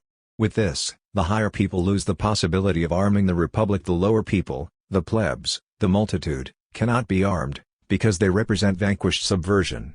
A mixed constitution, therefore, is impossible in the modern development of the Market 3L. On the other hand, a radical democratic constitution is also impossible. The motors of riot are not capable of becoming the motors of liberation. What is to be done? In Book 4 Machiavelli will identify a middle way, the way of a reasonable ideology, as the only possibility, the way that leads to a power and to the virtue of one man that can take the place of good laws and good orders. 4L. The central chapters of Book 4 will thus demonstrate how the dominion of the House of the Medici is formed, through the defeat of the aristocracy and the definitive marginalization of the plebs. Through the Medici the higher people, the bourgeoisie, are then reduced to mediation. Their fortune mediates virtue. The impossible combination of two different persons that we have seen taking shape in the person of Lorenzo is here shown as an extraordinary and precarious miracle. With this we have come to a central point of Machiavelli's thought, that is, to the discovery that, even when all the conditions exist for the ideal to become the real, and virtue to become history, even in this case the synthesis does not realize itself. If something ideal becomes real, it becomes such as an impossible combination, as an extraordinary case that time will soon consume. In fact, rupture is more real than synthesis. Constituent power never materializes except in instances: vortex, insurrection, prince. Machiavelli's historical materialism never becomes, to use modern terms, dialectical materialism. It finds moments of neither synthesis nor subsumption. But it is precisely this rupture that is constitutive. The ontology of constituent power in Machiavelli presents itself as critical principle, as ever-open possibility. The constitutive process finds its perfection in the process itself. The pain and the toil of the constitutive process accumulate. Virtue explodes and reveals as innovation the network of humanity that dramatically constitutes history. What makes Machiavelli's discourse fundamental in the history of modern political thought is not only the fact that strength is for the first time shown as will and determination of the project in the future, but above all the fact of making the relation between will and result, between virtue and fortune, is absolutely problematic. Only radical democracy, where absolute power finds an absolute subject, the multitude, to interpret it, could fully unfold virtue. Beyond that point, virtue is as constitutive as it is problematic. It presents itself as strength, but as critical strength. It constitutes being, but a being that does not close. But isn't this, precisely, the principle itself of democracy? We could answer positively to this question. But in Machiavelli the conditions are different. The non-closure of constitutive strength does not derive from the force of the multitude, from the measure and the nature of its project, but from the obstacles that are opposed to strength. From the impossibility, here and now, of the multitude to become subject.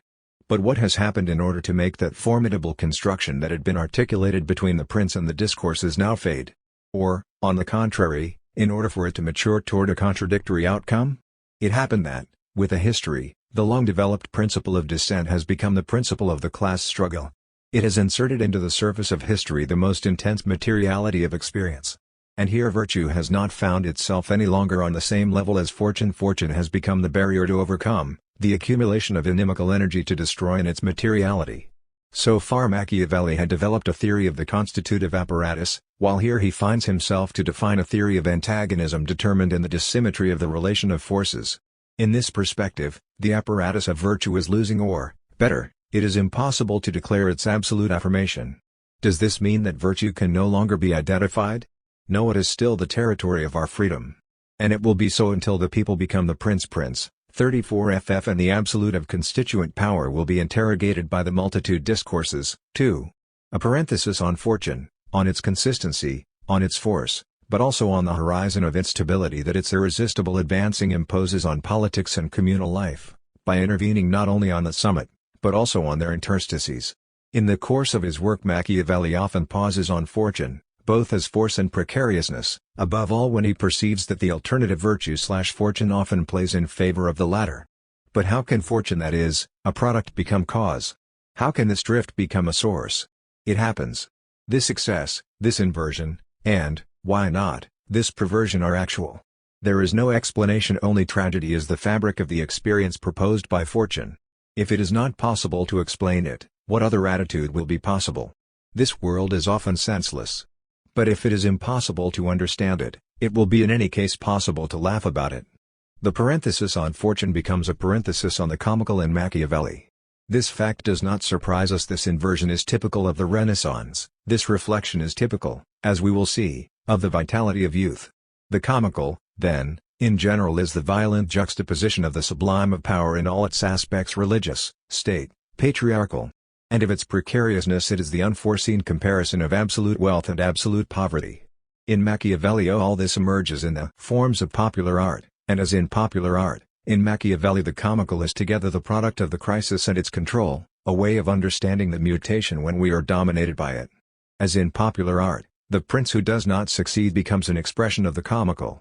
The extreme intensity of the relation between virtue and fortune, between constituent power and constituted power, if it does not become drama, in Machiavelli it becomes comedy. It could become popular or chivalric epic, as in Boiardo or in Ariosto. I have just been reading Orlando Furioso by Ariosto, and truly the poem is fine throughout, and in many places is wonderful. This is not the path taken by Machiavelli. What interests him is no longer the discourse of virtue, not even in a utopian and poetic form. On the contrary, it is the discourse on drifting, on precariousness, on fortune and its folly. Let's laugh, then, let's laugh about our virtue and, above all, about their fortune.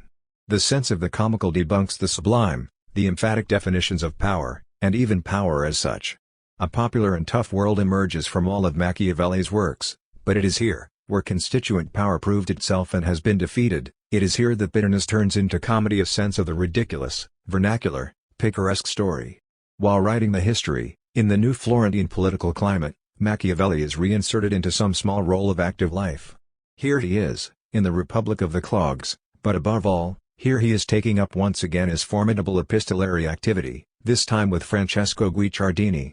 We were saying blocked vertices, comic vertis, unfortunate vertis makes people laugh.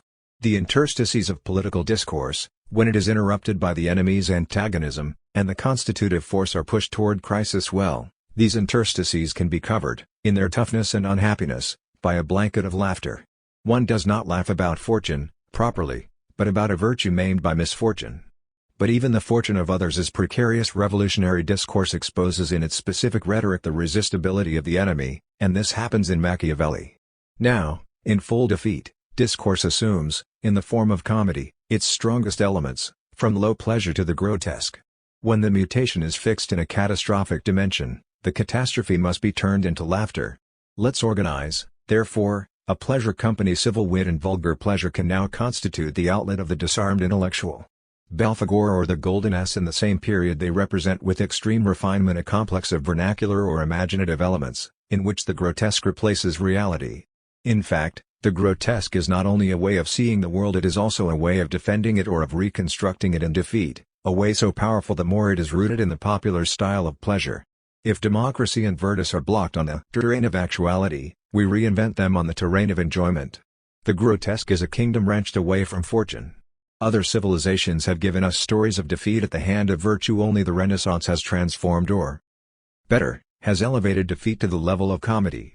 In this lies, Besides any critique of the modern, the power of the Renaissance, it lives and shifts upon the terrain of vitality, the tempo of its critique, and is even nourished by it. Through the grotesque, the constituent principle is saved even in crisis. But it knows, by now, the difficulty of its clandestine existence. Fortune is master fury, anger, cowardice define it now. It is no longer the result of virtue, but the static element of the bourgeois order and the basis of its reproduction, labor, dead labor. This image of a blind and vulgar fortune is even clearer in the coldness of the comedy cliché, all the more as the descriptions of fortune and virtue are didactically connected to the age of the protagonist's father and son, old and young, Nicomachus and Clendrus, divided by love. So fortune is on the side of old age, and virtue on that of youth. Dead labor against living labor, death against life. Machiavelli, who rarely makes extreme the tone of either characterization or contrast in the Prince and Discourses, becomes an extremist in these comedies, where he measures vital vicissitude on the level of passion and desire. Desire is the chief element, the force, the positive impulse. It is virtue.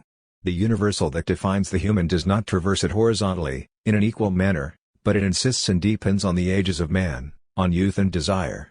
Fortune is the damned background of drifting and idleness. Constituent power is young power, strength, and even if at this moment it is impeded by it, it is predisposed to oppose old power, that is, power tout court. Cliché, a very elegant comedy, fully develops the concept of a low and full passion, beautiful and powerful as life. Machiavelli has long recognized himself in this nature. He tells Luigi Guicciardini, already before falling into disgrace, in order to seem alive I keep imagining endless letters to write to the 10. And I am having a good time. After his fall his desire expresses itself all the more, by standing as the only terrain on which strength sets its feet and finds a force, if not of construction, certainly of resistance. It is in this spiritual climate that the confidences to Vittoria are born, throughout all their correspondence confessions of love for beautiful and young women and continual calls in search of love I have abandoned. Then, the thoughts of affairs that are great and serious I do not any more take delight in reading ancient things or in discussing modern ones, they all are turned into soft conversations, for which I thank Venus and all Cyprus. Here desire appears to constitute the ground of life and to support that comic virtus that attaches itself to fortune. Fortune has broken the creative tension of constituent power, and this rupture is registered in the movement of man's passions and can bring death to it. One must break these mechanisms of death and rediscover the creative, vital ontological foundation of an otherwise distorted process. Desire, and only desire, is at the base of the possibility of virtue. And thus it is at the base of the comic. If it is true that each time fortune prevails over virtue, virtue cannot but laugh at its own defeat. Two more comedies, written around Andrea and that absolute stroke of genius that is La Mandragola. WBNN. The first comedy, the plot is banal, it is the story of an impeded marriage, and it is even poorly narrated. The classical references and sources are rigidly and heavily superimposed on the dramatic development, so much so that we lose the sense of its autonomy and originality. Notwithstanding this, we can find positive accents, as in Cliché, around the theme of passion and desire, of that human radicalness that can constitute reality. But the fact that it can does not mean that it does, that it is capable of doing so. We find these alternatives of being able and not being able at the basis of Mandragola, this metaphysical play of strength. The characters of the comedy are well drawn. After having read it, nobody will forget Messer Nisha and Fra Timoteo. Against the chiaroscuro of these very strong characters the comedy produces an apology of desire. In this the comedy distinguishes itself from the classics because here passion is not represented as much as subjectively constructed, developed with great psychological intensity. The theatrical machine is organized by passion. I mean to say that we are not, as in the classical model, in front of a pre-concocted tangle, a story of an impeded youthful love, managed according to custom. Here the freedom of invention and the intensity of passions crisscross, and the tangle, the paradoxes, and the farce become more and more credible and effective in the theatrical representation. The thicker the passions become, and the more desperate the clashes. The pervasive strength of desire that Machiavelli makes flow in the text of Mandragola represents its absolutely original element. Here the machine is produced by passion. Virtue is open again, even though on the limit of the comic description of the crisis. The tone of life is again discovered in its founding power. How convoluted and yet, at the end, how linear is Machiavelli's story. Fallen in disgrace, he has reconstructed the theoretical path that he had conceived in his active life from the definition of virtus as pure ontological strength, to the recognition of its crisis, from the institution of an absolute constitutional process to the identification of the conditions of its failure in the social struggle of the classes. Finally, Machiavelli manages to look at this development with irony. And this look is not useless. If, in fact, on the terrain of the project and of its impact on reality, an absolute limit has been touched, and here we can bitterly laugh about it, yet through this experience itself the discourse is shifted from the terrain of the crisis to that of ethical testimonial, once again, in sum, toward that definition of the truth that understands it in the perspective of genealogy, in the construction of a subjective point of view. Then it is not by chance that at the basis of the last period of Machiavelli's theoretical political work, around, stands that jewel that is the art of war. It is a dialogue around one of the themes that is dearest to him, and that, precisely because of its continuity in his work, can give us a sense of the intensity of the critical curve of the ontology of our author. Now, how many times we have reproposed here the theme of arms, of armed democracy, in Machiavelli's work.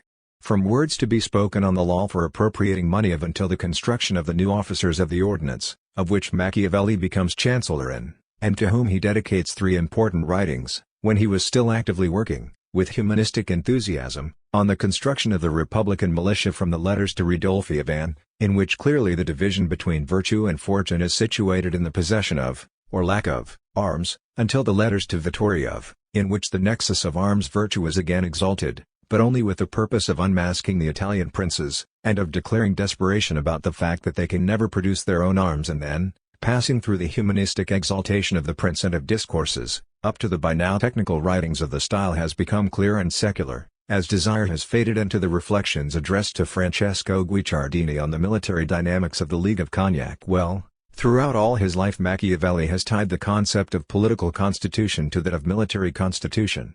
Such remains, again, the basis of the art of war.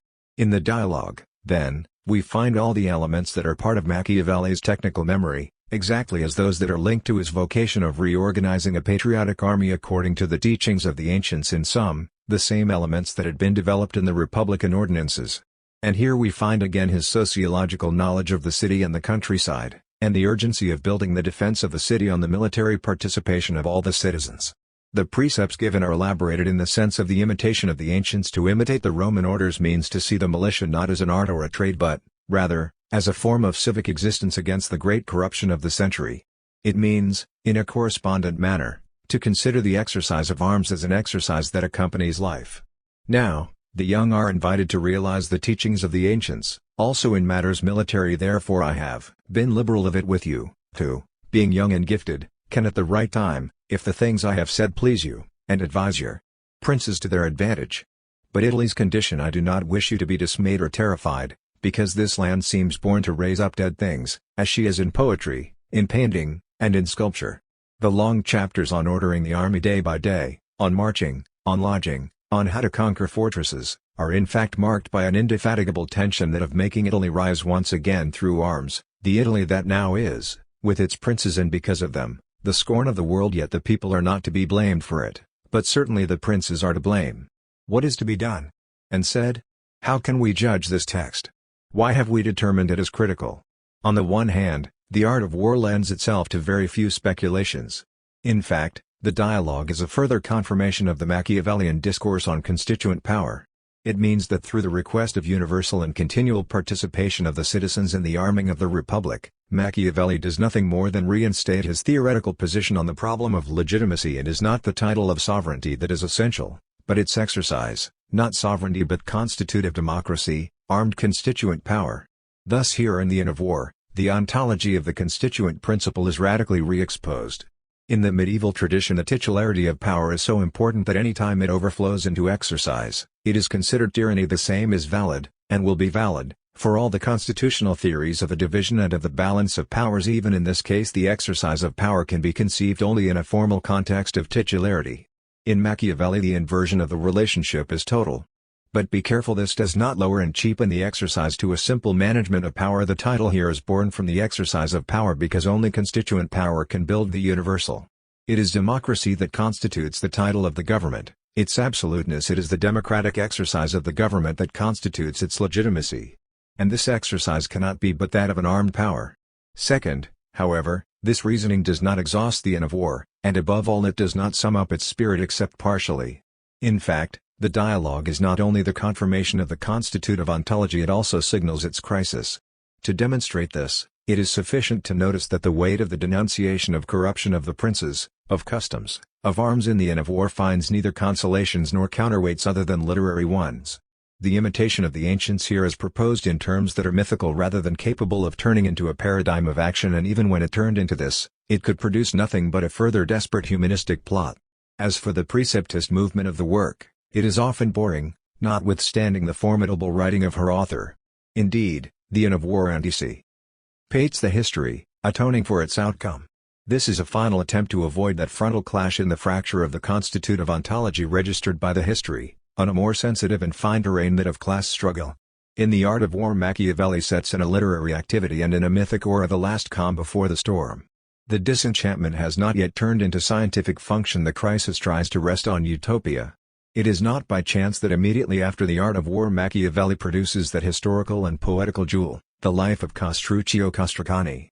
To a virtuous man, a new prince by definition, a great Ghibelline leader in Lucca and in Tuscany, the friend of emperors, the Roman senator of the democracy of Colle di Rienzo. But this story is above all a military story. It resounds with the noise of battles and of great armed horses. We are inside Paolo Uccello's paintings, inside the same sequences. The description of the last two victories of Castruccio, at Serval and at San Miniato, is wonderful. Machiavelli's spiritual assonance to military virtue, and the enthusiasm for that continual, lasting presence of the people in the enterprises of the prince, show themselves in a very high poetical form. The narration has definitely flowed into myth. This appearance of myth is not a solution but the declaration of a problem better, of the only problem, that of reuniting virtue and fortune, and of making available to the multitude the extreme radicalness of constituent power.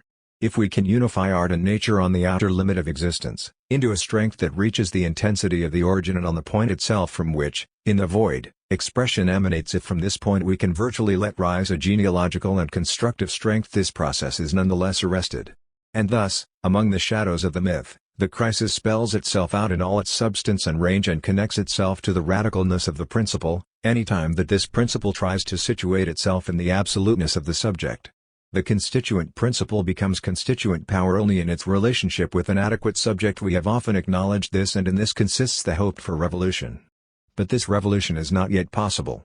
In the history, Machiavelli, posing the problem to himself once again, will answer that the class struggle does not yet include universality, that the victory of the bourgeoisie destroys democracy, that fortune chases away and crushes virtue. Then, if you are democratic, if you are in the multitude, what do? Little can be added to what has been said so far. Beyond myth, in order to maintain a possibility of knowledge, we must make that crisis participate in our science. The future of the constitutive principle is guaranteed by the fact that it has known the crisis. Only when, beyond the crisis, constituent power will find the absoluteness of the subject, only then the desire for democracy will be answered. Which is the moment in which the democratic project of constituent power becomes utopia. Which is the moment when science yields to myth. The history of Florence has shown it is when the class struggle of the Florentine proletarians must yield to reasonable ideology and to the Medici pacification. Which one will be the moment when the crisis and the utopia will reopen to constituent power? Even darker and fiercer horizons are those that the international situation produces in the meantime. By now we are in, and the imperial troops are descending on Italy. The Italian princes are definitely lost, the Renaissance is over, and its reform has not intervened. Everything will come to ruin, exclaims Machiavelli, and we understand the horror of his statement because he adds, I love my native city more than my soul. What is to be done? Wait once again. Since the young mule has gone mad, it must be treated just the reverse of the way crazy people are, for they are tied up, and I want you to let it loose. Give it to Vangelo and tell him to take it to Montepulciano and then take off its bridle and halter and let it go wherever it likes to regain its own way of life and work off its craziness. The village is big and the beast small, it can do no one any harm.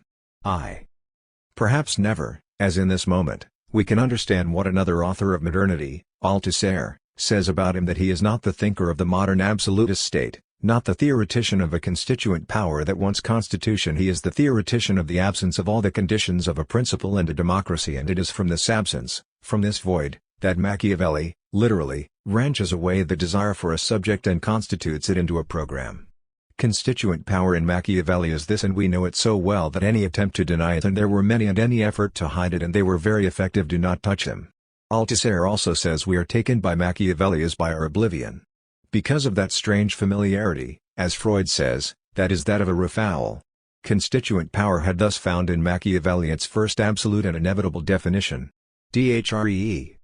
The Atlantic Model and the Theory of Counterpower.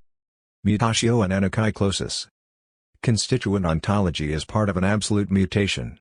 When Machiavelli formulates the concept of constituent power, he moves in a scene of mutation in, when Charles VIII descends on Italy and the independence, the political autonomy, and the internal equilibrium of a country that represents the world economy are put into question, a sudden and global mutation takes place.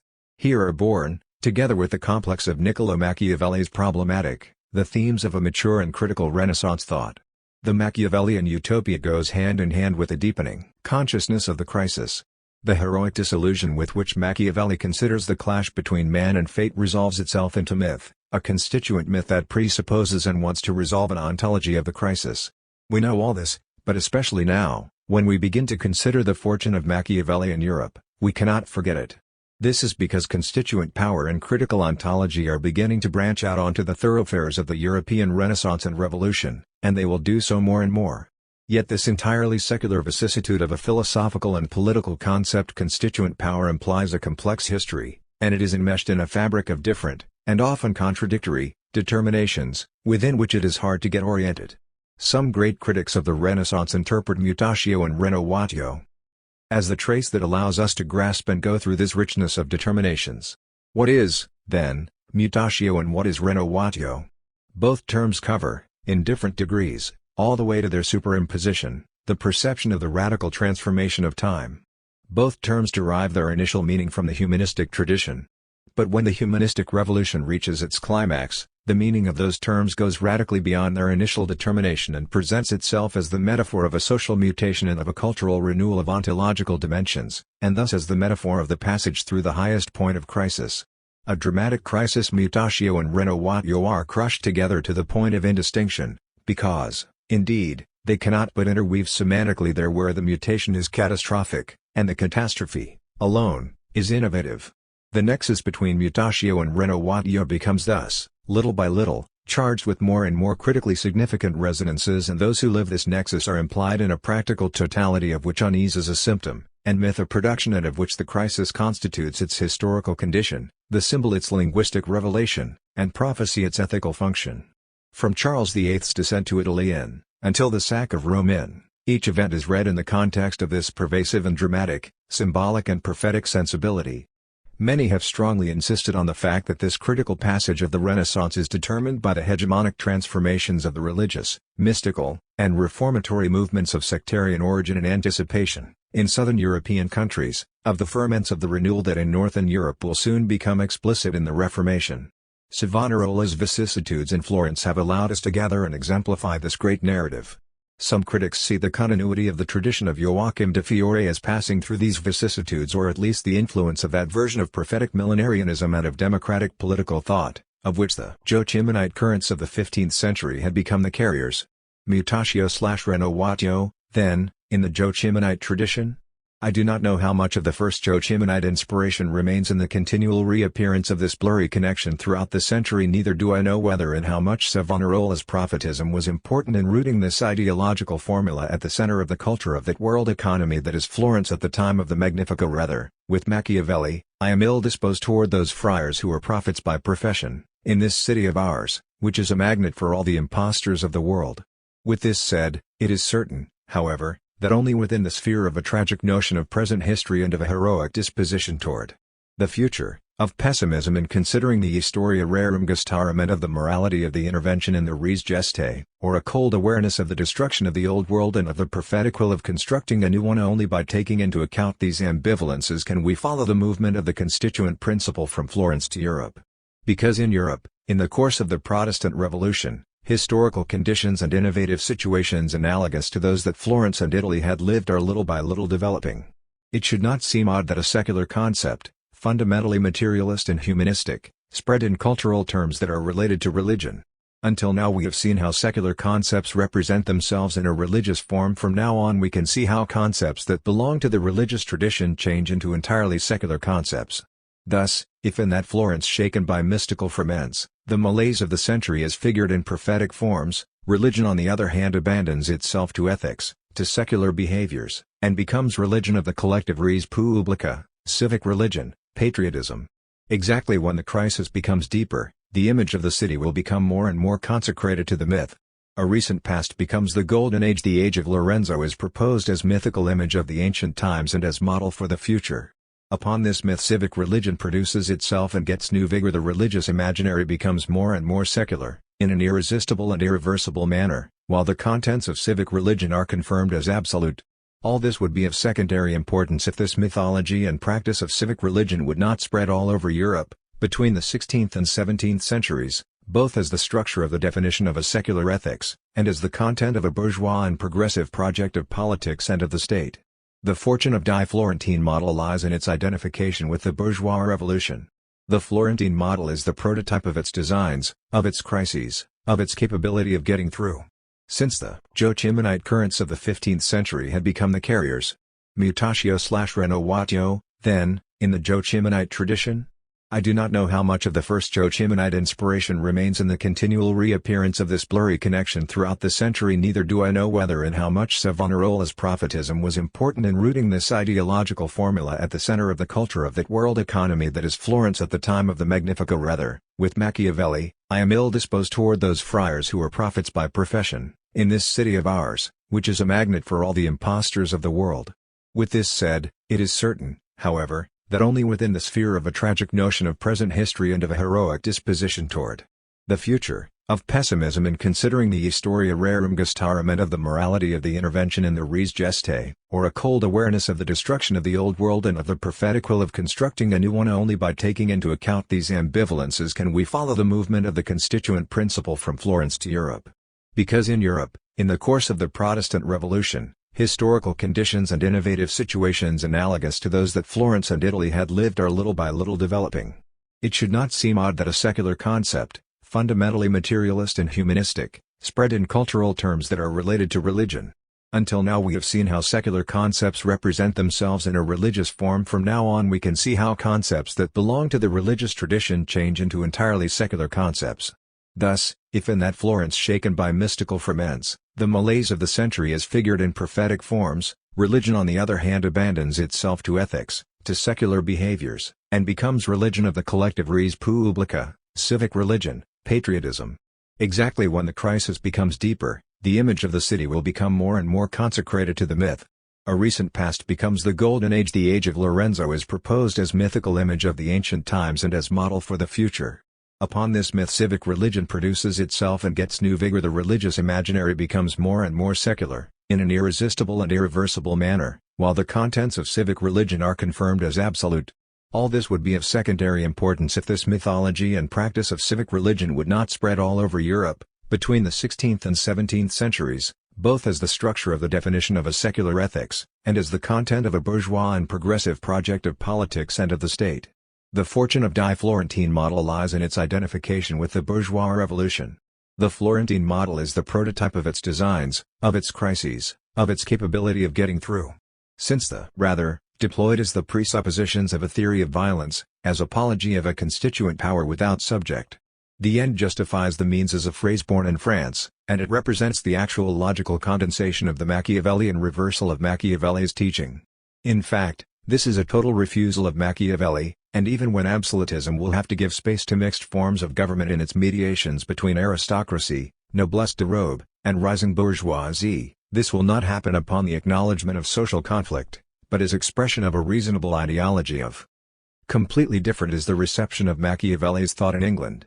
The relative delay of the translations, which become frequent only at the beginning of the 17th century, is compensated for by the frequency of the publication in Italian of Machiavelli's work in England, where the knowledge of the Italian language is particularly widespread among the cultivated classes. Now, this reception is immediately republican and progressive. Machiavelli is read as the author who introduces the critique of constituted power, the analysis of social classes, the concept and the practice of the popular militia as constituent power. In the Puritan experience these elements are not only absorbed into the contents of the political program of reform, but they invest also the genres of propaganda and of apology. Contrary to what happens in France, The Machiavellian myth of democracy and revolutionary realism is not reduced to a neutral knowledge of the political and to the libertine and conservative reasons for the construction of an apology for absolutism. Rather, myth is pushed into a crisis also in this case, but within the opposite schema, practical rather than epistemological, revolutionary and not conservative. The crisis takes place in myth, in that myth of which we have already begun to taste the practical reality, the religious intensity, and the ethical materiality. Puritanism exalts the possibility of translating the Florentine civic religion into the practice of political vocation. Before becoming capitalist ascesis, radical Protestantism knows how to be political ascesis, foundation of the civil principle, and revelation of the collective berufung political. In England, Machiavelli is the prophet of a relation between virtue and fortune that will be never concluded, but in myth yet this relation is nonetheless human, irrepressible, radical. It is a practice that, like the one that religiously stretches between freedom and grace, must be operated, actualized, and followed even if we ignore what will come at the end of the path. What in Florence had become the medium of an unresolvable crisis, that is, the impossibility to make fortune and virtue work within the same linguistic sphere, becomes now a practical hypothesis of unexpected force and scope. Unexpectedly, Machiavelli finds himself mixed up in the discussion of free will, in an original and powerful manner, because he is the author of a faith that can comprehend predestination, of a freedom that can turn into necessity, on the terrain of political practice. Florentine civic religion is a religion of the world, of its political constitution through the movement of the people in institutions and in the armies. It is religion because it implies the totality of man. It is civic because it assumes the community as its subject. It is civic religious because it represents a dislocation of knowledge on the level of will and freedom. The most profound and original elements of Florentine humanism are thus renewed within a completely changed historical scenario, rougher in its constitutive elements, but powerful and rich in its expression, revolutionary in its vocation, worldwide in its destiny. What Florence had known, the consolidation of Fortuna and the ruinous shipwreck of Virtus England, has not virtue, freedom, proof established themselves, and the horizon of fortune and grace remains fully open.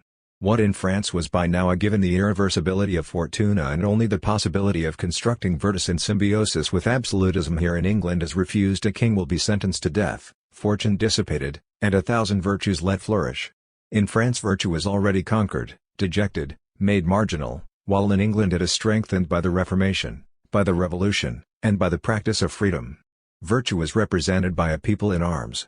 The story of the expropriation of virtue by consolidated fortune, or, better, by the contradictory transformation of the same virtue into accumulated virtue, which represents the destiny and at the same time the tragedy of rising capitalism, its immediate and fierce ethical parable. Well, this story in England is still completely open. If corruption is capitalism and the genealogy of the state of primitive accumulation, this reality in England is still problematic. Therefore, if the theme of the corruption of virtue, that is, the theme of the transformation of fortune into an independent reality antagonistic to virtue, will become central, it achieves this centrality not by performing an analysis of a matter of fact, but as a critique of a path followed elsewhere, here understood as drift. Again, the idea of mutation and renewal opposes itself, with strength and hope, to corruption, to its idea, and to its becoming. This struggle has the strong taste of the Machiavellian discovery of constituent strength and of democratic virtue. James Harrington was born in this England of virtue. Harrington was a classical Republican, and England's premier civic humanist and Machiavellian. He was formed in the tradition of Bacon and Raleigh, who had moved upon his same terrain. England here is seen as a classical republic, and the English citizen is a civis republicanus. Republic Commonwealth. What does it mean to proclaim virtue in this context? It means to affirm that the republic is the place where the disunion becomes the state, that the legitimacy of the state is formed through the recognition and the organization of the emergencies that traverse it, that the force of the state is born out of the republican synthesis of the virtue of its citizens, taken individually and in groups. The republic, in the tradition of Machiavellian humanism, which is deeply related to Protestant ethic, can be nothing but the mixture or balance of three independently existing powers or virtues, those of the one, the few and the many. The traditional model of the English monarchy, which precisely in those years had been put again into discussion, here is entirely subjected to the critique of virtue. If the secret of the republic is the maintenance of these powers, this can be so because these powers are virtuous, or, better, they are virtue itself. Every commonwealth is a circle, proclaims Harrington, but only if the circle is the circle of virtue, that is, only if the republic receives from its internal dynamic a farther and farther reaching expansive force. Thus, Here constituent power reappears as a power permanent in space, continuous in time. The Commonwealth of Oceania, Harrington's major work, was published in. In this text the complex of these problems is posed clearly, during a phase of reflection following the king's execution. Here determination becomes abstraction indeed. It is at this moment that the revolutionary debate reaches a first synthesis, thus going beyond the extreme fury that had animated Putney's debates, and the opposition between chiliastic communism and a traditional notion of property. Here the constitutional principle is affirmed for the first time: power follows property, that is, the principle that virtue at the same time produces and guarantees property, and the republic is a system of materially founded freedoms. The disunion of property structures and of the citizens' social rights must establish in the Republican Constitution the base and the form of their political rights. The Constitution must determine a situation in which virtue will be allowed to express itself freely and continually, without becoming prey to fortune. In the following years we witness war, anarchy, and regicide.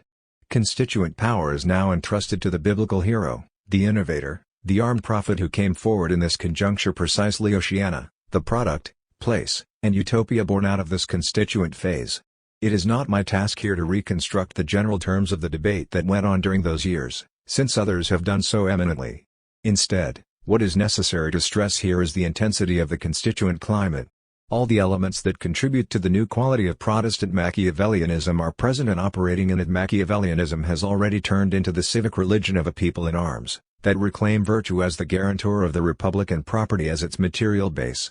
The army of saints no longer looks like a lugubrious representation of Christian idolism in the period of primitive accumulation, but as a clear image of the youngest and most glorious force of Renovatio, of the most vigorous disposition on the mutatio, that wants to penetrate the real in order to squeeze new guarantees of freedom out of it.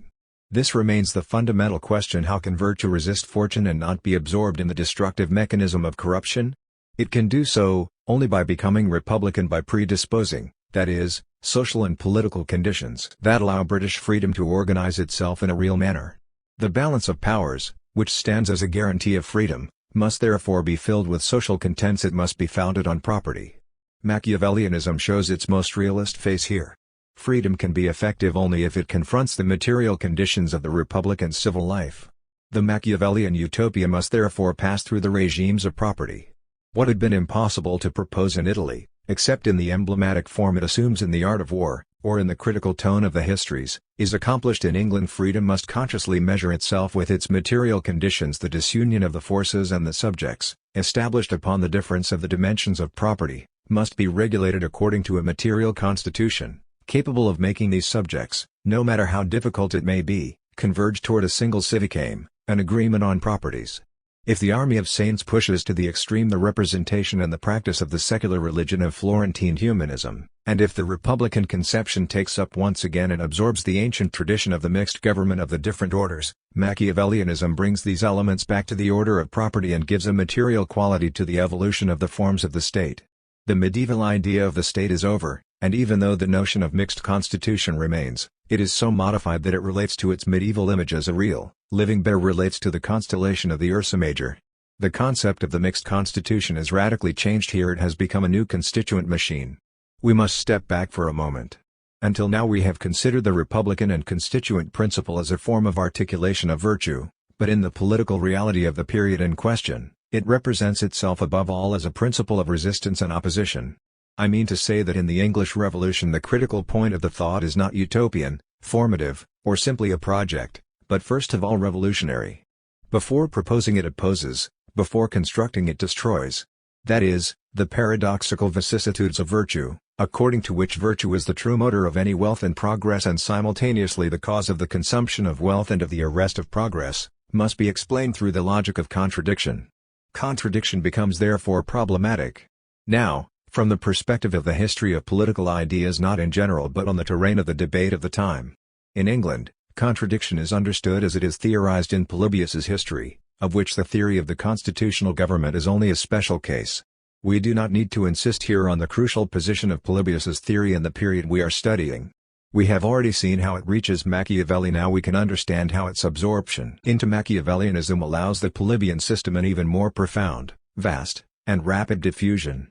We need instead to remember the specificity of the Polybian cyclical schema, that is, how in Anakyklosis the theory of the forms of the state, those of the one, of the few, and of the many the good and the bad, those of Plato and those of Aristotle, is dominated by an inevitable law of progress and decadence that explains the tendency of all forms of government to degenerate into corruption. Monarchy and tyranny, aristocracy and oligarchy, democracy and ochlocracy, mob rule. This is the regular cycle of constitutional revolutions / polity and anarchiklosis, and the natural order / physiozoeconomia in which constitutions change, are transformed and return again to their original stage. Against this logic, here is the Roman regime. It is born according to nature, but then it develops backwards, that is, once it reaches the zenith of its development, in conformity with nature, it takes a shape opposite to that which the same conformity would have wanted. Perhaps preceded by the great Lycurgus, prompted only by adversities, the Roman equally produced a just constitution, the best of any existing in my time. And here therefore is the Descriptio Republica Romani, that is, the description of the Roman mixed constitution, a balanced and moderate constitution, the constitution of the reciprocal control authorities and powers. Polybius transforms the theory of the forces of the state into a theory of the structures of the state, more precisely of the Roman state. The Republic, even in its imperial form, is founded on the play of checks and balances, histories, and if it is true that anything decays, if it is true that there is in every body, or polity, or business a natural stage of growth, a development according to nature, that is, a period of maturity acme, then a decline / phthisis, and everything in them is at its best at the zenith acme, we may thereby judge of the difference between these two constitutions as they existed at that period. Yet the Roman Republic, when it is at its climax, resists decay. Why? Ruin can derive from external and internal causes. We have no power over the external ones, and it is possible that, in the long run, they might have prevailed also in Rome. But regarding the internal causes of decay of regimes, we can certainly say that Rome avoided it because its constitution, what depends on us, is close to perfection. Back to England. Also in London, as in Rome, the crisis of the ancient constitution took place, as well as the decay of the mixed regime, which for some time protected the citizens against the unhappiness and the irrationality of the political cycle. A new constituent power emerged to destroy, together with the corruption of the state, the cyclical character of its destiny, the evil of fortune, the brutality of THIRD. The critical aim of any political reasoning is to understand how the rupture of anarchiklosis may provoke a real renovatio, itself an experience capable of setting up a constitutional system that the cycle of corruption cannot sweep away. What Polybius really said, and whether his theory actually corresponded to the ancient constitutional phenomenology, and to the constitution of Rome in particular, are not very important. It is more essential that the problem of constituent power is, through Polybius, reproposed as the problem of virtue and freedom versus corruption and fortune. Through Polybius, but above all through Machiavelli. If Polybius had indeed forced once again political philosophy to confront the real history of the constitutions, thus drawing philosophy nearer the movement of passions, to the concreteness of needs, of individuals and groups, in poverty and in wealth, Machiavelli showed us all this as a struggle, as an uproar and a mechanism of disunion, as the material and necessary key to the rupture and recomposition of any political constitution, even of the most perfect one. Polybius brings the constitutional movement into historical objectivity, while Machiavelli recuperates it into subjectivity.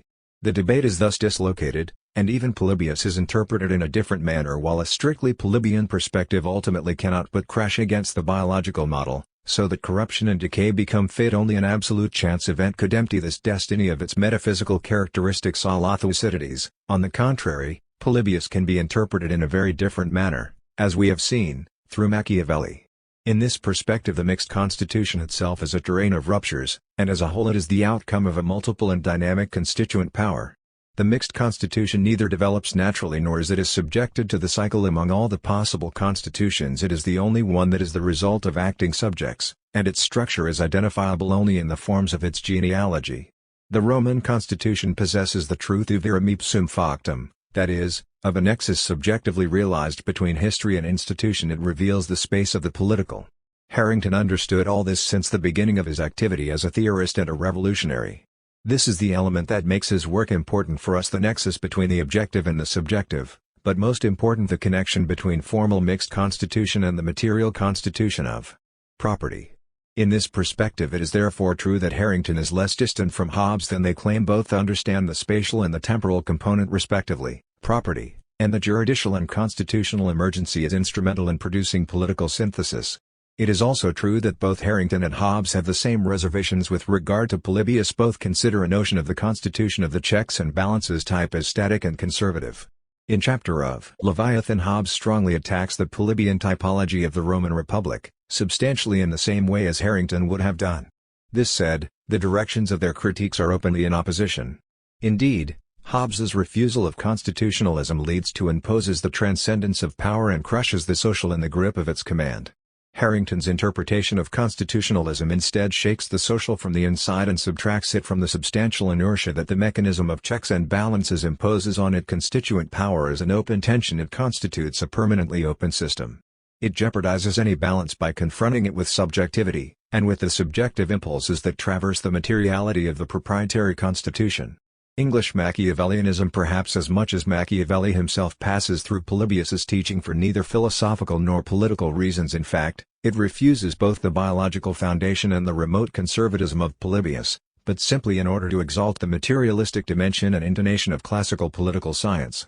Those dimensions and that intonation had now to confront, and possibly be counterposed, to the ideology of the army of saints. As such, they had to allow the recuperation of that exhausted movement, of that full hope, in order to make it a progressively stabilizing element in the reform, or, better, in the refounding of the state. All this takes place through an analysis of the material conditions of the revolution, and of the subjects involved in it. The problem of the Republican Constitution therefore tends to intersect more and more clearly with that of its material conditions. This depended on the fact that if the appropriative age, at its beginning, imposed on all the actors of the age itself its own ethics, this could only happen insofar as the hidden unconscious of the Genesis would also be put on the table. Why does virtue, in its development, bypass freedom and congeal into fortune as wealth, power, destiny? Why is democracy always open to corruption? The analysis of power cannot, at this point, become what it should become: the anatomy of the political economy of rising capitalism. Indeed, only at that level could it have been understood why virtue let itself be crushed by fortune, and why mutatio was swept away into anarchiklosis.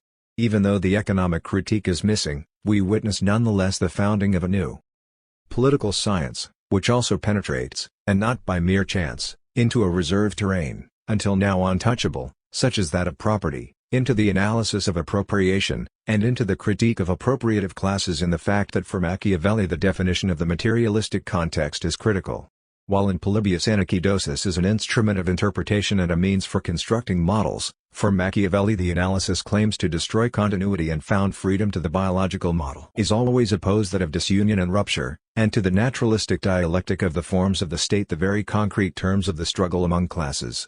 In Harrington this Machiavellian formulation acquired even more strength and relevance. The conditions of the Republican constitutions are all material. In the next section of this chapter we will analyze these terms in their specificity. Here it suffices to underline the fundamental, qualitative transformation that took place through the translation of Polybius from France to the Atlantic. This is not only a rupture with the biological model, as had already happened in Machiavelli. Nor, more subtly, is it merely a rupture with the Neoplatonic model, which had recently restored with this particular cement the very ancient building of the mixed constitution typical of English culture, a rupture that Harrington widely practiced. What happens is the actual reversal of this point of view, because it becomes the point of departure, the interpretive key of the process. The rupture concerns the complex of the material determinations of society. Civic humanism becomes a point of view and a generally applied methodology, functioning as a critique that wants and knows how to be transformative. Going back to the great metaphysical and theological horizons that support the notion of political regimes, we will have certainly to admit that the Polybian perspective is that easily reducible to the mythical level of a limited world, contemplated sub specie aeternitatis. On the contrary, Harrington's and Machiavelli's world is contemplated from the abysmal perspective of an infinite space and time, from the horizon of a totality without end. It is on this totality, no longer anarchidosis but renovatio, that modern thought is constituted, thus identifying in the absence of conditions the foundation of constituent power. The order of this development, which in classical antiquity and in particular in Polybius's anarchidosis appeared objectivist and immanent, and which in the patristic renovation of anarchidosis appears as subjectivist and transcendent, here is summed up in a constitutive schema that is subjectivist and immanent. Rupture is the law of development, and it is virtue, immersed in the world's materiality, that always provokes it and determines its outcome. Only at this point does the question of how to save virtue from being neutralized, from the heteronomy of ends, from the cumbersome closure that Its development determines, makes sense. The dialectic of capitalist development with its immediately negative results that nonetheless affirm themselves within a first formidable effect of productive socialization is interpreted in its external manifestations, identified with that concept of corruption that is the sign of the alienation of value, with the negation of socializing processes, of the expropriation of the product of virtue, therefore of a construction of an unmovable and mortifying fortune. There's no possibility of mixed constitution on this terrain. There's no chance of calling free a regime that makes accumulation and therefore consumption the turning point of the distribution of power. In Atlantic history, therefore, constituent power was born as a power antagonistic to the Gothic constitution of rising capitalism, as a counterpower. In the passage from Florence to England we are not facing a different problematic, but certainly a substantial modification, which implies specific spatial and temporal determinations. In the Atlantic experience constituent power intervenes upon a critical ontology of continental dimensions and is actualized through a fully displayed range of social classes. It is on these dimensions that, as we will see, its nature as counterpower is affirmed. It is here that the absolute mutation experienced by the Florentine Democrats turns into the paradigm of world history. Here the humanistic ideological elegance merges with the Puritan religious furor, and from this monstrous contamination the most beautiful flowers are born. The cycle of the utopian proposal is closed, and the Renovation affirms itself as concrete constituent power. Harrington Constituent Power as Counterpower. The Commonwealth of Oceania was published in the midst of the Revolution. James Harrington took part in the war in between and was part of the group of aristocrats to whom the imprisoned King Charles had been entrusted. Harrington is a man of the English Renaissance and a man of the Civil War. Civis Republicanus. We have already seen, in this perspective, what his position on the real would have inevitably been a fundamental intellectual attention to how the corruption of the government always recurs, and an absolute, practical dedication to the renovation of the Republic. Like other men of his epoch, but with extraordinary lucidity, Harrington lives the intertwining of the spiritual and natural motivations of the Revolution and grasps the intimate contradictions of both, the contradictions born from the coexistence of the constitutive process of a liberal constitution, and of the inexhaustible tension, sometimes subterranean, often visible, of a radical social revolution. He tries to resolve this contradiction by proposing a utopia, the Constituent of Oceania. This is a utopia that is not very utopian, because it is not a project outside of time, but a realistic analysis of the political and social trends ongoing in England at his time, and of their consequences. Furthermore, the analysis immediately becomes praxis, a means of shaping the real. The prophetic component of Harrington's work is this manipulation of the real. How can one get rid of this corruption? In Harrington the notion of corruption has reached an entirely explicit logic. This is no longer the corruption theorized by ancient physics, and its successive historico-naturalistic translations, nor is it merely the ethico-political corruption discussed by Machiavelli. In Harrington this concept becomes economic-political. This conclusion is founded on the Machiavellian theme that arms are the foundation of the city, in the sense that corruption derives negatively from this foundation and its democratic characteristics. Corruption is found where there are no popular arms, making virtue the bastion of freedom against fortune, against the wealth of the powerful. But what is the foundation of the arms? It is the land, it is its property.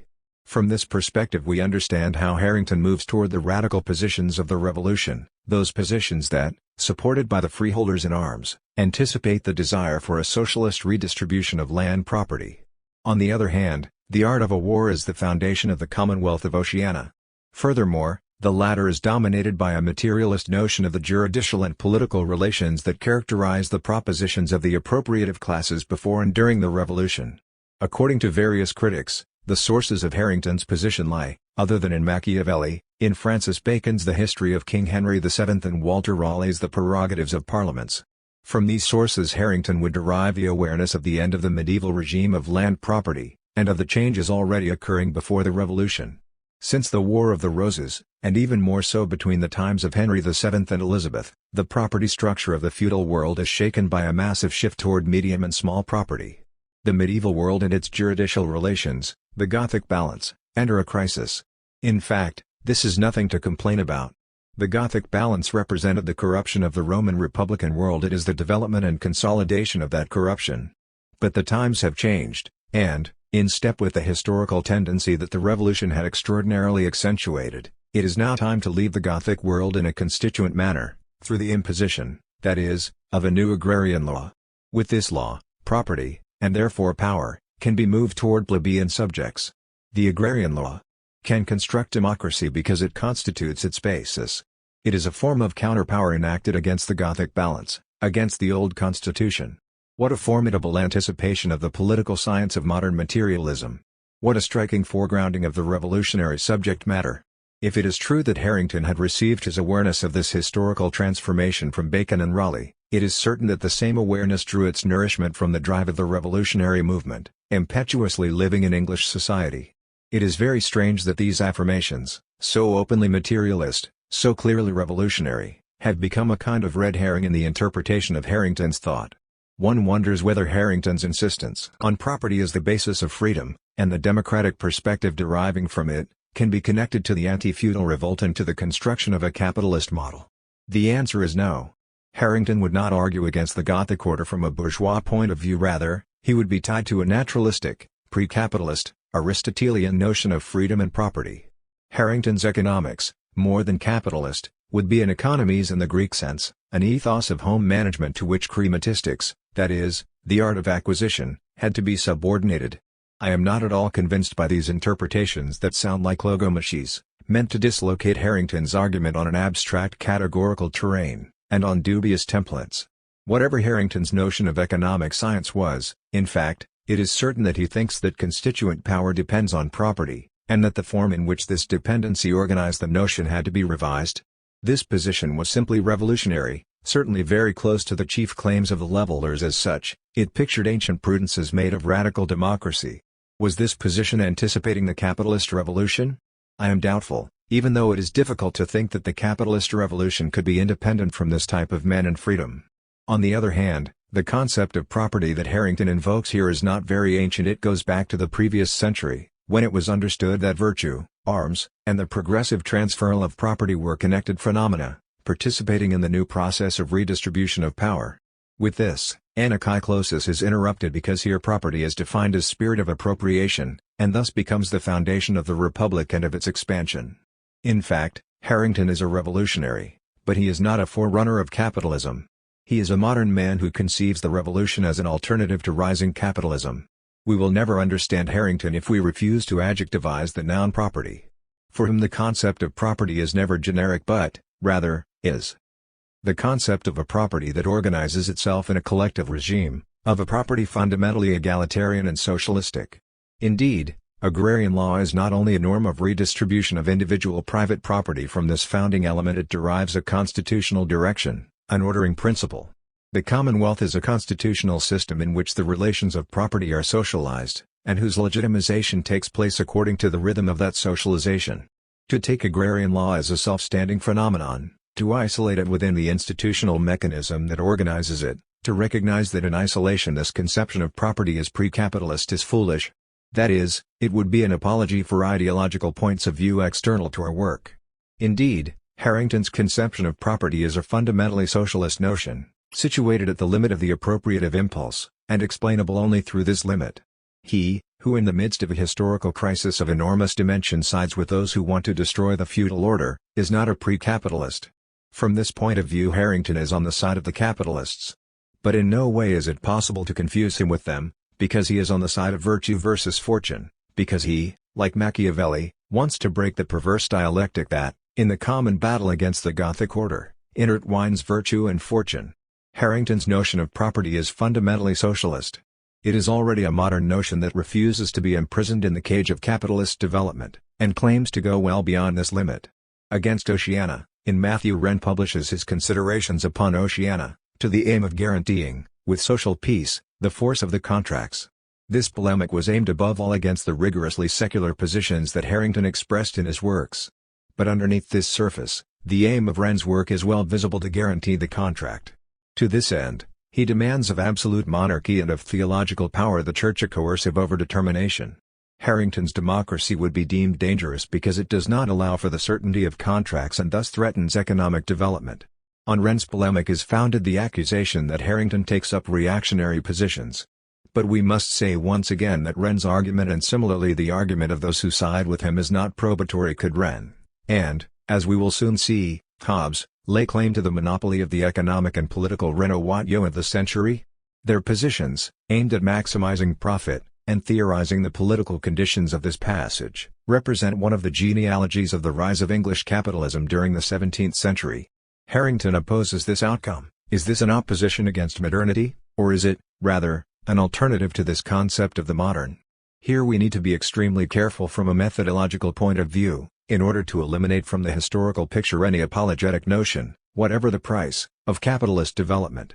With this caveat in mind, it will be then possible to identify the differences, the anomalies, the positions of struggle that crisscross the century. Harrington is one of these differences. The singularity of his approach to the social and the political is irreducible. His can easily become a philosophy of defeat. However, it is certain that it is not a political philosophy domesticated by power. Here a constituent paradigm of absolute originality is constructed, within modernity and against the affirmation of capitalism.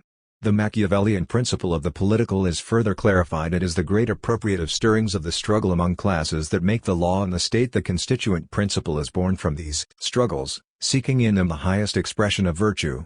Legislation is thus to give form to the Commonwealth. In The Inn of Lawgiving, a book published after Cromwell's death, Harrington believes that the time is ripe for introducing the agrarian law into the political system.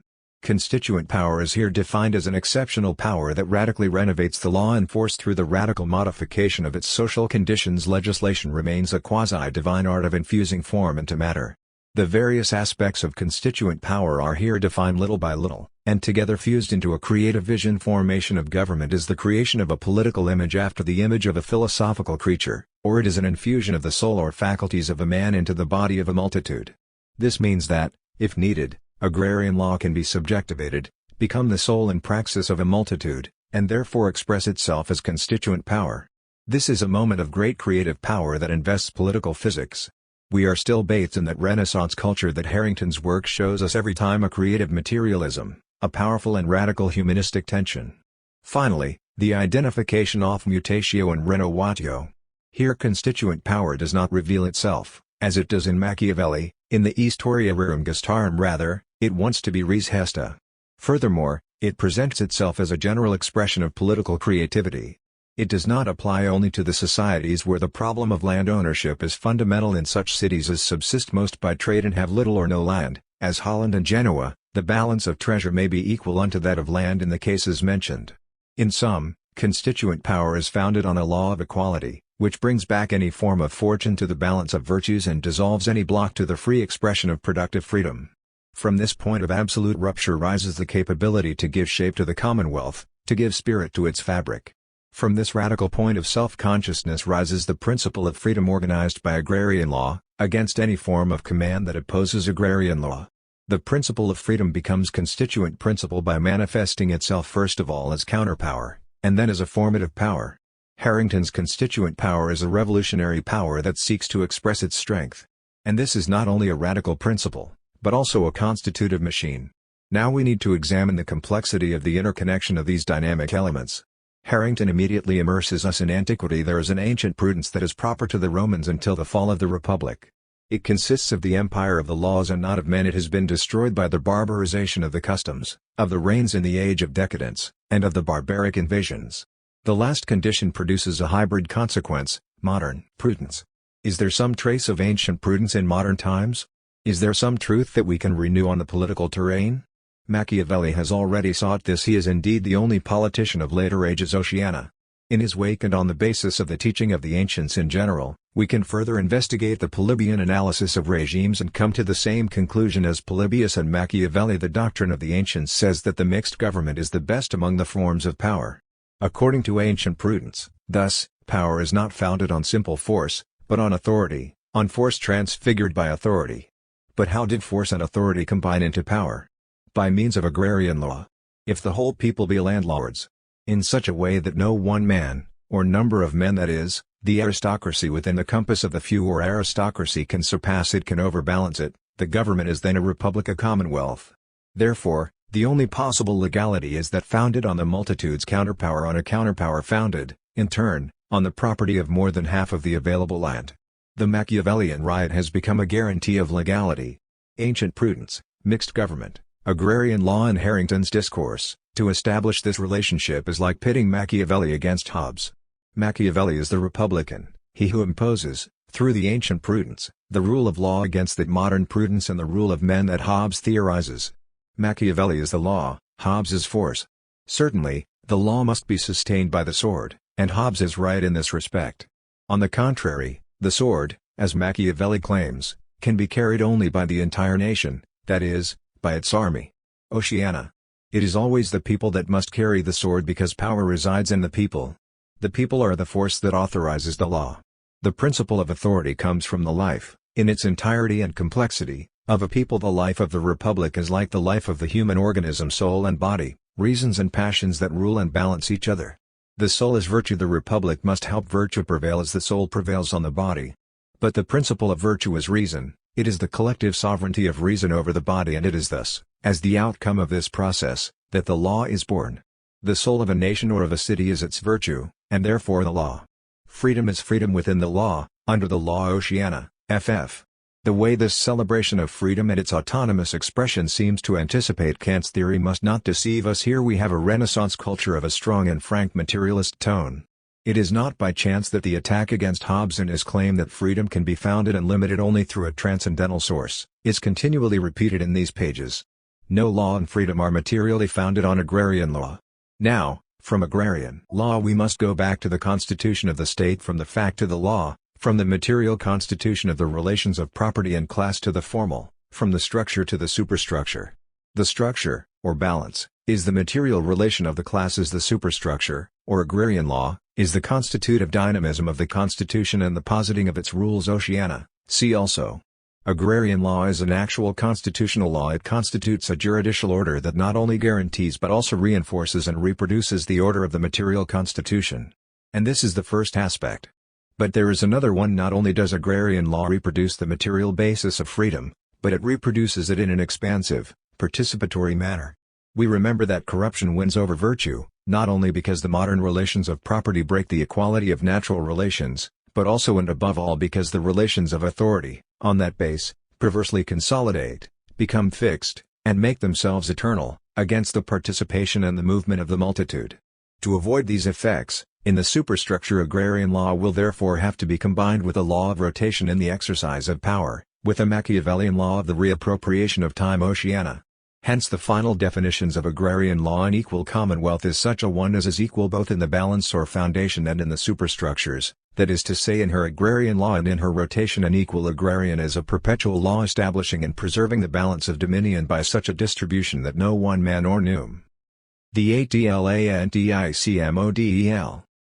Burr of men within the compass of the few or aristocracy can come to overpower the whole people by their possessions and lands. As the agrarian answereth unto the foundation, so doth rotation unto the superstructures. The principle of rotation is therefore extremely important because it allows the republic to continue, and participative democracy to enjoy an expansive form. The periods of rotation must be brief, convenient. They must prevent the bench from holding office for too long a period, which can lead to the rupture of the life and the natural movement of the republic. Furthermore, the principle of rotation makes the vote free, in the sense that it ties the elected to the elector with no other obligations but those of the mutual defense of freedom, and of the respect of the rules. Election and rotation, ballot and rotation are concepts that Harrington reduces to a unity. An equal commonwealth is a government established upon an equal agrarian, arising into the superstructures or three orders, the Senate debating and proposing, the people resolving, and the magistracy executing by an equal rotation through the suffrage of the people given by the ballot. It can be noted, with full evidence, that here the social balance has already unswervingly turned into the idea of the three powers: the Senate, the people, that is, auctoritas patem, iusum populum, and executive magistrature. That is, the mixed monarchy has generated a republic where the division of the three powers rules. This happened on the basis of the consolidation of the people as actual constituent power, or, that is, as counterpower, the fundamental limit to an aristocratic or absolutist functioning of the mixed constitution. The three orders, Senate, people, and magistrature, derive from the traditional order but are modified in the expression of popular power. The superstructure does not simply depend on the structure, it must depend on it. The descriptive order has become prescriptive, and the structure conditions the superstructure qualitatively. Harrington newly and vigorously affirms his position while answering the objections of those who, even though they accept the republican government, do not believe that the people can constitute its basis and, rather, denounce the fragility of this theoretical assumption. Thus, they conclude, It is in any case necessary to overdetermine and defend the fragile popular power by the means of the dictatorship of one man, as a guarantee of the rule of the laws, as on the other hand happened in the case of the Roman dictatorship. Even when, as in Rome and London, there is a man who is founder or refounder of the Constitution and the Republic, this Republic must nonetheless maintain its nature. It must consist of the three orders of the mixed regime, and it must be subordinated to the constitutional material rule of the equal division of property. Thus agrarian law is entirely and fully a constitutional law. It poses the material basis of the Republic and predisposes the instruments for consolidating and reproducing it. But agrarian law would not be effective, that is, the relation between structure and superstructure would have no value if the people would not act from within this passage as a real and actual constituent power, power of legitimization enacted, in movement. As far as agrarian law is actualized by the people owners of at least half of the national territory and, consequently, by the people in arms, it constitutes a semi-direct democracy, entirely original in the connection it establishes between the principle of approval and the division of powers, as well as among election, rotation, and the functioning of state powers. In this whole, the concepts of representation and of responsibility are defined and come to intersect. In this mechanism, therefore, we recognize a reinforcement of the concept of constituent power. The Constitution is, in fact, materially established by a counterpower that breaks with the traditional determinations of property, and upon this break it organizes its constituent capacity. With this, the Republican and Machiavellian reduction to principles is accomplished, as a way of taking the city back to the virtue that destroys fortune. Now we can understand how Oceana, far from being merely a work of constitutional law, is above all a text of political intervention and polemics. We'd better follow this interweaving of the political and the constitutional because it takes us to the foundation of the genealogical apparatuses of modern public law. There is also a second part of the Commonwealth of Oceana. In it I shall endeavor to show the rise, progress and declination of modern prudence. We have already mentioned how Harrington defined modern prudence as the corruption of the ancient one by turning to the historical analysis of the development of the English monarchy by Lord Bacon and Raleigh. Now the analysis is brought to perfection. Ancient prudence has been ruined by the succession of different conquerors on Oceania's territory, by the imposition of the feudal system, through which the order of the conqueror becomes the order of property. Consequently, Harrington describes the process that leads toward the dissolution of the modern order. This process is only beginning under the reign of King John, but it takes full shape in the period between Henry VII and Henry VIII because of the necessity of subjecting the feudal nobility. Monarchic power begins to exalt small property holders and urban bourgeoisie. All this starts a process that goes well beyond all the criteria of modern prudence. The monarchic attempt to weaken the nobility does right manage to build royal absolutism. On the contrary, it prepares the conditions for the Republic. Oceania, or any other nation of no greater extent, must have a competent nobility, or is altogether incapable of monarchy. For where there is equality of estates, there must be equality of power, and where there is equality of power, there can be no monarchy. Here we have a sharp analysis of Henry VIII's and Elizabeth's contributions to the destruction of the modern order, from the plunder of Catholic abbeys, to the sale of the abbey's lands. As for Elizabeth, who converged her reign through the perpetual love tricks that passed between her and her people into a kind of romance, she started a real struggle against the aristocracy, so that the crisis of medieval agrarian law reaches its most intense point. It is necessary to stress that the crisis of the Gothic model does not concern only the regime of appropriation, but, against the will of the monarch, it also concerns the regime and the mode of government themselves. Here we have reached one first fundamental point. With the aim of grasping its formal implications, let's compare once again ancient to modern prudence. Both, as we have seen, rely on a specific form of the agrarian law. Consequently, both represent the superstructure of a specific social condition. Both, finally, are moved by the same immanent mechanism. The reasons for the dissolution of ancient prudence as well as of the modern one are tied to the dynamics of the regimes of appropriation. That is, in the case of ancient prudence, they are tied to the transformation of common property into feudal conquest, and thus to the imbalance of the regime of appropriation, while in the case of modern prudence, to the redistribution of land ownership and to the consequent weakening of the aristocracy and the monarchy. However, here lies the difference. The crisis of modern prudence takes us back to the principle, that is, to the republic, to democracy, and to constituent power. Harrington's historical materialism is a science of the Constitution accompanied by a political choice.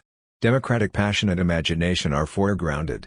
In Oceana, Harrington proposes to follow fancy in the fabric of a commonwealth through the revitalization and the mobilization of ancient prudence. Now we know what this fancy that intervenes in the making of the republic is. It is counterpower, it is social subjectivity, it is democratic imagination. Pocock, the most recent editor of Oceana, justly stresses how there is no modern equivalent to the richness of the Renaissance concept of fancy. However, we can easily recognize some strong and expressive equivalents in 17th century thought, for instance, as we will soon see, the Spinozian imaginatio. But it is possible to recognize these equivalents only if one is able to grasp the constitutive function of fancy, of the imagination, that is, of their ontological significance, and for this reason, on the terrain we are studying, the Republican democratic definition of fancy, its capability of being the multitude's constituent power. Fancy and imagination do not simply mediate between the concrete and the abstract. They are not epistemological functions. On the contrary, they are ontological and constitutive functions. Moving from thought to being, from philosophy to politics, from individual to collective functions, fancy and imagination are nothing but constituent power. From here and upon this method takes shape the description of the model of the Commonwealth of Oceania, followed in turn by the corollary. To comment on these pages could be useless and inconsequential. The constitutional machinery described resembles in fact a great Baroque construction in which the polemical and the constructive elements are mixed together in a rhetorical soup. The analyses are prolix, the mode of exposition extremely abstract, and the attention to the details of the constitutional construction quite maniacal, in a way that often produces only contradictions, while leaving us quite empty-handed. With this said, we must nonetheless add that this work is in any case a revolutionary foundation, and that this argumentative tangle, so exposed to daily polemics and to their futile necessities, is still organized around a few key points, or fundamental directions. Let's examine them. The first one concerns method and the institution or building of a commonwealth. The first work can be no other than fitting and distributing materials. But the material is the people and its divisions. On this axis everything is articulated, founded, and configured. The method is and remains materialist, and fully radical.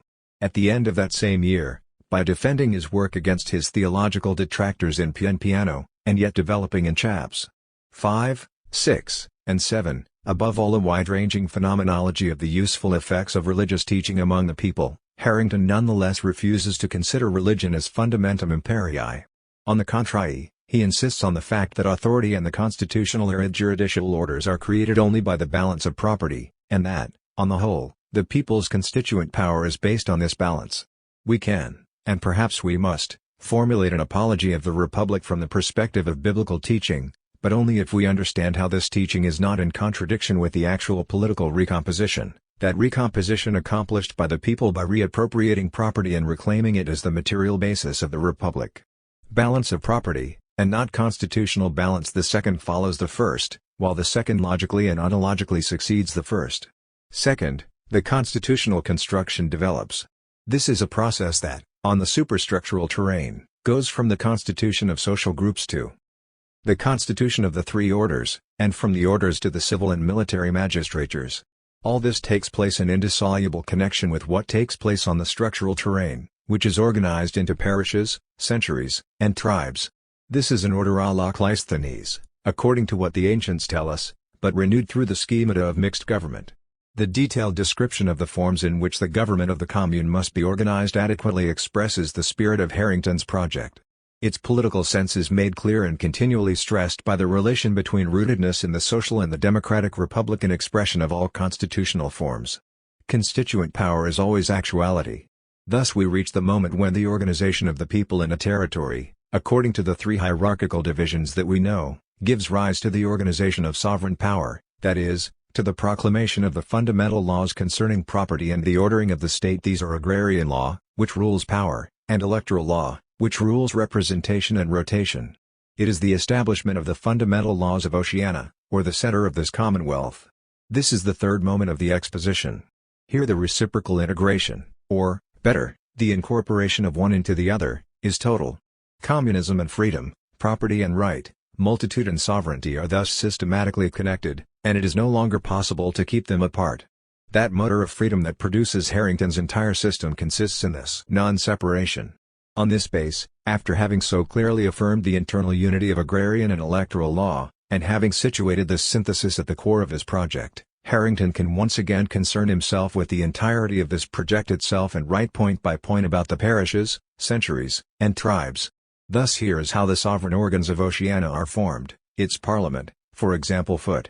This is constituted by a senate and a people. From this moment on the discussion becomes internal to the constitution of sovereign bodies, and of the magistrates in general. The pedantry of the description of the institutional and regulatory mechanisms does not stop us from seeing, at any moment, Harrington's intention of re-establishing the balance, and of preventing that it might be broken, for any reason, at all levels of the order. The juridical formulation of the institutional machine never conceals the political constitutional frame, and the importance of the continual expression of constituent power. After talking about the Senate, Harrington focuses on the sovereign assembly par excellence, the people. These pages are nothing but an apology for the people and the multitude.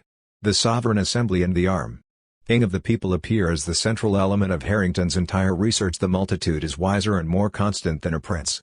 Harrington repeats this Machiavellian principle, thus insisting on a constituent function that he is so prominently derived from Machiavelli. That which emerges here is an entirely positive and constructive Machiavelli, without any shadow, so that his theoretical force is intact. It's the people who govern. The unity of government consists in such a form which no man can have the will, or having the will can have the power, to disturb piano. Nobody, either king or dictator or aristocrat, can take the place of the democratic organ of power. The people are the foundation of power and constitute sovereignty. They interrupt anakidosis and overdetermine the mixed government. An absolute democracy and a radical republic are described here, on the basis of only one principle, that of popular power, therefore of the impossibility of transferring the basis of sovereignty to any other place but the people. At the end of this description Harrington proposes some transitory constitutional dispositions. Between the epitome of the whole Commonwealth, and the corollary he talks of the modalities according to which the Archon Ulfilas Megaleader should leave the power to allow the new order of Oceania to take the stage. The argument is thus taken back to the political actuality of Harrington's times. Oceania is a project developed along the revolutionary cycle, and now, after Cromwell's reign, it looks for its Machiavellian occasion. What is at stake is to push the ideal project into the political fray, to realize it. And the political fray is ready at hand. During the 2 years following the publication of Oceania, extremely vivacious polemics flared up. We have already mentioned those of Wren and the theologians, where the new capitalist spirit and the old clerical overdetermination of power articulate themselves against the anti-capitalist and democratic modernity of Harrington's proposal. For him it's not enough to answer more, and more often he counterattacks. Between the last 2 works of Above All Piano and the Prerogative of Popular Government of the tone has changed, and, after drafting Oceania, he is worried about defending his ideas, and he is polemical and constructive. It is in this atmosphere that the sense of the propitious moment coming near combines with a stronger and more explicit vindication of popular constituent power. The formalities and rhetorical smudges of the previous texts are here clearly overcome. The voice of the people is the voice of God prerogative. The clerics, a la Wren or Hobbes, will not succeed in taking away from the people the dignity of having founded the law and the constitution of legality. Only in the Republic we have the government of the law instead of the government of men, capable only of corruptibility. On this side stands the multitude, the totality of the people. The law is a normative expression. Thus Harrington proceeds in his demonstration, produced by the will of a social agent, by mover. Now, the mover of the will is interest, and this needs to be clarified. Because either it is the interest of the few or of the one, and in this case it is a selfish interest incapable of transforming itself into law. Or the interest issues from the will of the whole people, coming up to the public interest, which is none other than common right and justice, excluding all partiality or private interest. In this case it may be truly called the empire of laws and not of men. It seems here that democratic deceit turns into utopia. But it is not so. The reaffirmation of public interest and of the general will of the multitude does not imply the demonization of particular interests and their dynamics. Rather, it implies the attempt to describe in an open manner the organization and articulation of the multitude. The concept itself of balance finds here new meanings and a new extension because it presents itself not as the model of an already formed system, but as the regulating key of an always open dynamism. The materialistic relation that constitutes the balance of power is a vital relation. A political is like a natural body. This body lives, and its dynamism has nothing to do with natural right theory definitions, nor can it be reduced to static balances, internal to the structure of things. The scientific and the constitutional criteria move side by side. Finally, the balance is, in sum, the form of constituent power, an always open drive within the state, within the republic. The subject that forms legality continues to found it and preserve it. This constituent power never forgets its nature as counterpower. If we don't allow it the possibility of expressing itself, it can resort to sedition. If we give it the possibility of expressing itself, it holds power with its own military strength. On the basis of its own strength it affirms the positive and negative safeguard of the Commonwealth. In the prerogative of popular government, in a polemic with Wren the Prevaricator, and answering him on that terrain of biblical exemplification on which the attack had been moved, Harrington explains in more precise detail the themes of Oceana. Among these the problem of the revolution and of appropriation through the revolution, the theme of the building of public interest in democratic terms, the reduction of the jus circa sacra to political power, the vindications of the conditions exceptional but real of sedition, the reproposing of the extremely close articulation between agrarian law and electoral law or rotation, and so on. Yet if the aim of the discussion is to demonstrate the coherence of the teaching of Oceana and of that of Scripture now, the balance of governments throughout the Scriptures being of three kinds and no other, the balance of Oceana is exactly calculated unto the most approved way, and the clearest footsteps of God in the whole history of the Bible. Certainly this is not the only effect of the work. By now it has defined the terrain of constitutional construction as creative. The Machiavellian concept of constituent power here seems to re-emerge from the abyss of a democratic rootedness radicamento by now ungraspable and dissolved into myth, all the way up to a level of well-recognizable materiality, a material terrain on which the creativity of constituent power can thus be tested. Democracy, the Republic, and the Revolution are real possibilities. Creativity concerns them not as a utopia but as a determined practice. Creativity is the concept that unifies the multitude by making it a subject. Nor is this subjectivity merely symbolic. On the contrary, it is very concrete. It is popular representation, participation, democratic expression. In the second book, or a political discourse concerning ordination of, all this becomes well visible. Harrington opposes those who consider ecclesiastical ordination a sacred and not a political rite. But the theological aspect of the discourse is entirely secondary here. The fundamental aspect is that which reduces ordination to election, grace to representation, the sacred to the civil. This material metamorphosis is strongly subjectivized.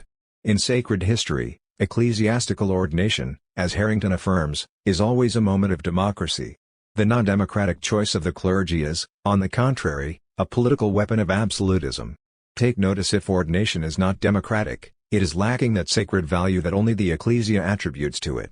The non-democratic ordination takes place in a reality of servants and slaves, among captive Jews, but cannot take place anywhere else. Only democratic consent can be the basis of representation, in the religious as in the secular sphere. On this foundation lies, furthermore, the election of the magistrates, whatever in nature or in grace, in church or in state, is chosen by man according unto the will of God, is chosen by God, of whom is both the will and the deed. Here we are once again within the ideology of the army of saints, and we can again feel that formidable drive that is proper to the republican civil religion, not less religious because it is civil and republican.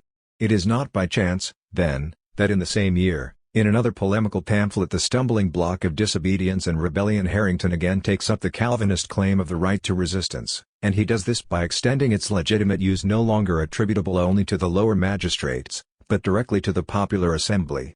Resistance is part of constituent power, and consequently it is a right/duty attributable to any magistrate as well as to any citizen. In particular, disobedience and rebellion against a monarch are always legitimate when they pass through the multitude. Parliamentary power itself at this point, it is quite evident, was not born simply as the product of agrarian balance, and as its institutional transfiguration. Rather, it was born as the product of the subjectification of constituent power, as positive organization of the right to resistance. Here the constituent function of Protestant radical thought, and the formative impulse of anti-monarchic action resound once again. Nonetheless, Harrington does not abandon the realism of his analysis. These discussions are polemical moments that remain as positive residual elements in his planning the continuation of the revolution, and in his study of democracy. In the same year Harrington proposes in brief directions an extremely realist model of popular government, identifying without any great frills the needs of a nation. The process through which constituent power finds its subject improves also in another sense. In The Lord Protector Dies. This is the time, therefore, to seize the occasion and to push constituent power even further toward a full expression of Machiavellian strength. Harrington publishes a series of writings, mostly polemical, but also presenting elements greatly constructive in their impact, particularly in the art of law-giving. In them the concept of constituent power, developed in the entirety of its determinations, by now was centered in a subjective figure. Thus the process of the definition of constituent power is concluded. The Republican canon has been formed. In the materialist spirit of this definition is contained a democratic view of man and the multitude. Freedom is rooted in the material conditions that allow its practice. The concept of constituent power refuses any idealization. It configures itself as a counterpower, as the capability to answer continually a historical occasion. It expresses strength and it is always connected with innovation, and thus it prevents the inversion of the course of history. By expressing itself, constituent power offers some more being to history. In this way Harrington's political thought comes to be situated in the central current of political philosophy of the modern age. He is not a utopian, he is not a defeated democratic polemicist, he is not the defender of a static society or of a constitutionalism that keeps reinstating the traditional order. On the contrary, Harrington is an author who, even though preceded by Machiavelli, develops a political theoretical system full of great potential. He welds a theory of the forms of government to a theory of the forms of the state, and then he connects all this to a theory of the appropriative social classes. Monarchy, aristocracy, and democracy are articulated with the executive, jurisdictional, and legislative functions. The whole is subjected to the rules of class struggle. From this point of view Harrington founds a theory of the state and of class struggle that constitutes an unsurpassable grid in modern thought before Marx. But there is more. This fusion of different elements is supported by a constituent power that is active force, basis, and continual reproduction of the system of power. As the heart produces circulation and balance in the human body, so constituent power produces circulation and balance in the political body. With this schema, Harrington introduces in the political science of his time a constructive element that makes his work superior to that of Hobbes. To the metaphysical atomism of the latter, Harrington opposes all the modern articulations of a dynamic idea of the political. Harrington's analysis is concerned not only with power but with strength, not only with the relations of production but with the productive forces. Over Hobbes, Harrington has the advantage of deploying a dynamic materialist method, capable of identifying not only the determination but also the dynamic of the system. His dynamic attention allows him to express a contradictory idea of the development of the modern state, and to found on this contradiction the possibility of democracy. None of the above is foreshadowed or intimated in Hobbes. Therefore, Hobbes ends up being the apologian of this world, the best writer at this day in the world, says Harrington ironically, while Harrington's problematic will mark all the crucial moments of modernity, and of the development of the modern state. By defining constituent power as material counterpower, Harrington further probes Machiavelli's argument. Constituent power as the prince, or the figure of the people that becomes the prince by taking up arms, in Machiavelli is a process passing through struggle and disunion, and at the same time a strength fed by these two elements. It is a structure that builds itself both by the means of compromises and balances of forces, and a passion that pushes movement beyond decadence, tyranny, and the inertia of corruption. However, this is where Machiavelli stops. By decidedly giving constituent power a materialist character, Harrington overcomes this limit. Not that constituent power is desubjectivized, not that its definition loses its intensity with regard to struggle and disunion, or that the sense of history and its occasion are lost. Nothing of all this. On the contrary, by acquiring its materialist character, constituent power becomes a machine that constructs social and juridical relations, and the balance is not a device for transforming a pre-constituted order into a juridical sense of duty but, rather, a motor for stirring both horizons continually. The republic is a fantasy of power, the multitude is wiser and more constant than the prince, and the constitutional structures are a process of continual creation. The radicalism of the Machiavellian notion of the political and of the constituent principle becomes genealogical method in Harrington, and strength constructs an ontological horizon. It accumulates freedom. In the relation of Machiavelli to Harrington we find something like the relation between Machiavelli and Spinoza. Thus it is not by chance that Spinoza and Harrington find themselves, in not too distant epochs, in polemic with the same scientific tendencies that, in political and natural science, had turned atomism into the unsurmountable obstacle of constitutive strength. Harrington's polemic against Wren and the Oxford Good Company slightly anticipates that of Spinoza against Oldenburg and the rising Royal Society. The strength of the multitude is negated by the former and celebrated by the latter, and here Harrington is entirely on Spinoza's side. Even more, as happens in Machiavelli, this specific political and constitutional possibility pushes him to analyze the immanent and dynamic mechanism through which the democratic republic is constituted in a deeper and more substantial manner than the author of the political treatise, with whom he remains nonetheless in an ideal relationship. Certainly, Harrington does not even reach the metaphysical intensity of the Spinozian definition of the political. But this is not what matters here. What counts is to notice how constituent power in Harrington is presented as an image and a force that brings it very close to Spinoza's strength, so that this resemblance allows the name of the English author to be put near that of all those authors who, by insisting on materialism and democracy, trace the muddy path of modern political metaphysics that goes from Machiavelli to Marx. The constituent motor and the constitutionalist obstacle. Much irony has been directed against Harrington's constitutional engineering. George Holland Sabine called an infantile pleasure that kind of mania with which he fixes the days, hours, and minutes of any institutional operation, a mania burden, furthermore, with an incredible obsession with procedural minutiae. Even leaving aside the most evidently useless aspect of this constitutional apparatus, there are more serious elements that make us wonder how appropriate it is to consider Harrington one of the founders of the concept of constituent power. In this context, it is enough to think of the extreme formalism of some analyses, and the real fetishism with which he studies and proposes various electoral models, the Venetian one in particular. Again, it is enough to observe how the relationship between constituent power and the development of the constitutional form often rewards the latter rather than the former. This can be felt any time the Venetian model appears to sustain Harrington's engineering. The myth of Venice, as it has been authoritatively pointed out, acts on Harrington with the same force as the myth of the Platonic city on other utopian thinkers. This is a real motif of political science fiction, the moment when the Gesellschaft is experienced as Gemeinschaft. Venice is for Harrington an artificial angel, in the same way as Leviathan is an artificial demon for Hobbes. What is the cost of this mythical deployment? Sometimes it is that of fixing the principle of the formal constitution with the rigid schemata of its electoral mechanisms, of the rotations, and of its aristocratic closures at the expense of the founding constituent principle. Other interpreters have defined the ideal context of Harrington's project as Aristotelian, thus insisting on the imbalance between constitutional engineering and constituent principle, a disproportion that benefits the former rather than the latter. This project would take place thanks to the hegemony of the concept of balance over that of movement, of natural law over political law, of the form of the superstructure over that of the founding structure, so that the balance and the laws of representation would form a naturalistic and formal grid of the project. Here Harrington would radically distinguish himself from Ayrton's and the levelers' positions, given the fact that in his thought the constitutional form gets the upper hand over the constituent unity of the armed democratic movement. Finally, other authors, playing on this sort of decompression and formalistic degradation of constituent discourse, have seized the occasion to take Harrington's thought back to the tradition of British constitutionalism.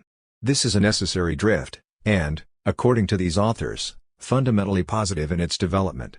Harrington as constitutionalist rather than democratic, Harrington the traditionalist rather than the revolutionary. I have referred to all this literature out of a sense of duty, but it seems to me that these interpretations are false, and that the limitations of Harrington's discourse cannot, in any way, be taken as the negation of the constituent principle, of its originality, and of its radical expressive capability. If the limitations exist, Venetian formalism, constitutional fetishism, legal mechanicism, they do not suffocate the constituent principle but only make evident the difficulties of its functioning, besides its problems as foundation, and as motor of the Constitution. In Harrington the constituent principle is not merely the repetition of the Machiavellian will to power that the multitude expresses in Harrington, and this is why he goes beyond Machiavelli. The constituent principle also wants to be the medium of this strength. Here, and only here, on this theoretical progress, do the limitations accumulate. Yet, as a few object, Harrington's system does not destroy but, rather, preserves the classes, within a schema of reciprocal conditioning. The objection is both true and false. It is true because here the political process is realistically founded on the determination of the revolutionary passage, and therefore on the recognition of the existing classes. It is false because those determinations of class are never given as definitive, neither temporally nor in the light of utopia, but, rather, they are given as constitutive elements, or, better, subjects of a play of counterpowers. Notice that this is a dynamic that can be played only if the freeholders in arms already own % of the land. And then? Then Harrington's system is a machine that draws its energy from constituent power, from an affirmed revolutionary principle. Its forming capability is entirely evident. What characterizes and marks as important Harrington's thought is exactly the fact that it has proved itself on this passage from constitutional principle to constitutional structure. With this, we do not deny the limits of the realization of the project, but we do not underestimate Harrington's commitment to measure these limits against historical reality, to verify their impact in the midst of revolutionary struggles and of the development of English democracy. Harrington, then, wants to fix the constituent principle as a founding form of the constitutional order. He wants to build a machine capable of guaranteeing, at all levels, the reproduction of constituent power. Why doesn't he succeed? At this point the answer cannot but be sketchy, even though it purports to confront different problems. And the first observation is that Harrington's project is situated at the limit of the constructive tension of the revolutionary movement. After the death of the Lord Protector, Harrington tries, through the repetition and the more and more politically marked elaboration of his project, to seize again the occasion, but the revolutionary project is over, and when Charles II came to the throne the traditional constitution had been affirmed again. The alliance between gentry and yeomanry is also coming to an end. As for the bourgeoisie, during the interregnum it tries nonetheless to push forward the conditions of the resumption of primitive accumulation. The second observation is that in these same years a strong infrastructure of the Industrial Revolution begins to take shape, through a more and more rapid transferal of capital from the country to the city. All this will lead to a new alliance between the gentry and the productive bourgeoisie, the alliance on which the Glorious Revolution have relied, and, from that moment on, the new organization of the English state and economy, in the absolute hegemony of the monetary form. This means that, after the Lord Protector's death, the material constitution, which had presided over the revolutionary development, is subjected to an extremely strong tension, and ultimately to a rupture. And if a new constitution was born here, it registers totally modified class relations. Harrington's constituent principle does not manage to transform itself into the constitution, and it is defeated. The forces and the alliances, the material determinations on whose basis the constituent principle had been conceived are now fading away. Over this death fly the vultures.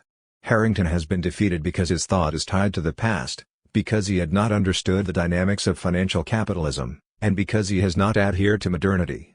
How hard it is to kill off historicism and its silly vavictus. It is much more correct to notice that Harrington's defeat, as all the political defeats of a very impetuous class struggle, is nothing predetermined or deserved. It is the defeat of a model of appropriative society vis-à-vis another model, of a tendentially socialist model vis-à-vis a tendentially liberal one. Certainly, in Oceania the concept of money is scandy, to use a euphemism. In responding to Wren, who attacks him on this account, Harrington is incapable of approximating an original and adequate notion of money. He believes that it can have only exceptional functions, and that for the rest it is subordinated to landowning. Usury and bank mediation are similarly underestimated, critiqued, refused, substantially uncomprehended. On the Medici and the King of Spain, extremely established financial powers, Harrington makes ironic remarks prerogative. Should we conclude, looking at this aspect, that Harrington is fully alien to the new concept of time and of the political produced by the Glorious Revolution? Certainly not, and this is demonstrated by the fact that Harrington's constituent power is not, however defeated, a dead principle. Pocock has given us an exhaustive account of the immediate evolution of this principle, when he writes how, in the Glorious Revolution and in the new alliance of power dominated by the hegemony of the bourgeoisie, the Harringtonian doctrine is situated on an entirely new terrain, in the sense that it becomes the theory of the gentry tied to landed interest, thus opposing the liberal bourgeois theory of the gentry tied to moneyed interest.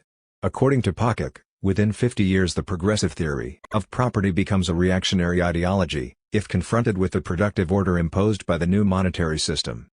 What may now be termed neo-Harringtonian doctrine is directed not against a collapsing feudal order, hit against a bureaucratic and salary-paying state, not against the past, but against modernity.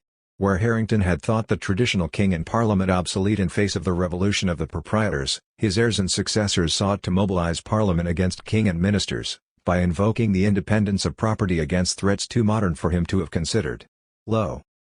But next to the immediate evolution of the Harringtonian legacy, that is, next to the effects of a defeat that takes place, as often happens, through a derisory falsification and through a reversal of the original principles of a revolution, next to these immediate effects there are the longer procedures of the influence of Harrington's thought, exactly as that of the other English revolutionaries of the 17th century. The continuity of the concept of constituent power, of that of militia and people in arms, of permanent counterpower, is attained through an ideal and material reproduction, in theory and in praxis, which we will find again in the history of constituent power that we are narrating.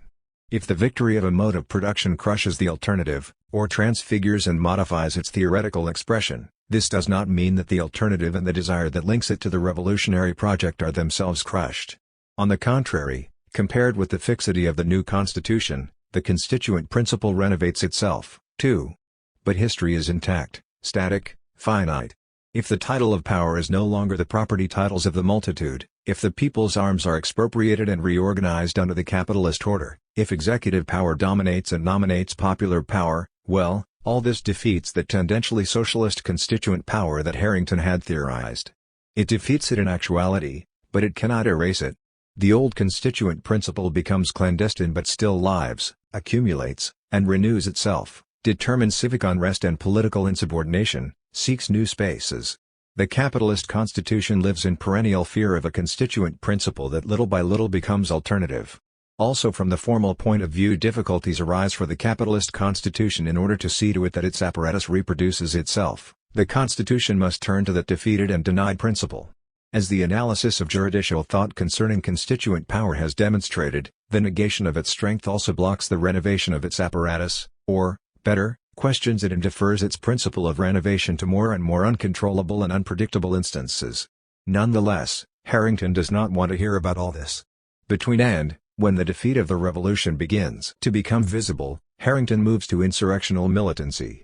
He changes neither discourse nor tone, he changes his public of public for the insurrection. Harrington is by now aware that his readers' society is coming to a close, and that militancy is set against a victorious enemy. In this climate he produced the two works of the Rota and the Ways and Means. Both repeat the old principle of democratic government, and the model of the free and equal state in its four partitions: civil, religious, military, and provincial. They mark no substantial change in his project. But what strong ethic incitation to resistance, what exaltation of a constituent power that becomes insurrectional. The constituent motor is pushed to the maximum in its weakest moment. But this does not mean that its principle is wrong and its rootedness unreal. On the contrary, defeat emphasizes clearly the enemy, defeat is not irresistible. Arrested in, accused of plotting, heavily interrogated in the Tower of London, overcome by mental crises, Harrington will not say anything else. It is exactly in the period between the drafting of Oceana, and of the polemical works that defend it, to the preparation of the insurrectional phase before, therefore, this phase gets organized between and that the thought carrying Harrington's project beyond the times of his defeat gets explained. Let me clarify the texts of, those texts, that is, produced between the definition of the project of and the insurrectional call of, program, a political perspective that goes beyond the limits of the project itself. Thus, in the art of law-giving of, the crux of the argument lies in the distinction between just and unjust government. The art of law-giving is of two kinds, the one is, I may say, untrue, the other true. The untrue consisteth in the reduction of the balance unto arbitrary superstructures, which requireth violence, as being contrary unto nature. The other in the erecting necessary superstructures, that is, such as are conformable unto the balance or foundation, which, being purely natural, requireth that all interposition of force be removed. The unjust government is that which deploys violence and arbitrary power to overdetermine the natural balance, that is, to overdetermine and overbalance. Here violence opposes nature. On the contrary, this opposition does not take place, and nature is respected when the material base of the balance naturally allows a peaceful and equal development of the superstructure. The material constitution of equality must dominate the formal constitution, in this case violence is eliminated. The materialism of the theoretical formulation in this case is marked by a reflex of justice that is, and this stands in the way of every natural right theory expanded on in these pages, marked by the desire that the multitude must be productive positively, that is, as a desire of equality negatively, as resistance against violence. Constituent power is therefore the succession of two operations: first of all the fixing of the balance, and then the construction of adequate superstructures. If the balance or state of property in a nation be the efficient cause of government, and, the balance being not fixed, the government must remain inconstant or floating, then the process in formation of a government must be first by fixation of the balance, and next by erecting such superstructures as to the nature thereof are necessary. Law-giving. But this is not enough. The foundation, the erecting of superstructures, thanks to constituent power, is followed by a power of social restructuration. This means that, after shifting from the material to the formal, strength folds on itself, into that common social terrain that is the only referent of the entire process. After having been constructed within the social, the political constructs the social. The political builds the social through the definition of the orders of society, and above all through the organization of the militia. Constituent power reaches far, forming subjects and associations, regulatory functions and people in arms. What is enacted here is an actual ontological function. The end of law-giving does not merely represent, as we have said above, the moment of synthesis between the development of the structural analysis and the emergence of subjects. It also represents a theoretical foray into the ontological terrain and imagines a transformation of the real that cannot be degraded by any defeat. What has been observed in this context is true that the insistence on the ontological elements risks dissolving the constitutional horizon of Oceania. The canon would exhaust the Commonwealth. But this is only true in part, because the Commonwealth goes on, reproduces itself, and relives in the canon, no matter what the conditions. Harrington's polemical pamphlets issued in are all touched by the new problematic, that of the latency of constituent power, and we could add, of its capability of re-emerging from the ashes of defeat. This latency is a continual and discrete presence, an uninterrupted reproposing of transformation and renovation on the part of the multitude. This point of Harrington's thought really marks a revival of Protestant ascesis in its most radical and even theologically founded dimension. Harrington conceives of constituent power as a sacred background of the movement of Renovatio, as an ever-open possibility of the revolutionary process. Of a defeated revolution? But up to what point? Until when? We have already seen how the division between strength and violence, where the former establishes the social order of the balance and the latter distorts it, has become key in Harrington's definition of balance, discrimination of its effectiveness, and also affirmation of the necessity of giving it a direction. Now, in the first period of his activity, Harrington wrote a system of politics, imperfect but important. It is at this point that the themes of two operations, first of all the fixing of the balance, and then the construction of adequate superstructures. If the balance or state of property in a nation be the efficient cause of government, and, the balance being not fixed, the government must remain inconstant or floating, then the process and formation of a government must be first by fixation of the balance, and next by erecting such superstructures as to the nature thereof are necessary. Law-giving. But this is not enough. The foundation, the erecting of superstructures, thanks to constituent power, is followed by a power of social restructuration. This means that, after shifting from the material to the formal, strength folds on itself, into that common social terrain that is the only referent of the entire process. After having been constructed within the social, the political constructs the social. The political builds the social through the definition of the orders of society, and above all through the organization of the militia. Constituent power reaches far, forming subjects and associations, regulatory functions and people in arms. What is enacted here is an actual ontological function. The end of life-giving does not merely represent, as we have said above, the moment of synthesis between the development of the structural analysis and the emergence of subjects. It also represents a theoretical foray into the ontological terrain and imagines a transformation of the real that cannot be degraded by any defeat. What has been observed in this context is true that the insistence on the ontological elements risks dissolving the constitutional horizon of Oceania. The canon would exhaust the Commonwealth. But this is only true in part, because the Commonwealth goes on, reproduces itself, and relives in the canon, no matter what the conditions. Harrington's polemical pamphlets issued in are all touched by the new problematic, that of the latency of constituent power, and we could add, of its capability of re-emerging from the ashes of defeat. This latency is a continual and discrete presence, an uninterrupted reproposing of transformation and renovation on the part of the multitude.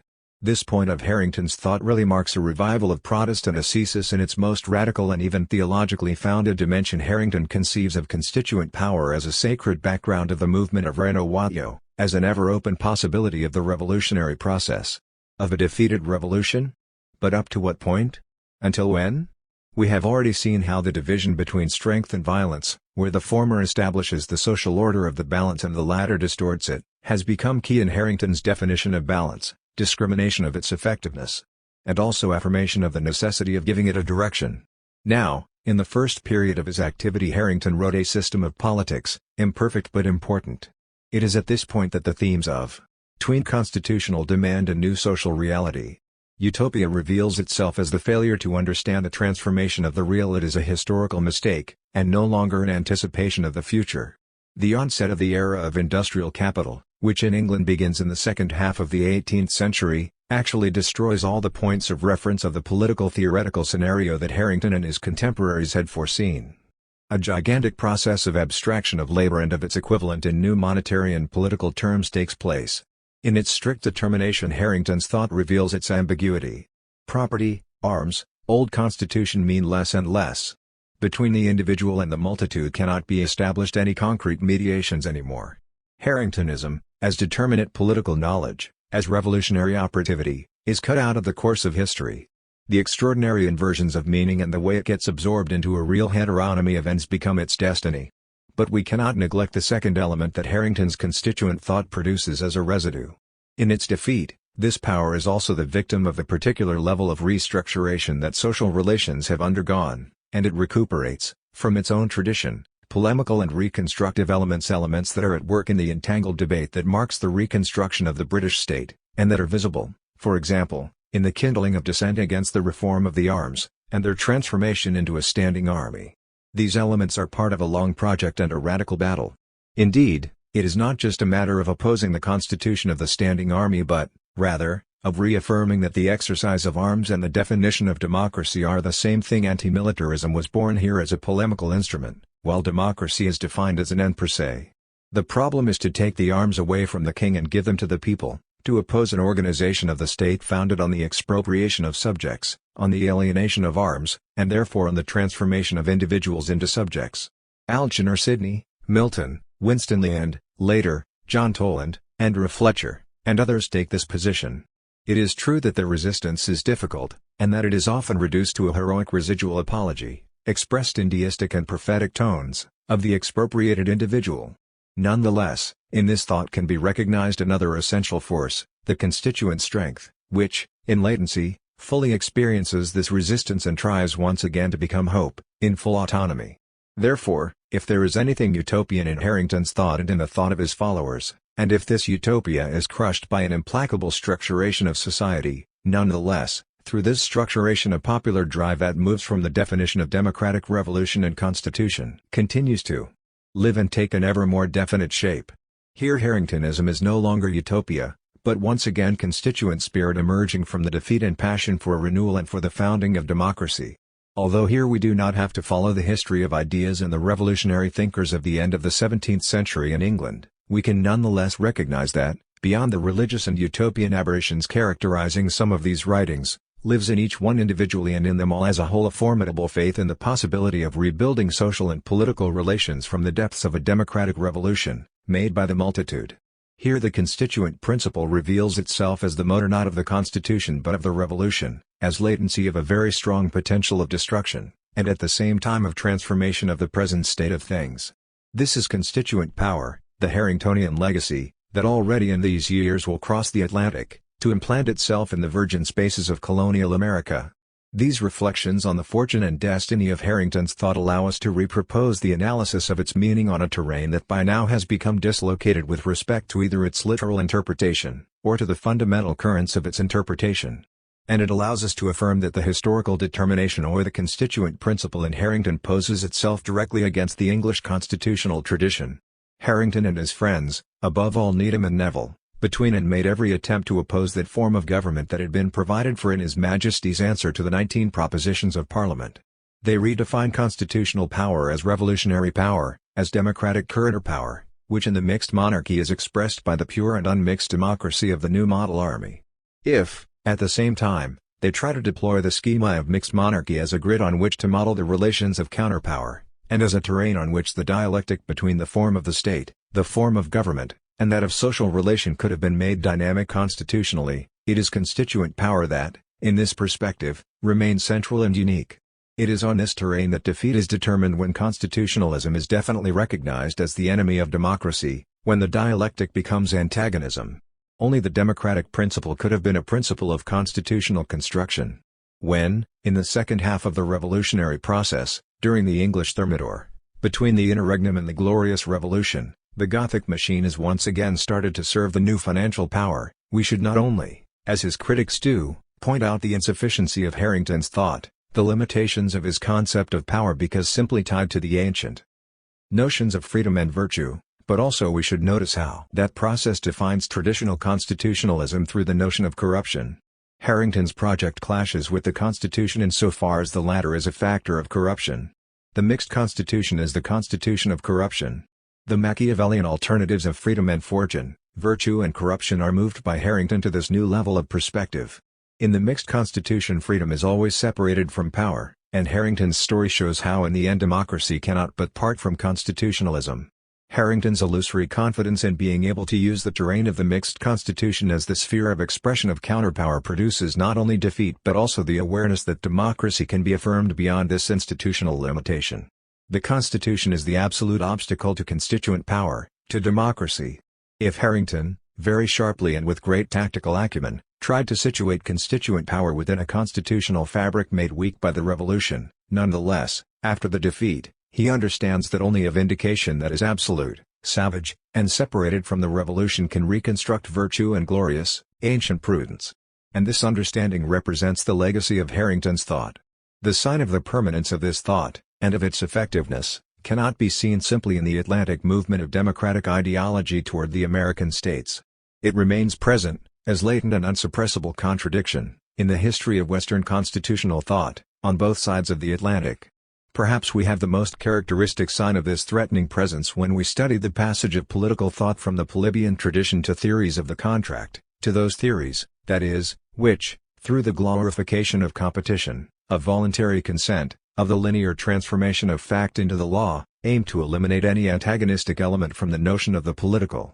In this scenario, Locke represents the sign of order and the fundamental element of restoration, just as, in the same conjuncture, Spinoza represents the antagonistic element, by refusing the contract, and therefore by reproposing the theme of democracy as multitude in movement. It is here that contractualism invents its proposal of foundation of the modern state, and the contradiction between Locke and Hobbes is minimal if compared to that which pits both against Harrington's and Spinoza's democratic thought. In fact, for these two, democracy is the only absolute government because it gathers into unity the freedom of all and sees all subjects' passion in a light of equality. On the contrary, contractualism is convinced that man's socialization and his transformation into citizen can only be understood through a mechanism of closures and obstacles. The Pactum Societatis is limited or, in any case, reorganized by the Pactum subjectionis. In Locke, constituent power is reduced to a residual power, a power of resistance. Consequently, the complex of the constitutional mechanisms becomes a system of divisions and limitations, predisposed to maintain the equality of rights and the inequality of property, to establish therefore the isolation of virtue vis-à-vis the consolidation of fortune. With the political compromise between gentry and industrial and financial bourgeoisie, from the Restoration of until the Glorious Revolution, the democratic alliance toward which Harrington had worked ceases, and with it the possibility of a constituent discourse. In the old Constitution, now renewed, the new dimensions of capitalist appropriation begin to live. The Gothic is remolded on them. On the contrary, the democratic spirit and the absolutism of republican virtue are gone. Harrington had brought to England the republican humanism of the Italian Renaissance.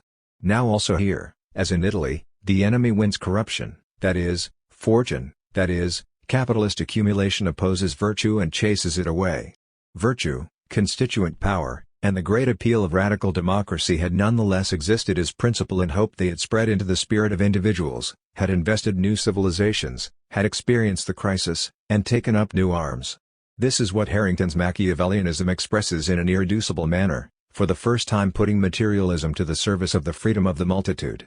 And this virtue survives its own political defeat as constituent power, constituent motor, as hypothesis of a machine for liberation. It lives in modern history, ready to reappear anywhere democratic revolt resurfaces. FOUR. Political emancipation in the American Constitution. Constituent power and the frontier of freedom. There is an image that dominates Edmund Burke's speech when, on March, he presented his motion of conciliation with the colonies, the image of the Americans pushed beyond the Appalachians by the embezzlements of the British government and by their love for freedom, and here, in the immense plains, become Tartars, English Tartars, pouring down upon your unfortified frontiers a fierce and irresistible cavalry. Immense spaces and an unrestrainable love for freedom. In this approach we can recognize the man who, had published an inquiry on the sublime. But on the other side of this man there is the politician, exhibiting an extreme realism. We must govern America, according to that nature, and to those circumstances, and not according to our own imaginations, not according to abstract ideas of right, by no means according to mere general theories of the government, the resort to which appears to me, in our present situation, no better than arrant trifling speech. Should we continue to close their ports, to impose taxes that they do not want to accept, to prevent their trade, or even to stir up the slaves against Virginia? This means that we have not understood that in America from these 6 capital sources descend a form of government, of religion in the northern provinces, of manners in the southern, of education, of the remoteness of situation from the first mover of government, From these causes a fierce spirit of liberty has grown up. It has grown with the growth of the people in your colonies, and increased with the increase of their wealth. In order to prove that the Americans have no right to their liberties, we are every day endeavoring to subvert the maxims which preserve the whole spirit of our own. We attack and ridicule some of those principles, or deride some of those feelings for which our ancestors have shed their blood. The rebellion is in place, the immense American spaces constitute its background. Will the English Constitution be able to prove itself in these spaces, to measure up with that nature? Burke understands from the start the expansive character of the American revolt, and he answers positively to the question. My idea therefore, without considering whether we yield as a matter of right, or grant as a matter of favor, is to admit the people of our colonies into an interest in the Constitution. The English Constitution is, then, according to Burke, compatible with American spaces. It was well known that the government of His British Majesty would not accept this proposition. But the problem posed by Burke was still crucial. How could the Constitution and its space, constituent power and its space, develop in the spirit and history of the American Revolution? This is a fundamental rupture of the Polybian scheme of the succession of the historical times of the constitutions. It is no longer the control of time but, rather, the expansion of space that becomes the horizon of constituent power in the perspective of the Constitution. The battles and the political alternatives taking place here assume the organization of space as their specific object. The end of classical politics, on which so many contemporary critics have insisted, essentially consists of this passage. It is the idea of the people that is radically modified by the introduction of the immense space in its concept. If, on the one hand, the people are presented as being of an undifferentiated body, on the other, they are seen as a complex of individual, communitarian, and political activities that expands across an extensive dimension, a territory that can indefinitely be traversed. Insofar as the people were considered an undifferentiated mass, the classist assumption of classical politics and of the Polybian tradition, which understood as univocal the relation between class stratification and forms of government, was overcome. Insofar as the people were seen as activities spread across the territory, and thus as an indefinite possibility of differentiation in the expression of power, the residual classical prejudice that, finally, always saw in the people an ultimate and moldable matter, was overcome. The nexus of the polis, the concept of direct and active participation in political life, all this explodes. The political citizen is he who, running through the great territories, appropriates them, organizes them, leads them toward a federal unity, and guarantees through this act of appropriation the general movement toward the constitution of the nation. Burke was not wrong when, attempting a mediation with the colonies, he insisted on the Tartar sense of freedom that governed here, a freedom to which only that spatial dimension gives sense. While tracing the history of the American refounding of freedom, we need to pay attention to this element. To forget it, to forget this savage dimension of American freedom, its sublime character, results in Tocqueville's formalistic and potentially pessimistic closure, or, even worse, in the syrupy expansive utopia theorized by Hannah Arendt, who, in the storm of the Cold War, forgets that once the savage space becomes finite, expansion translates into expansionism and imperialism. But what, then, is this space, this new reality, this expansive concept, this indomitable will? Burke again helps us to understand this point. My opinion is much more in favor of prudent management, than of force, considering force not as an odious, but as a feeble instrument, for preserving a people so numerous, so active, so growing, so spirited as this speech. The fundamental limit to the use of force besides other obvious ones, listed here is that force diminishes the object, leads one to concentrate on an exclusive end inadequate to the strength of the subject that needs to be repressed, and this specific strength consists in the temper and the character of the American colonies, in that Tartar love of freedom that is the predominating feature, which marks and distinguishes the whole. What Burke says in negative terms, the American rebels say in positive terms. Space is the expression of freedom, but a very concrete freedom, a Harringtonian freedom founded on property, appropriation, and colonizing expansion. Power always follows property. The balance of power in a society always accompanies the balance of the property of land. Space founds power because it is conceived as appropriation, as expansion in sum, as frontier of freedom, the place where the citizen's strength becomes power, synthesis of a positive activity indicated to every citizen as a space of power. Space is the destiny of American freedom, and at the same time its way of finding its origins, the new Canaan, that is, a wilderness, a first nature on which freedom, that is, the American second nature, can be shaped. Space is the place of the American masses, themselves renewed by a freedom that property, appropriation, and the new law will guarantee. There could not be a deeper modification of the concept of power. It becomes completely abstract because it adapts itself to a mass distributed over an enormous space, but at the same time it becomes completely concrete because it leans on the individualized interests of this mass, on their singular insertion into the territory, in terms of appropriation by fact that it must become property by law. Space is the constitutive horizon of American freedom, of the proprietor's freedom. At the very moment when Harrington's utopia becomes reality, it represents a completely renewed image of power. The subjects of the political are now the masses of free appropriators. The problem will be to organize not the relations with the expropriated but, rather, those among the appropriators. The Machiavellian dimension of the political, on this horizon, affirms itself in a primordial manner because it takes the political back to the spatial ontology of appropriation. But at the same time this dimension is negated because it eliminates all the elements of urgency, of conflictuality, of crisis that the political had assumed in its own genesis. Space is in fact also the place where conflicts are transferred. The expansive republic, therefore, will be capable of moving the conflicts toward the frontier, a frontier of appropriation, always open. Freedom has at this moment a frontier that is pure and simple opening. The American dream and drama and the story of its constitution will be from now on tied to this perspective, the perspective of the frontier, now understood as frontier of freedom, tomorrow as frontier to freedom, today as open space, obstacle to overcome, tomorrow as closure, as a limit definitely posed. American political society was born from this alternative, which at the beginning is an open alternative, perhaps not even logically conceivable. But then? How can the Tartar become a citizen? How can the space close while maintaining freedom? However, these are not the problems to which the American revolutionaries and constituents immediately apply themselves. American constituent power was born on this spatial base, on that new concept, fully complete, as Minerva was from Jupiter's head.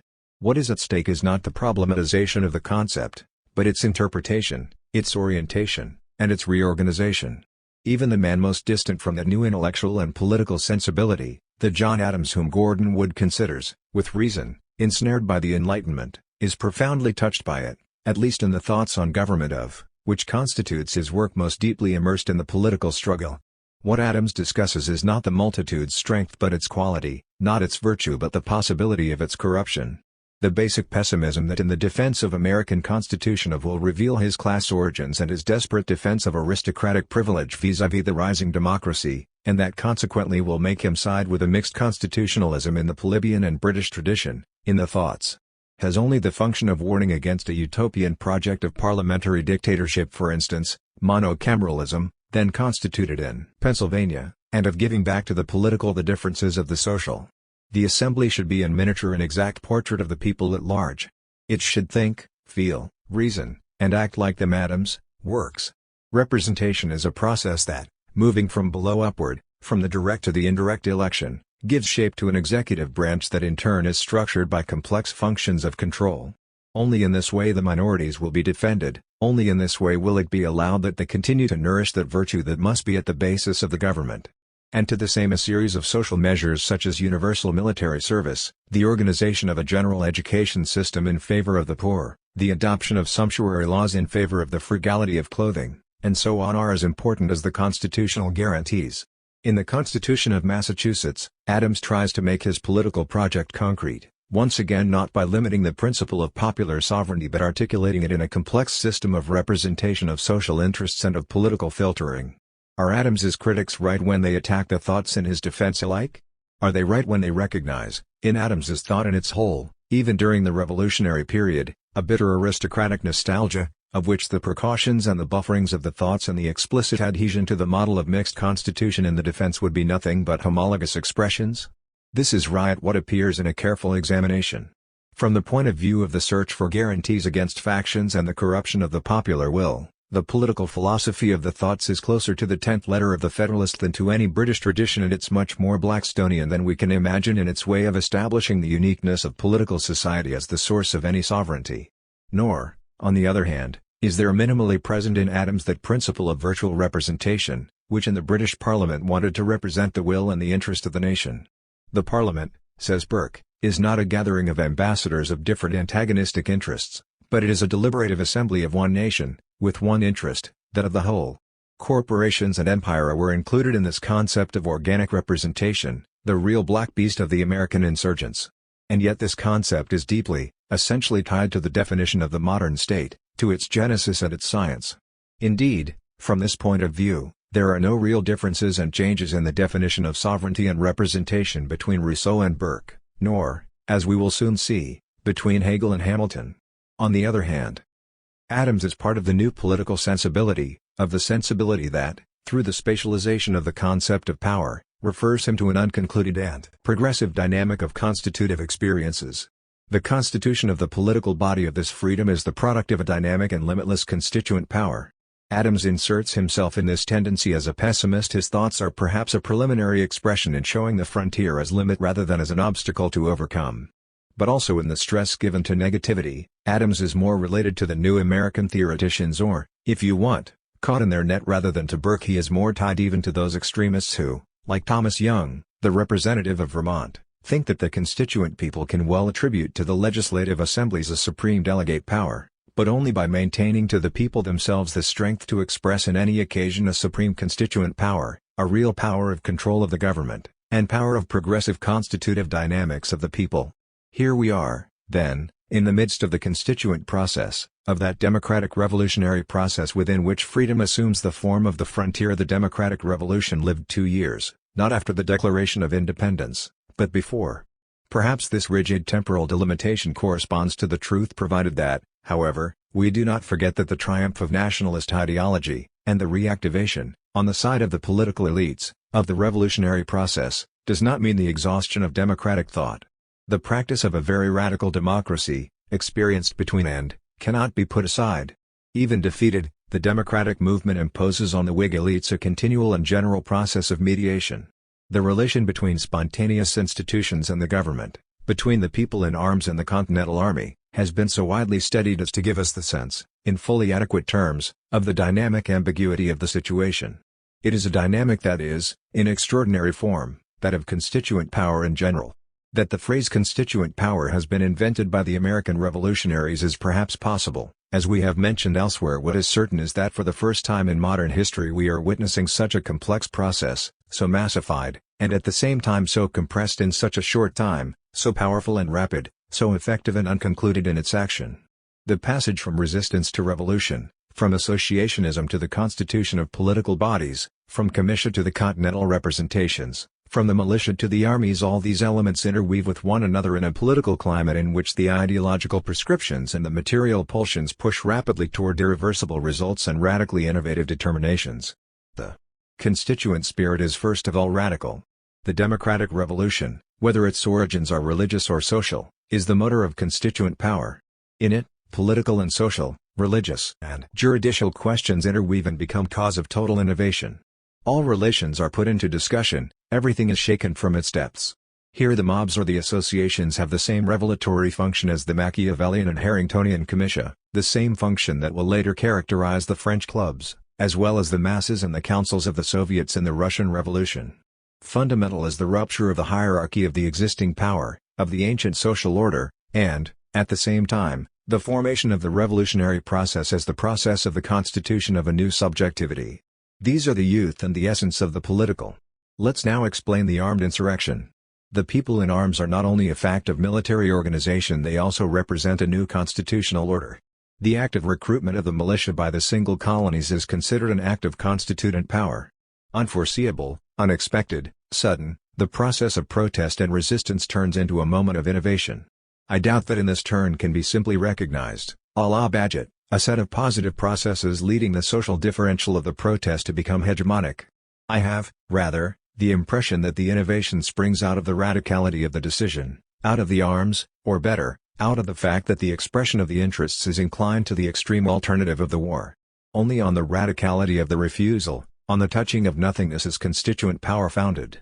This is in any case revealed by the radicality of the apparatus that the revolution sets into motion not only a new form of the state, but the constitution of a nation.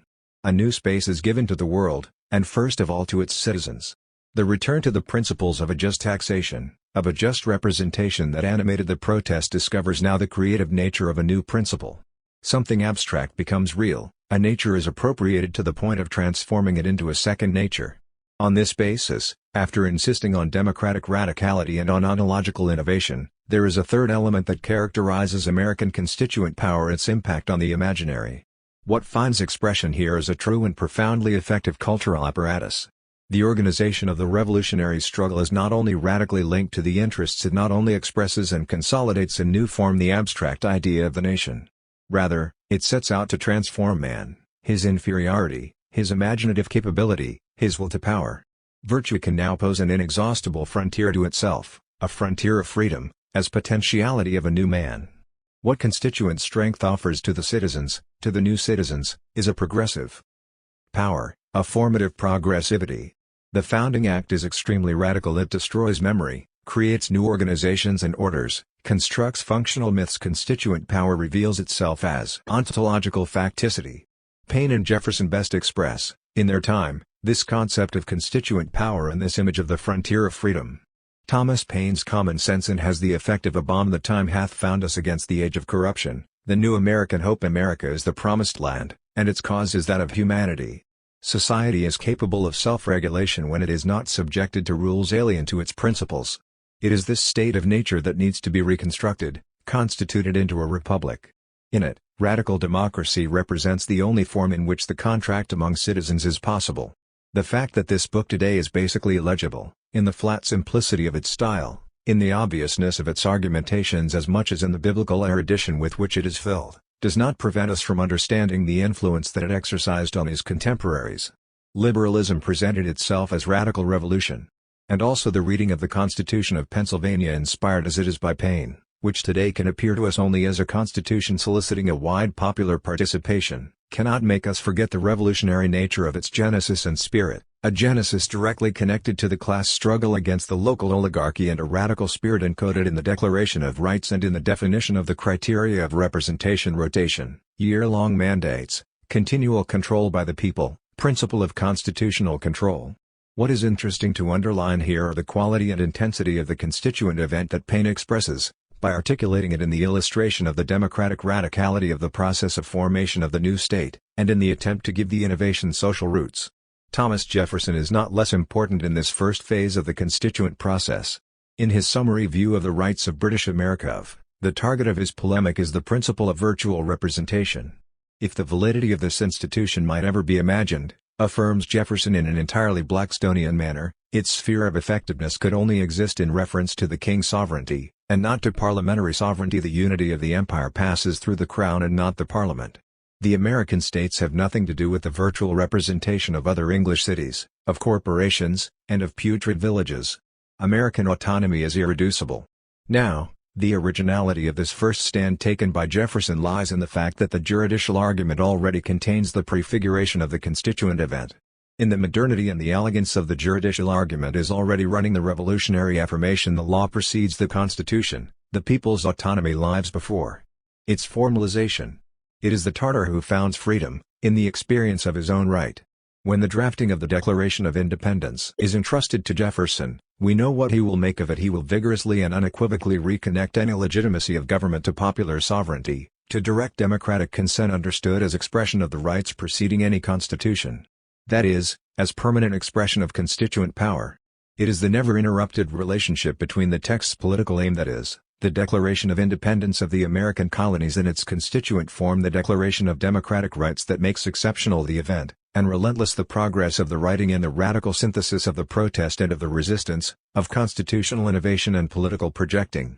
To a formal analysis, the text appears divided into four parts. The first defends fundamental rights, the second is the enunciation of the abuses of power perpetrated by the British Crown against the American colonies, the third is a rhetorical discussion with the aim to demonstrate the good faith of the American peoples, and the fourth contains the formal Declaration of Independence. Yet this formal distinction does not hold when we actually read the text, because each of these parts takes up once again and reproposes as motivations the themes that in the other parts are assumed as the object of the discussion, so that we are confronted by a circular argument, whose first and last support is the constituent will. The Declaration of Rights is brief. We hold these truths to be self-evident, that all men are created equal, that they are endowed by their Creator with unalienable rights, that among these are life, liberty, and the pursuit of happiness, that to secure these rights, governments are instituted among men, deriving their just powers from the consent of the governed, that whenever any form of government becomes destructive of these ends, it is the right of the people to alter or to abolish it, and to institute new government, laying its foundation upon such principles, and organizing its powers in such form, as to them shall seem most likely to affect their safety and happiness. Here these rights are listed: A. The right to life. B. The right to freedom. C. The right to the pursuit of happiness. D. The right to a democratic government by consent. E. The right to resistance and revolution. F. The right to the expression of constituent power. In the second part of the Declaration of Independence are listed 27 abuses of power perpetrated by the king against the American people. Each of these reported abuses reveals, in its formulation, an aspect of the fundamental rights that have been enunciated. The juridical motivation of the abuse historicizes and makes concrete the abstract definition of the fundamental right. Thus the right to life is determined by the fact that it cannot be left exposed to all the danger of invasion from without, and convulsions within; rather, that it must be guaranteed by laws of population, of naturalization, of encouragement to colonize, by an ordered distribution of land; that it cannot be jeopardized by the presence of permanent armies and war fleets stationed on the American territory and defended by an emergency legislation; and even less so can it be actually destroyed by piracies, devastations, fires, killings, and finally by ruthless Indian wars promoted by the king. As for the right to freedom, it is made concrete by the people's capability of instituting a judicial power, independent from the king's exclusive will, exercised through free juries, and on national territory it is made concrete through the capability of the people to control their own public administration, so that it will not become too bureaucratic and squander public money. It is made concrete by maintaining military power on an inferior terrain, subordinated to civil power. The king has forgotten to do all this. Even more, he has acted against the fundamental rights. The same for the right to the pursuit of freedom. This right positively lies in the exercise of commerce, in the population of the country, in the authorities' inclination to support these and other social politics, necessary and favorable to the public good, often of immediate importance. On this terrain the king has oscillated between a permanent sabotage and a ruthless repression. The right to a democratic government by consent has been in turn trampled on in all its determinations that of exercising the right of representation in the legislature, a right inestimable to them, and formidable to tyrants only. A natural right this is, which, in the absence of the institutions, the people can, must, and have exercised directly; that of obeying exclusively to a jurisdiction internal to the constitutions and the law that the citizens have given themselves; that of legislating in an independent manner. The right to resistance and revolution is actualized as duty and necessity where abuse and violence deny the expression of the other rights here listed, and above all where it is the right to life that is put in doubt. The right to revolution is a negative right, aimed at the destruction of the adversary and the maintenance of the natural basis of survival, but it is also a positive right, in the sense that it opens the constituent will. Prudence indeed will dictate that governments long established should not be changed for light and transient causes, and, accordingly, all experience hath shown that mankind are more disposed to suffer while evils are sufferable, than to right themselves by abolishing the forms of government to which they are accustomed. But when a long train of abuses and usurpations, pursuing invariably the same object, evinces a design to reduce them under absolute despotism, it is their right, it is their duty, to throw off such government, and to provide new guards for their future security. The third part of the Declaration of Independence shows the American good faith, a good faith made concrete by the exercise of justice, by tradition of connection and friendship with the English homeland, by a repeated and humble attempt to make the British King and the Parliament recede from the position they have taken.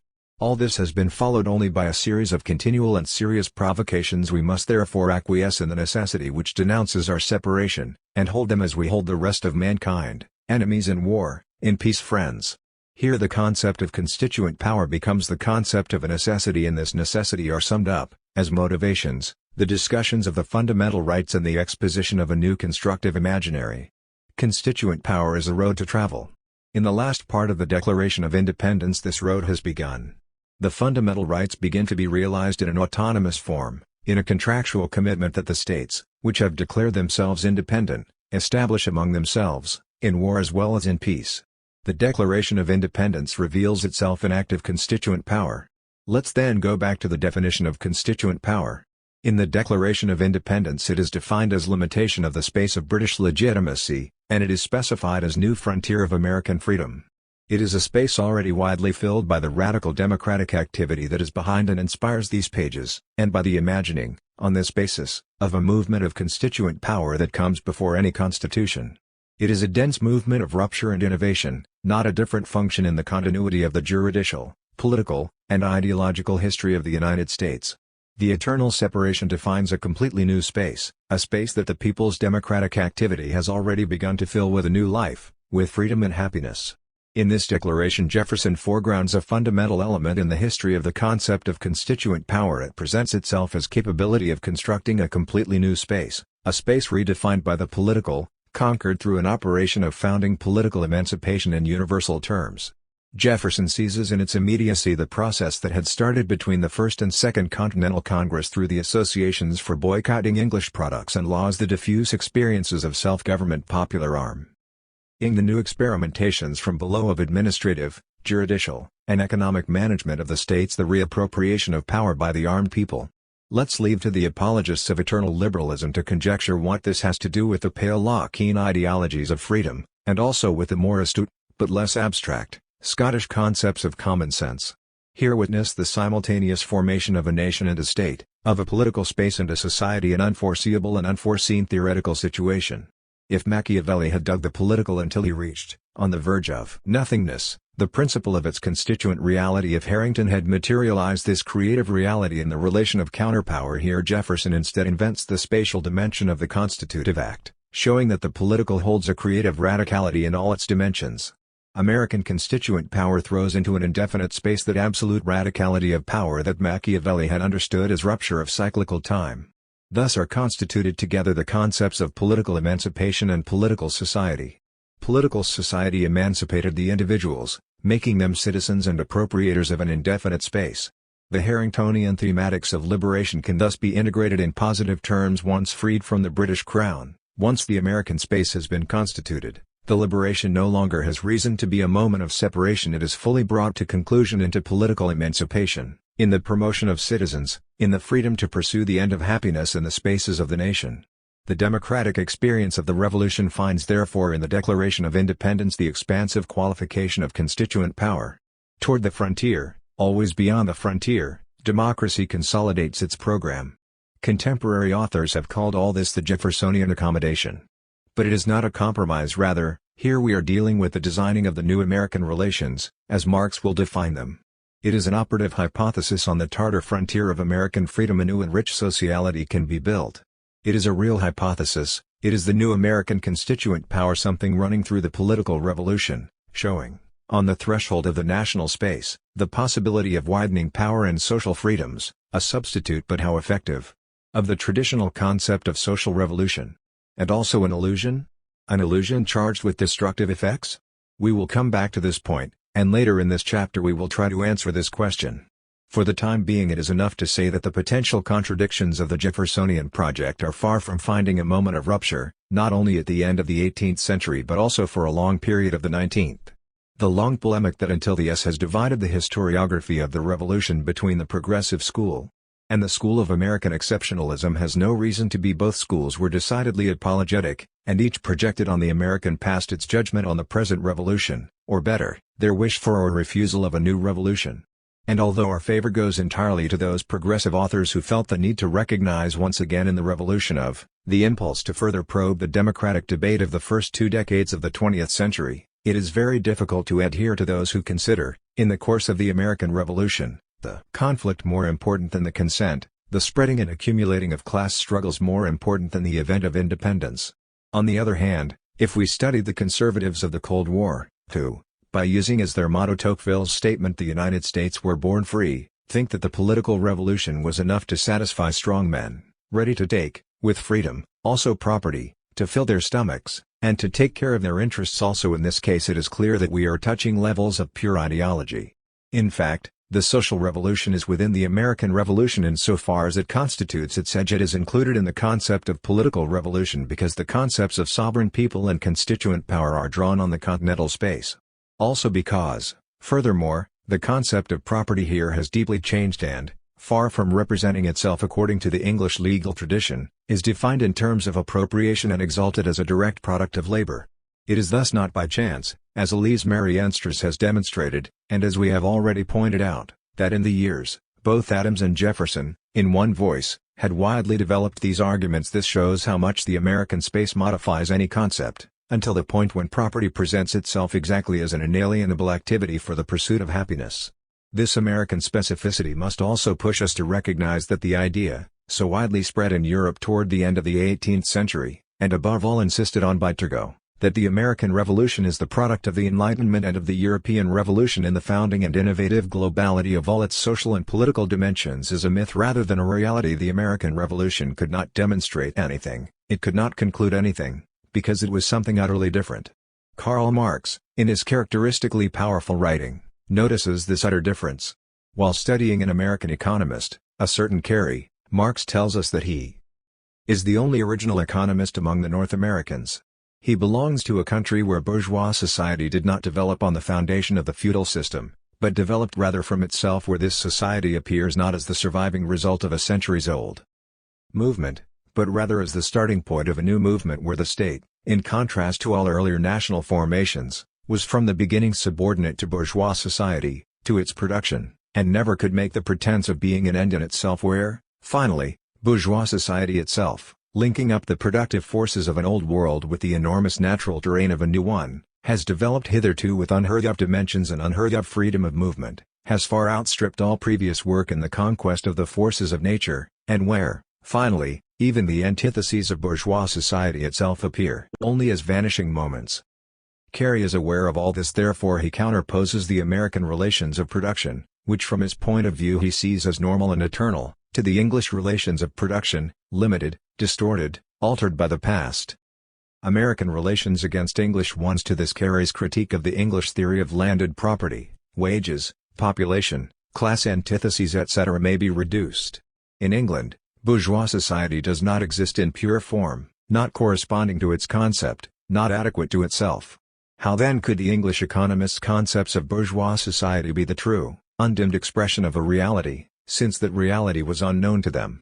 Space, the great American space, is at the basis of everything. Carey's generality is Yankee universality. France and China are equally close to him. Always the man who lives on the Pacific and the Atlantic. The American relations consist of this, and of this consists the very strong innovation that they impress on the history of man.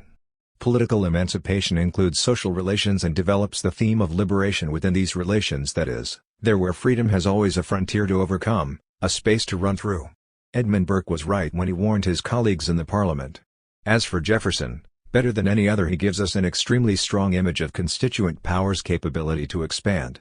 Thus the founding dimension of constituent power that Machiavelli had situated in the radical grip of will over time, and that Harrington had fixed in the materiality of counterpower, each posing, in this way, constituent power as an ontologically constitutive act, in America widens to fill space, to travel it, to reinvent it. Constituent power at this point is destined to constitute a second nature proper in the American case, a nation that spreads between two oceans, an immense territory to construct.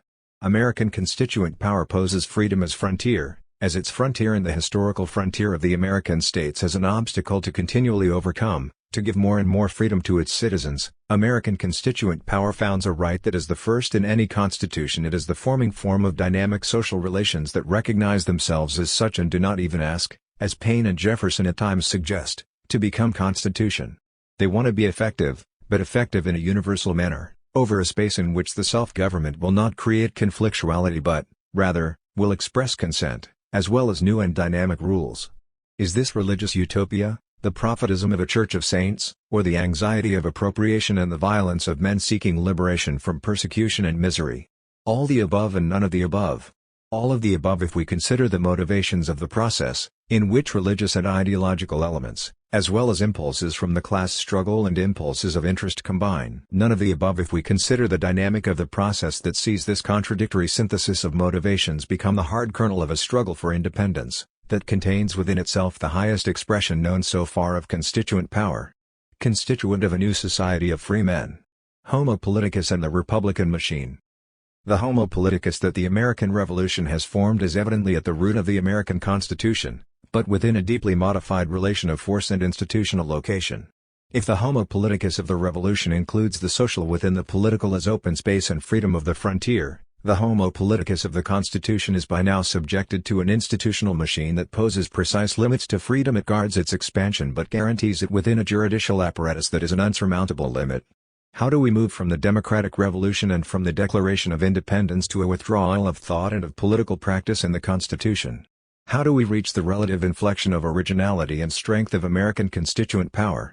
Why and how is the space of freedom restructured and its apparatus formed?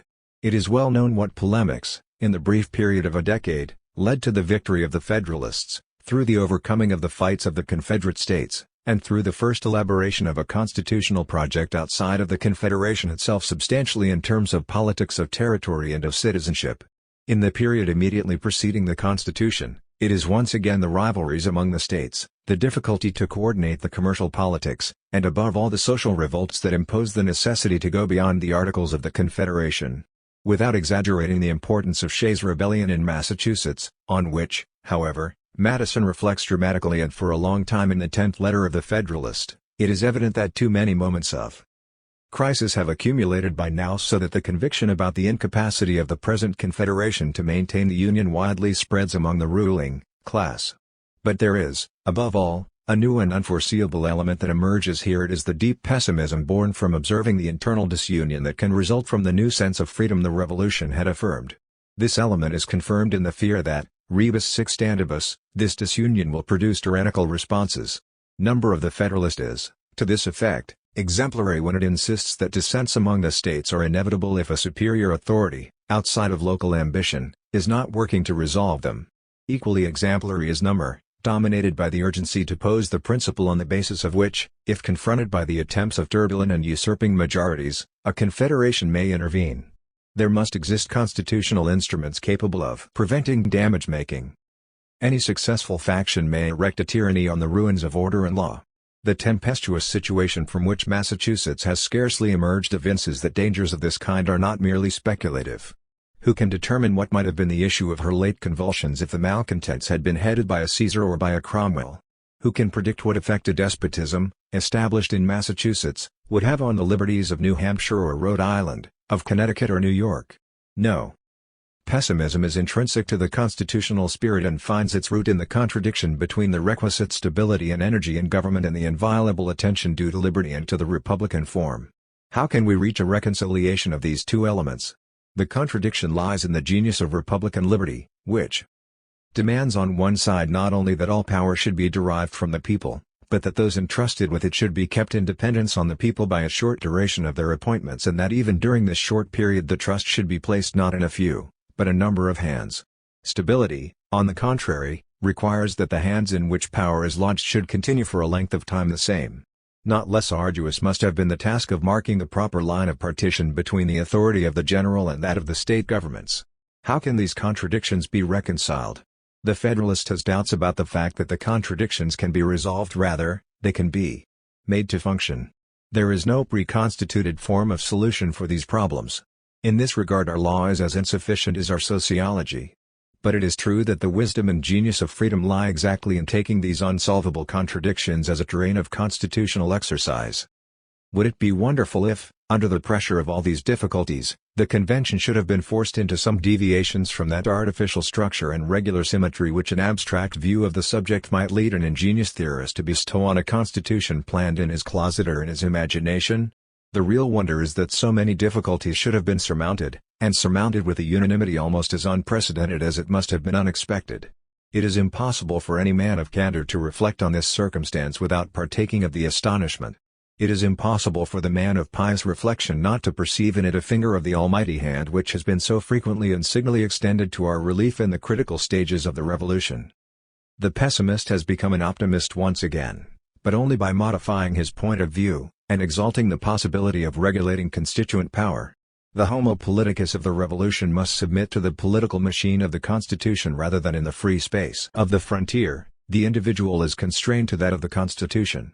James Madison's The Vices of American Political System is, from this point of view, an extremely important text, even more so because, differently from Alexander Hamilton, the other great author of the Federalist Papers, Madison is not a monarchist, he is a real Republican, completely tied to Jeffersonianism. Now, in that book Madison attacks localism and above all corporative constitutionalism. To a sociology of the plurality and of the relevance of interests he counterposes a political science irreducible to the former one. Political science cannot simply stand above the mediation of social interests. It is autonomous because political action is autonomous. The Constitution must therefore be a central axis of political mediation, of filtering, balance, control, and compromise of social interests. All can be accepted by a republic except the absolutization of a particular interest. It is evident how, on these grounds, the mixed monarchy is totally out of question. There are no pre-constituted interests to the Constitution, or social strata concretely and specifically tied to figures of representation. Compromise and mediation are not taking place among pre-existing subjects, but among subjects that the Constitution creates along its course. The paradigms of classical political science are here completely modified. In particular, we are faced by a spectacular reform of the concept of constituent power. It is absorbed, appropriated by the Constitution, transformed into an element of the constitutional machine. It becomes constitutional machinery. What constituent power undergoes here is an actual change of paradigm. Nonetheless, it is useless to try to determine this change in the long term of Atlantic ideology. We have already seen how, on this dimension, the concepts of democracy and freedom present themselves in a new way with respect to the English tradition and the Florentine sources, and how constituent power, in the democratic period of the American Revolution, is given a singular definition. What becomes essential at this point is to determine the change in the short term, to grasp, that is, the reasons why American constituent power, which in the democratic period had adjusted its Machiavellian and Harringtonian strength to the new American relations, here changes nature and transforms freedom, shifting it away from its meaning as active participation in the government to a negative meaning, that of an action, or the fruition of its own good, under the aegis of the law. Let's clarify one point: never, either in the democratic period, or in the constitutional one, in America has the concept of people assumed the denotations of general will. But the fundamental discovery that had constituted the cognitive and practical essence of American constituent power and of its concept of people had been instead the will of all, the idea of a manifold representation and of a diffused network of particular wills that in their expansion found a limit only in the frontier. In this perspective, federalism is a dynamic element of very strong intensity, and its spatial figure mirrors itself in, and overflows with respect to, a functional figure, to a hypothesis verified for the first time, of a grid of horizontal and dynamic powers, through whose exercise constituent power remains continually open. Now, in the short term, in the 10 years of the Confederate Union, this idea of constituent power undergoes a revision. And the Constitution was born out of its rocking. The passage from republicanism to liberalism does not take place by crossing the Atlantic, but by crossing the short period of the Confederation. Certainly, the idea that the soul of the Republic is not the Constitution but the frontier will stay alive. The Jeffersonian spirit will live for a long time in its purity and in its might. But, when measuring itself with the Constitution and with the opposite series of the constitutional principles, it will be pushed to reveal itself as contradictory. We will see this later in the next section. Let's return, therefore, to the analysis of the modification of the constituent principle. This will become evident if we follow the discussion of the Federalist. There is no need to insist on the practical importance of the Federalist to this aim. It is enough to remember an annotation by Jefferson. As for political economy, I believe The Wealth of Nations by Adam Smith is the best work for the constitutional science. Montesquieu's volume The Spirit of the Laws is generally credited. Indeed, it contains a great number of political truths, but also an equal number of heresies, so that the reader must continually keep a good guard. Locke's little volume on the government is perfect for what it sets as its aim. When I've moved from theory to practice, there's no better volume than the Federalist. Now, the first revolution within the revolution is contained in numbers by Hamilton and by Madison and lies in the explicit redefinition of the political. The Union is shown as internal safeguard with respect to factions and insurrection. But what is the Union, and what is the political that cements it? The answer to these questions comes from an observation: the causes of faction cannot be removed. Relief is only to be sought in the means of controlling its effects.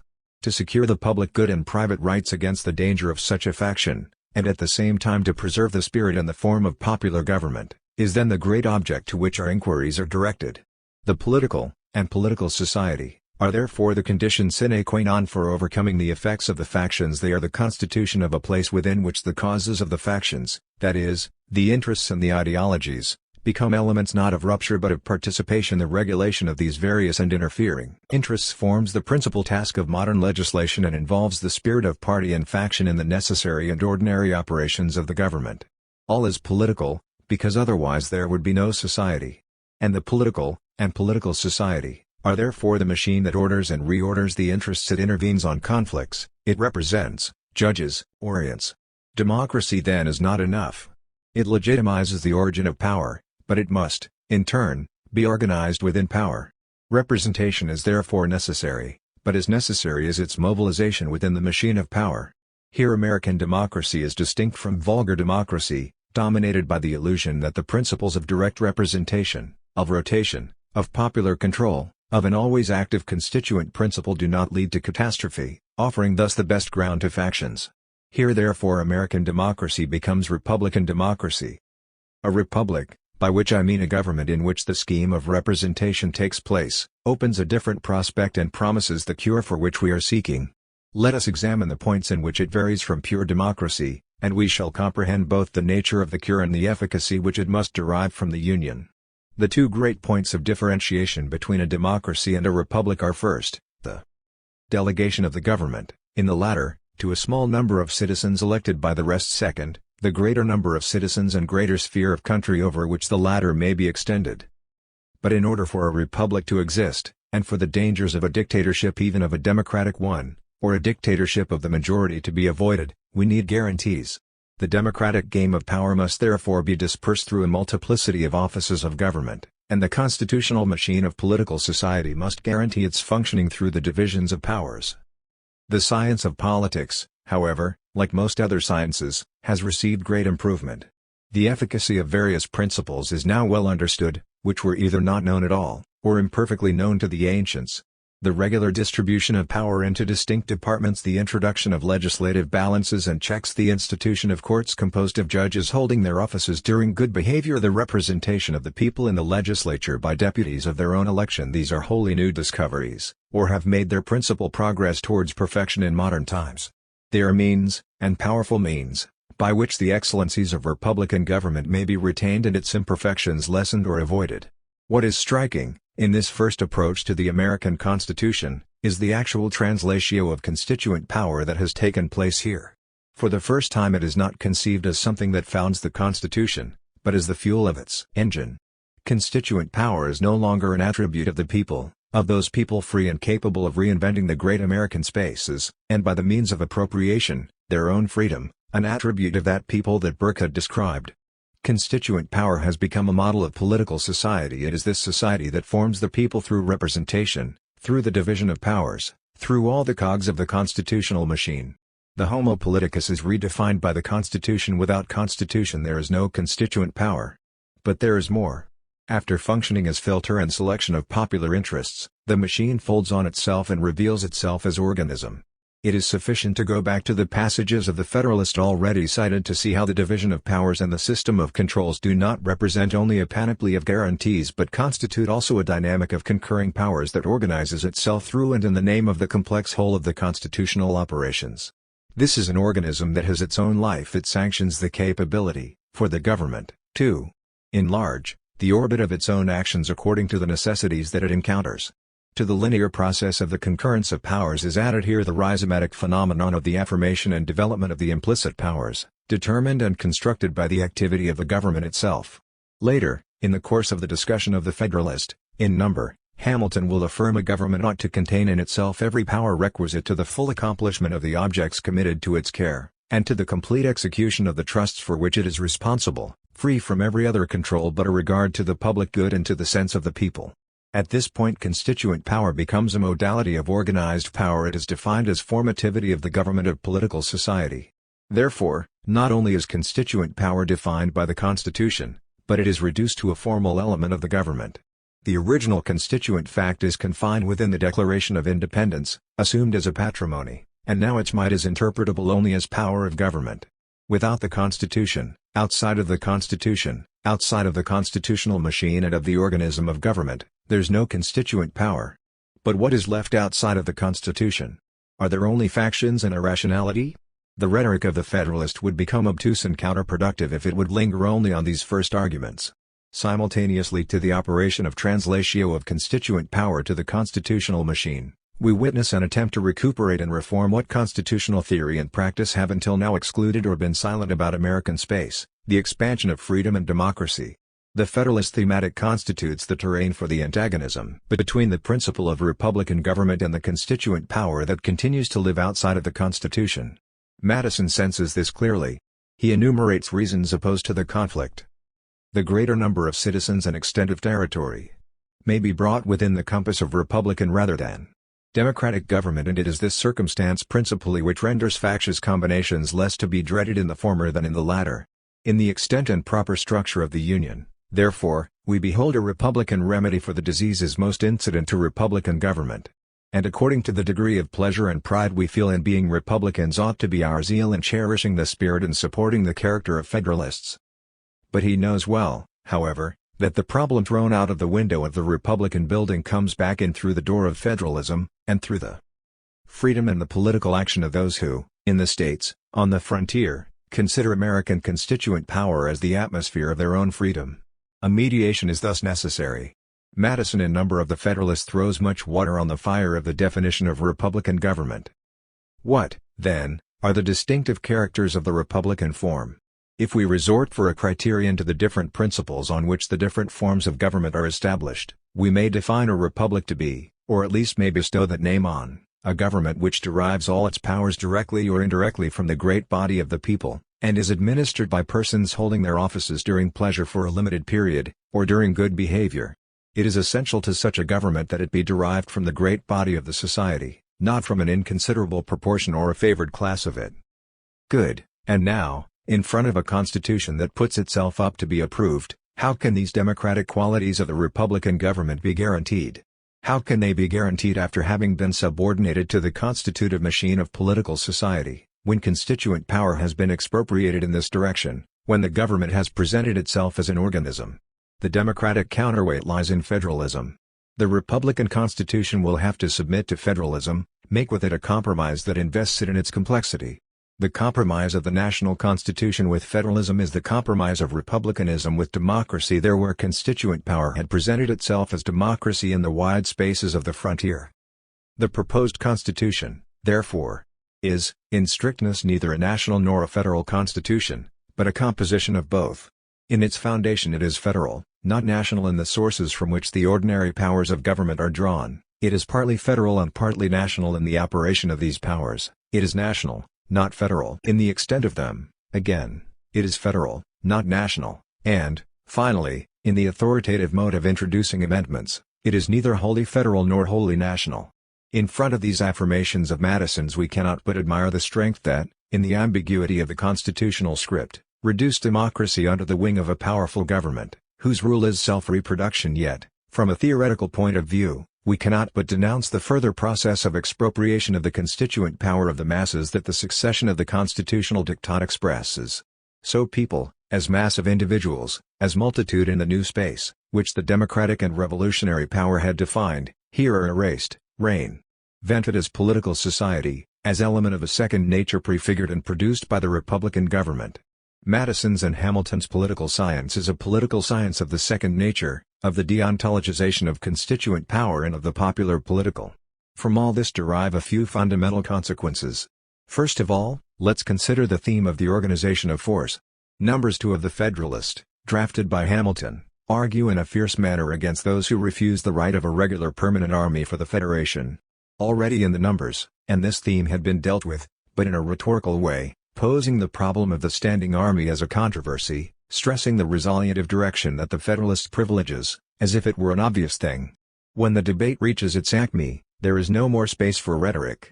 The polemic against the adversaries of a permanent army for the Federation is then developed in functional terms, as necessity of a force for the external defense, and in warrantist terms against the abuse of the federal army by anybody. Marginally, the right to the militia is acknowledged, under certain conditions, in number.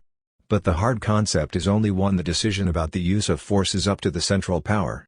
Here we have reached a point where the residual ambiguities concerning the relationship of republic to democracy are completely resolved. The United States constituted themselves on the refusal of proxy in regard to the use of weapons, and now this bulwark of constituent power, this fundamental element of American democracy, is erased. The refusal of the active participation of the citizens to the arming of the nation, the affirmation of the proxy for the armies, is the affirmation of the monopoly of power. The reversal of the democratic position is here fully accomplished. With this we go well beyond the Republican-Federalist compromise, and we witness the changing of the constituent project of political society by imposing on it a new value.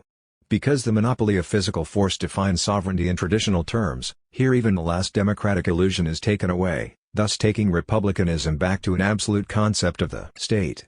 As for the argument that allows the maintenance of the militia, it represents a pure and simple juridical perfidy. The militia, that is, the plan of organizing in arms the nation, they say, is a harmful and unrealistic project, but well-trained contingents of the militia can always be useful, and in any case the militia can constitute an antidote for any standing army claiming to represent a threat to freedom. In the Federalists the threat against freedom is always risen to construct, little by little but more and more definitively, a new sovereignty. Numbers 2 of the Federalist show us how this formidable new deduction, aimed to the reconstruction of the most traditional concept of sovereignty, is developing. These numbers discuss the general power of taxation. Money is, with propriety, considered as the vital principle of the body politic, as that which sustains its life and motion and enables it to perform its most essential functions. The argument is obvious: only the autonomous power to impose taxes allows the central state to exercise its strength and its power with independence. But the rhetoric implies much more. In fact, it proclaims if there is too much democracy in this independent America, if we do not win over it now, at the moment of the translatio of constituent power, we will never win over it. As in republics, strength is always on the side of the people, and as there are weighty reasons to induce a belief that the state governments will calmly possess most influence over them, the natural conclusion is that such contests on taxation will be most apt to end to the disadvantage of the Union, and that there is greater probability of encroachments by the members upon the federal head than by the federal head upon the members. And it is not by chance that, in regard to this question, what are above all and widely discussed and organized are those implicit powers whose image we have taken into consideration, that allow a wider and wider definition of central power as an organism and of its necessary functions. To complete the picture, what is taking place here, in numbers on, in a definitive manner, is the transformation of the mixed constitution according to the plebeian and Atlantic tradition, into a modern constitution. Now the division of sovereignty is no longer tied to the corporative and classist constitution, but to the formal process of its own structure and organization. I do not think I am going beyond the boundaries of my own research if I stress the coincidence between the fiscal and the financial part of the Constitution in this moment of modernization. Here it is money that assumes that function of giving a direction and a sense of organization that in the democratic constituent power of the first revolutionary stage was performed by the frontier. In these essays Hamilton certainly does his apprenticeship for the future government of the Bank of America. But more important is the exactness of the homologies between money and competences, between implicit competences and concurrent competences that take shape here. The Constitution is elevated to the kingdom of monetary circulation. The organism by which Hamilton is inspired is that of the powerful abstraction of money, of its circulation, and of its pulse. From this point of view he really is a child of Europe, not of Enlightenment thought, however, but, rather, of the England that, at the end of the glorious Revolution, reorganizes power around financial capital. The enclosure of the conceptual system of the mixed constitution within the abstract artificiality of the new constitutional formalism is further examined in these essays. 3 themes: political supremacy no, the concurrent competences of parallel powers no, and the relation between taxation and representation no's, constitute the subject of a real dialectical synthesis, in which affirmation the centrality of taxation, negation the pluricentrality of the decisional and executive power, and synthesis the centralization, with popular legitimization, of the entire mechanism follow each other. A good Hegelian procedure, therefore, to make constituent power a force of the spirit, a strength completely assimilated to the Constitution, a fundamental and independent motor. The perspective of the centralization and constitutionally self-regulated mechanism are tested also in the numbers of the Federalist dedicated to commenting juridically on the difference of competences of the states and of the Federation. The theory of the 2 constitutional orders starts taking shape, while reaffirming, however, the supremacy of the Federation as a force settling any conflict. By now, thus, the constitutional motor is marching, even hastening forward. The masterpiece of transferring the constituent foundation from the people to the Constitution is fully realized already at the end of the first part, the first 51 numbers of the Federalist. What's left to the authors is to answer the detractors, while continuing to insist on the force of the constitutional motor. Are there detractors who believe that the Constitution of the Union destroys the separation of the 3 powers, and that in any case it threatens their balance? It is not true, our authors reply. The separation of powers defined by the Constitution is purely and simply that of Montesquieu, and this doctrine, far from fixing the separation of powers as absolute, on the contrary, considers them as concurrent. No. It was shown in the last paper that the political apothegm there examined does not require that the legislative, executive, and judiciary departments should be wholly unconnected with each other. I shall undertake, in the next place, to show that unless these departments be so far connected and blended as to give each a constitutional control over the others, the degree of separation, essential to a free government, can never in practice be duly maintained. Therefore, the balance of the three powers passes through their reciprocal control, almost in a conspiracy among powers, toward constitutional ends. Nonetheless, there can be conflicts among powers. How can they be resolved? It is entirely evident that the norms of the written Constitution cannot suffice, by themselves, to solve the conflicts. But could a continuous recourse to the people? The Federalist, combining, as always in these cases, sociological with juridical considera. Dons, weighs the recourse to the people as a classic perverse effect of democracy, as the introduction of a democratic virus in the republican organism. The refusal of democracy is strong, insisted on, repeated, underlined, and on the other hand fully coherent with the logic itself of the Constitution. To what expedient, then, shall we finally resort, for maintaining in practice the necessary partition of power among the several departments as laid down in the Constitution?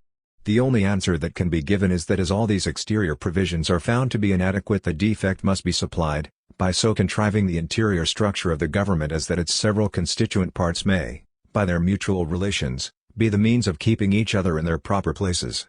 An internal mechanism, a system of checks and balances, a system of reciprocal control of various autonomies. This formal and dynamic criterion relies on the same laws that constitute human nature. What is government itself but the greatest of all reflections on human nature? If men were angels, no government would be necessary. If angels were to govern men, neither external nor internal controls on the government would be necessary. In framing a government which is to be administered by men over men, the great difficulty lies in this: you must first enable the government to control the governed and in the next place oblige it to control itself. All the Constitution must be read in this key and subjected to this labor. And since in the republican regime the legislative organs are the strongest, they must be divided into two branches, so that they can control each other. In the compound Republic of America, the power surrendered by the people is first divided between two distinct governments, and then the portion allotted to each subdivided among distinct and separate departments. Hence a double security arises to the rights of the people.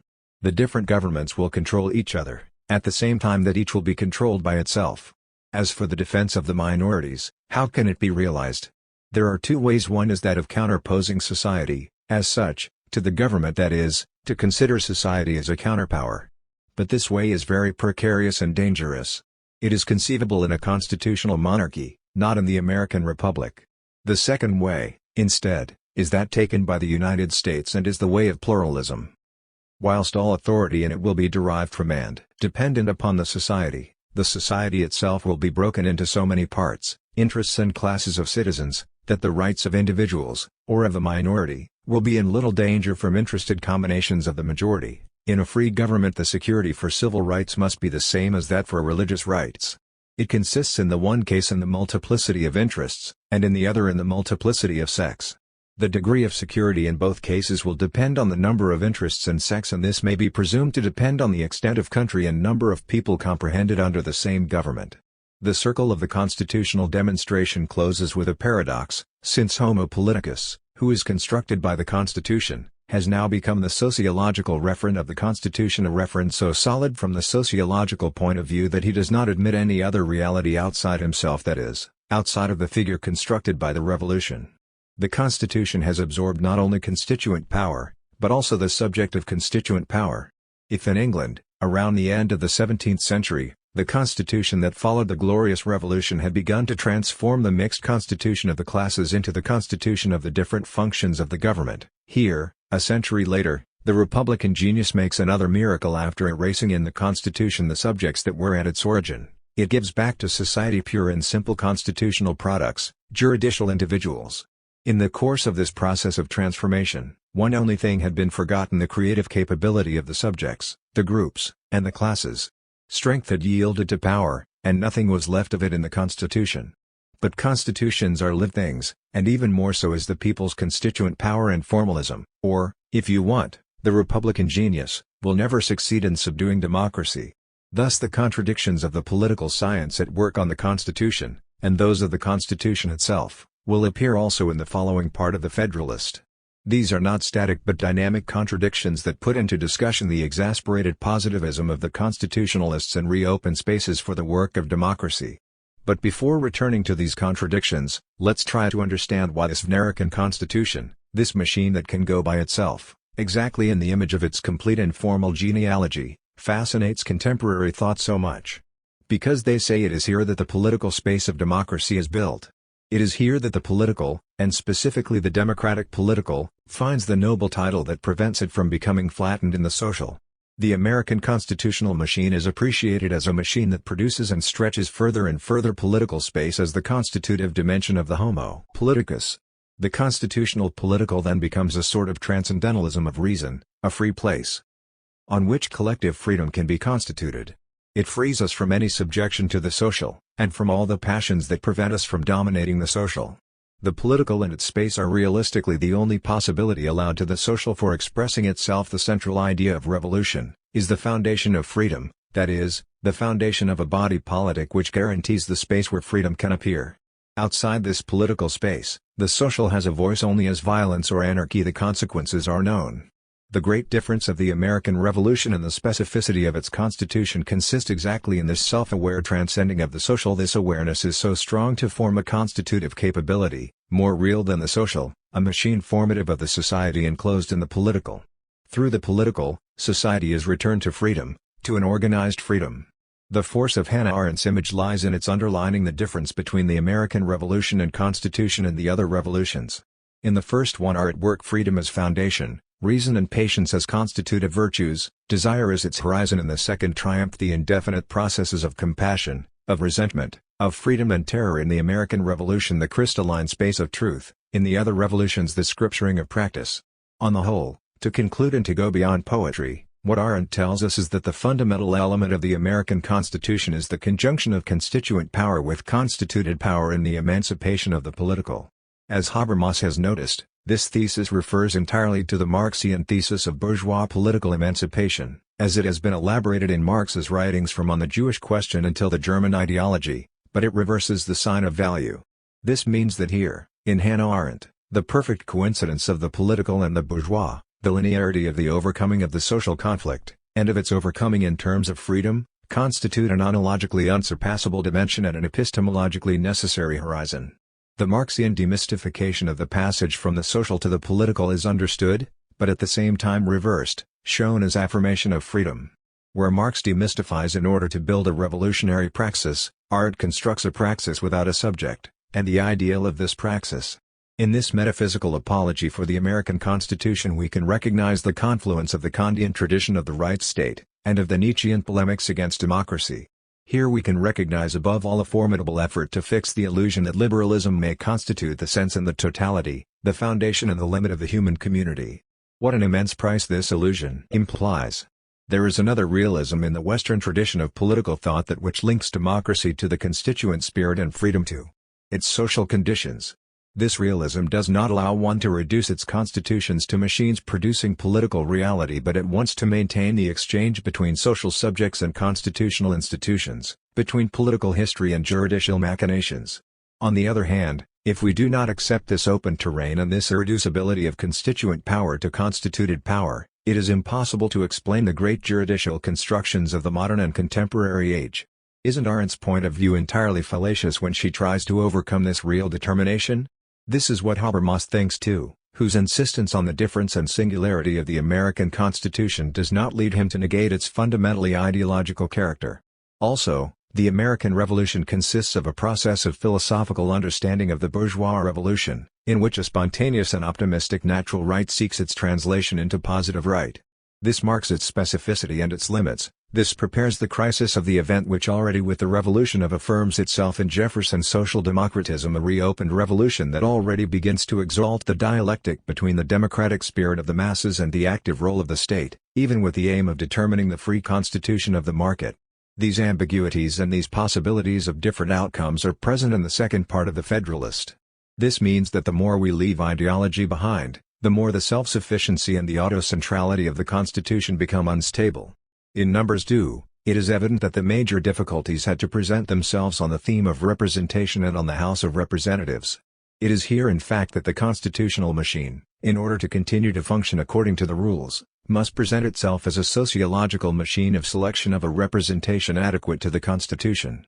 Hence a series of preoccupations aroused by the outburst of a democratic dynamics insensitive to the general design of the constitutional bloc. How can one resist the representative's power? How can one resist an organization of public opinion that will become more and more demanding and complex? How can one make compatible the factual exigencies of the electorate, exigencies that oppose those of the Union, in the matter of taxation as well as in many other fields? Surely, here are assessed electoral rules that withhold the vote from non-property holders, that link the contributive capabilities to the electoral ones. Here, in the theory of representation, is inserted some concrete limitation regarding the slaves, to full advantage of their owners. Here is reaffirmed the generality of the representative function, and a number of representatives implies. There is another realism in the Western tradition of political thought that which links democracy to the constituent spirit and freedom to its social conditions. This realism does not allow one to reduce its constitutions to machines producing political reality, but it wants to maintain the exchange between social subjects and constitutional institutions, between political history and juridical machinations. On the other hand, if we do not accept this open terrain and this irreducibility of constituent power to constituted power, it is impossible to explain the great juridical constructions of the modern and contemporary age. Isn't Arendt's point of view entirely fallacious when she tries to overcome this real determination? This is what Habermas thinks too, whose insistence on the difference and singularity of the American Constitution does not lead him to negate its fundamentally ideological character. Also, the American Revolution consists of a process of philosophical understanding of the bourgeois revolution, in which a spontaneous and optimistic natural right seeks its translation into positive right. This marks its specificity and its limits. This prepares the crisis of the event which already with the revolution affirms itself in Jefferson's social democratism, a reopened revolution that already begins to exalt the dialectic between the democratic spirit of the masses and the active role of the state, even with the aim of determining the free constitution of the market. These ambiguities and these possibilities of different outcomes are present in the second part of the Federalist. This means that the more we leave ideology behind, the more the self-sufficiency and the autocentrality of the Constitution become unstable. In numbers 2, it is evident that the major difficulties had to present themselves on the theme of representation and on the House of Representatives. It is here in fact that the constitutional machine, in order to continue to function according to the rules, must present itself as a sociological machine of selection of a representation adequate to the Constitution. Hence a series of preoccupations aroused by the outburst of a democratic dynamics insensitive to the general design of the constitutional bloc. How can one resist the representative's power? How can one resist an organization of public opinion that will become more and more demanding and complex? How can one make compatible the factual exigencies of the electorate, exigencies that oppose those of the Union, in the matter of taxation as well as in many other fields? Surely, here are assessed electoral rules that withhold the vote from non-property holders, that link the contributive capabilities to the electoral ones. Here, in the theory of representation, is inserted some concrete limitation regarding the slaves, to full advantage of their owners. Here is reaffirmed the generality of the representative function, and a number of representatives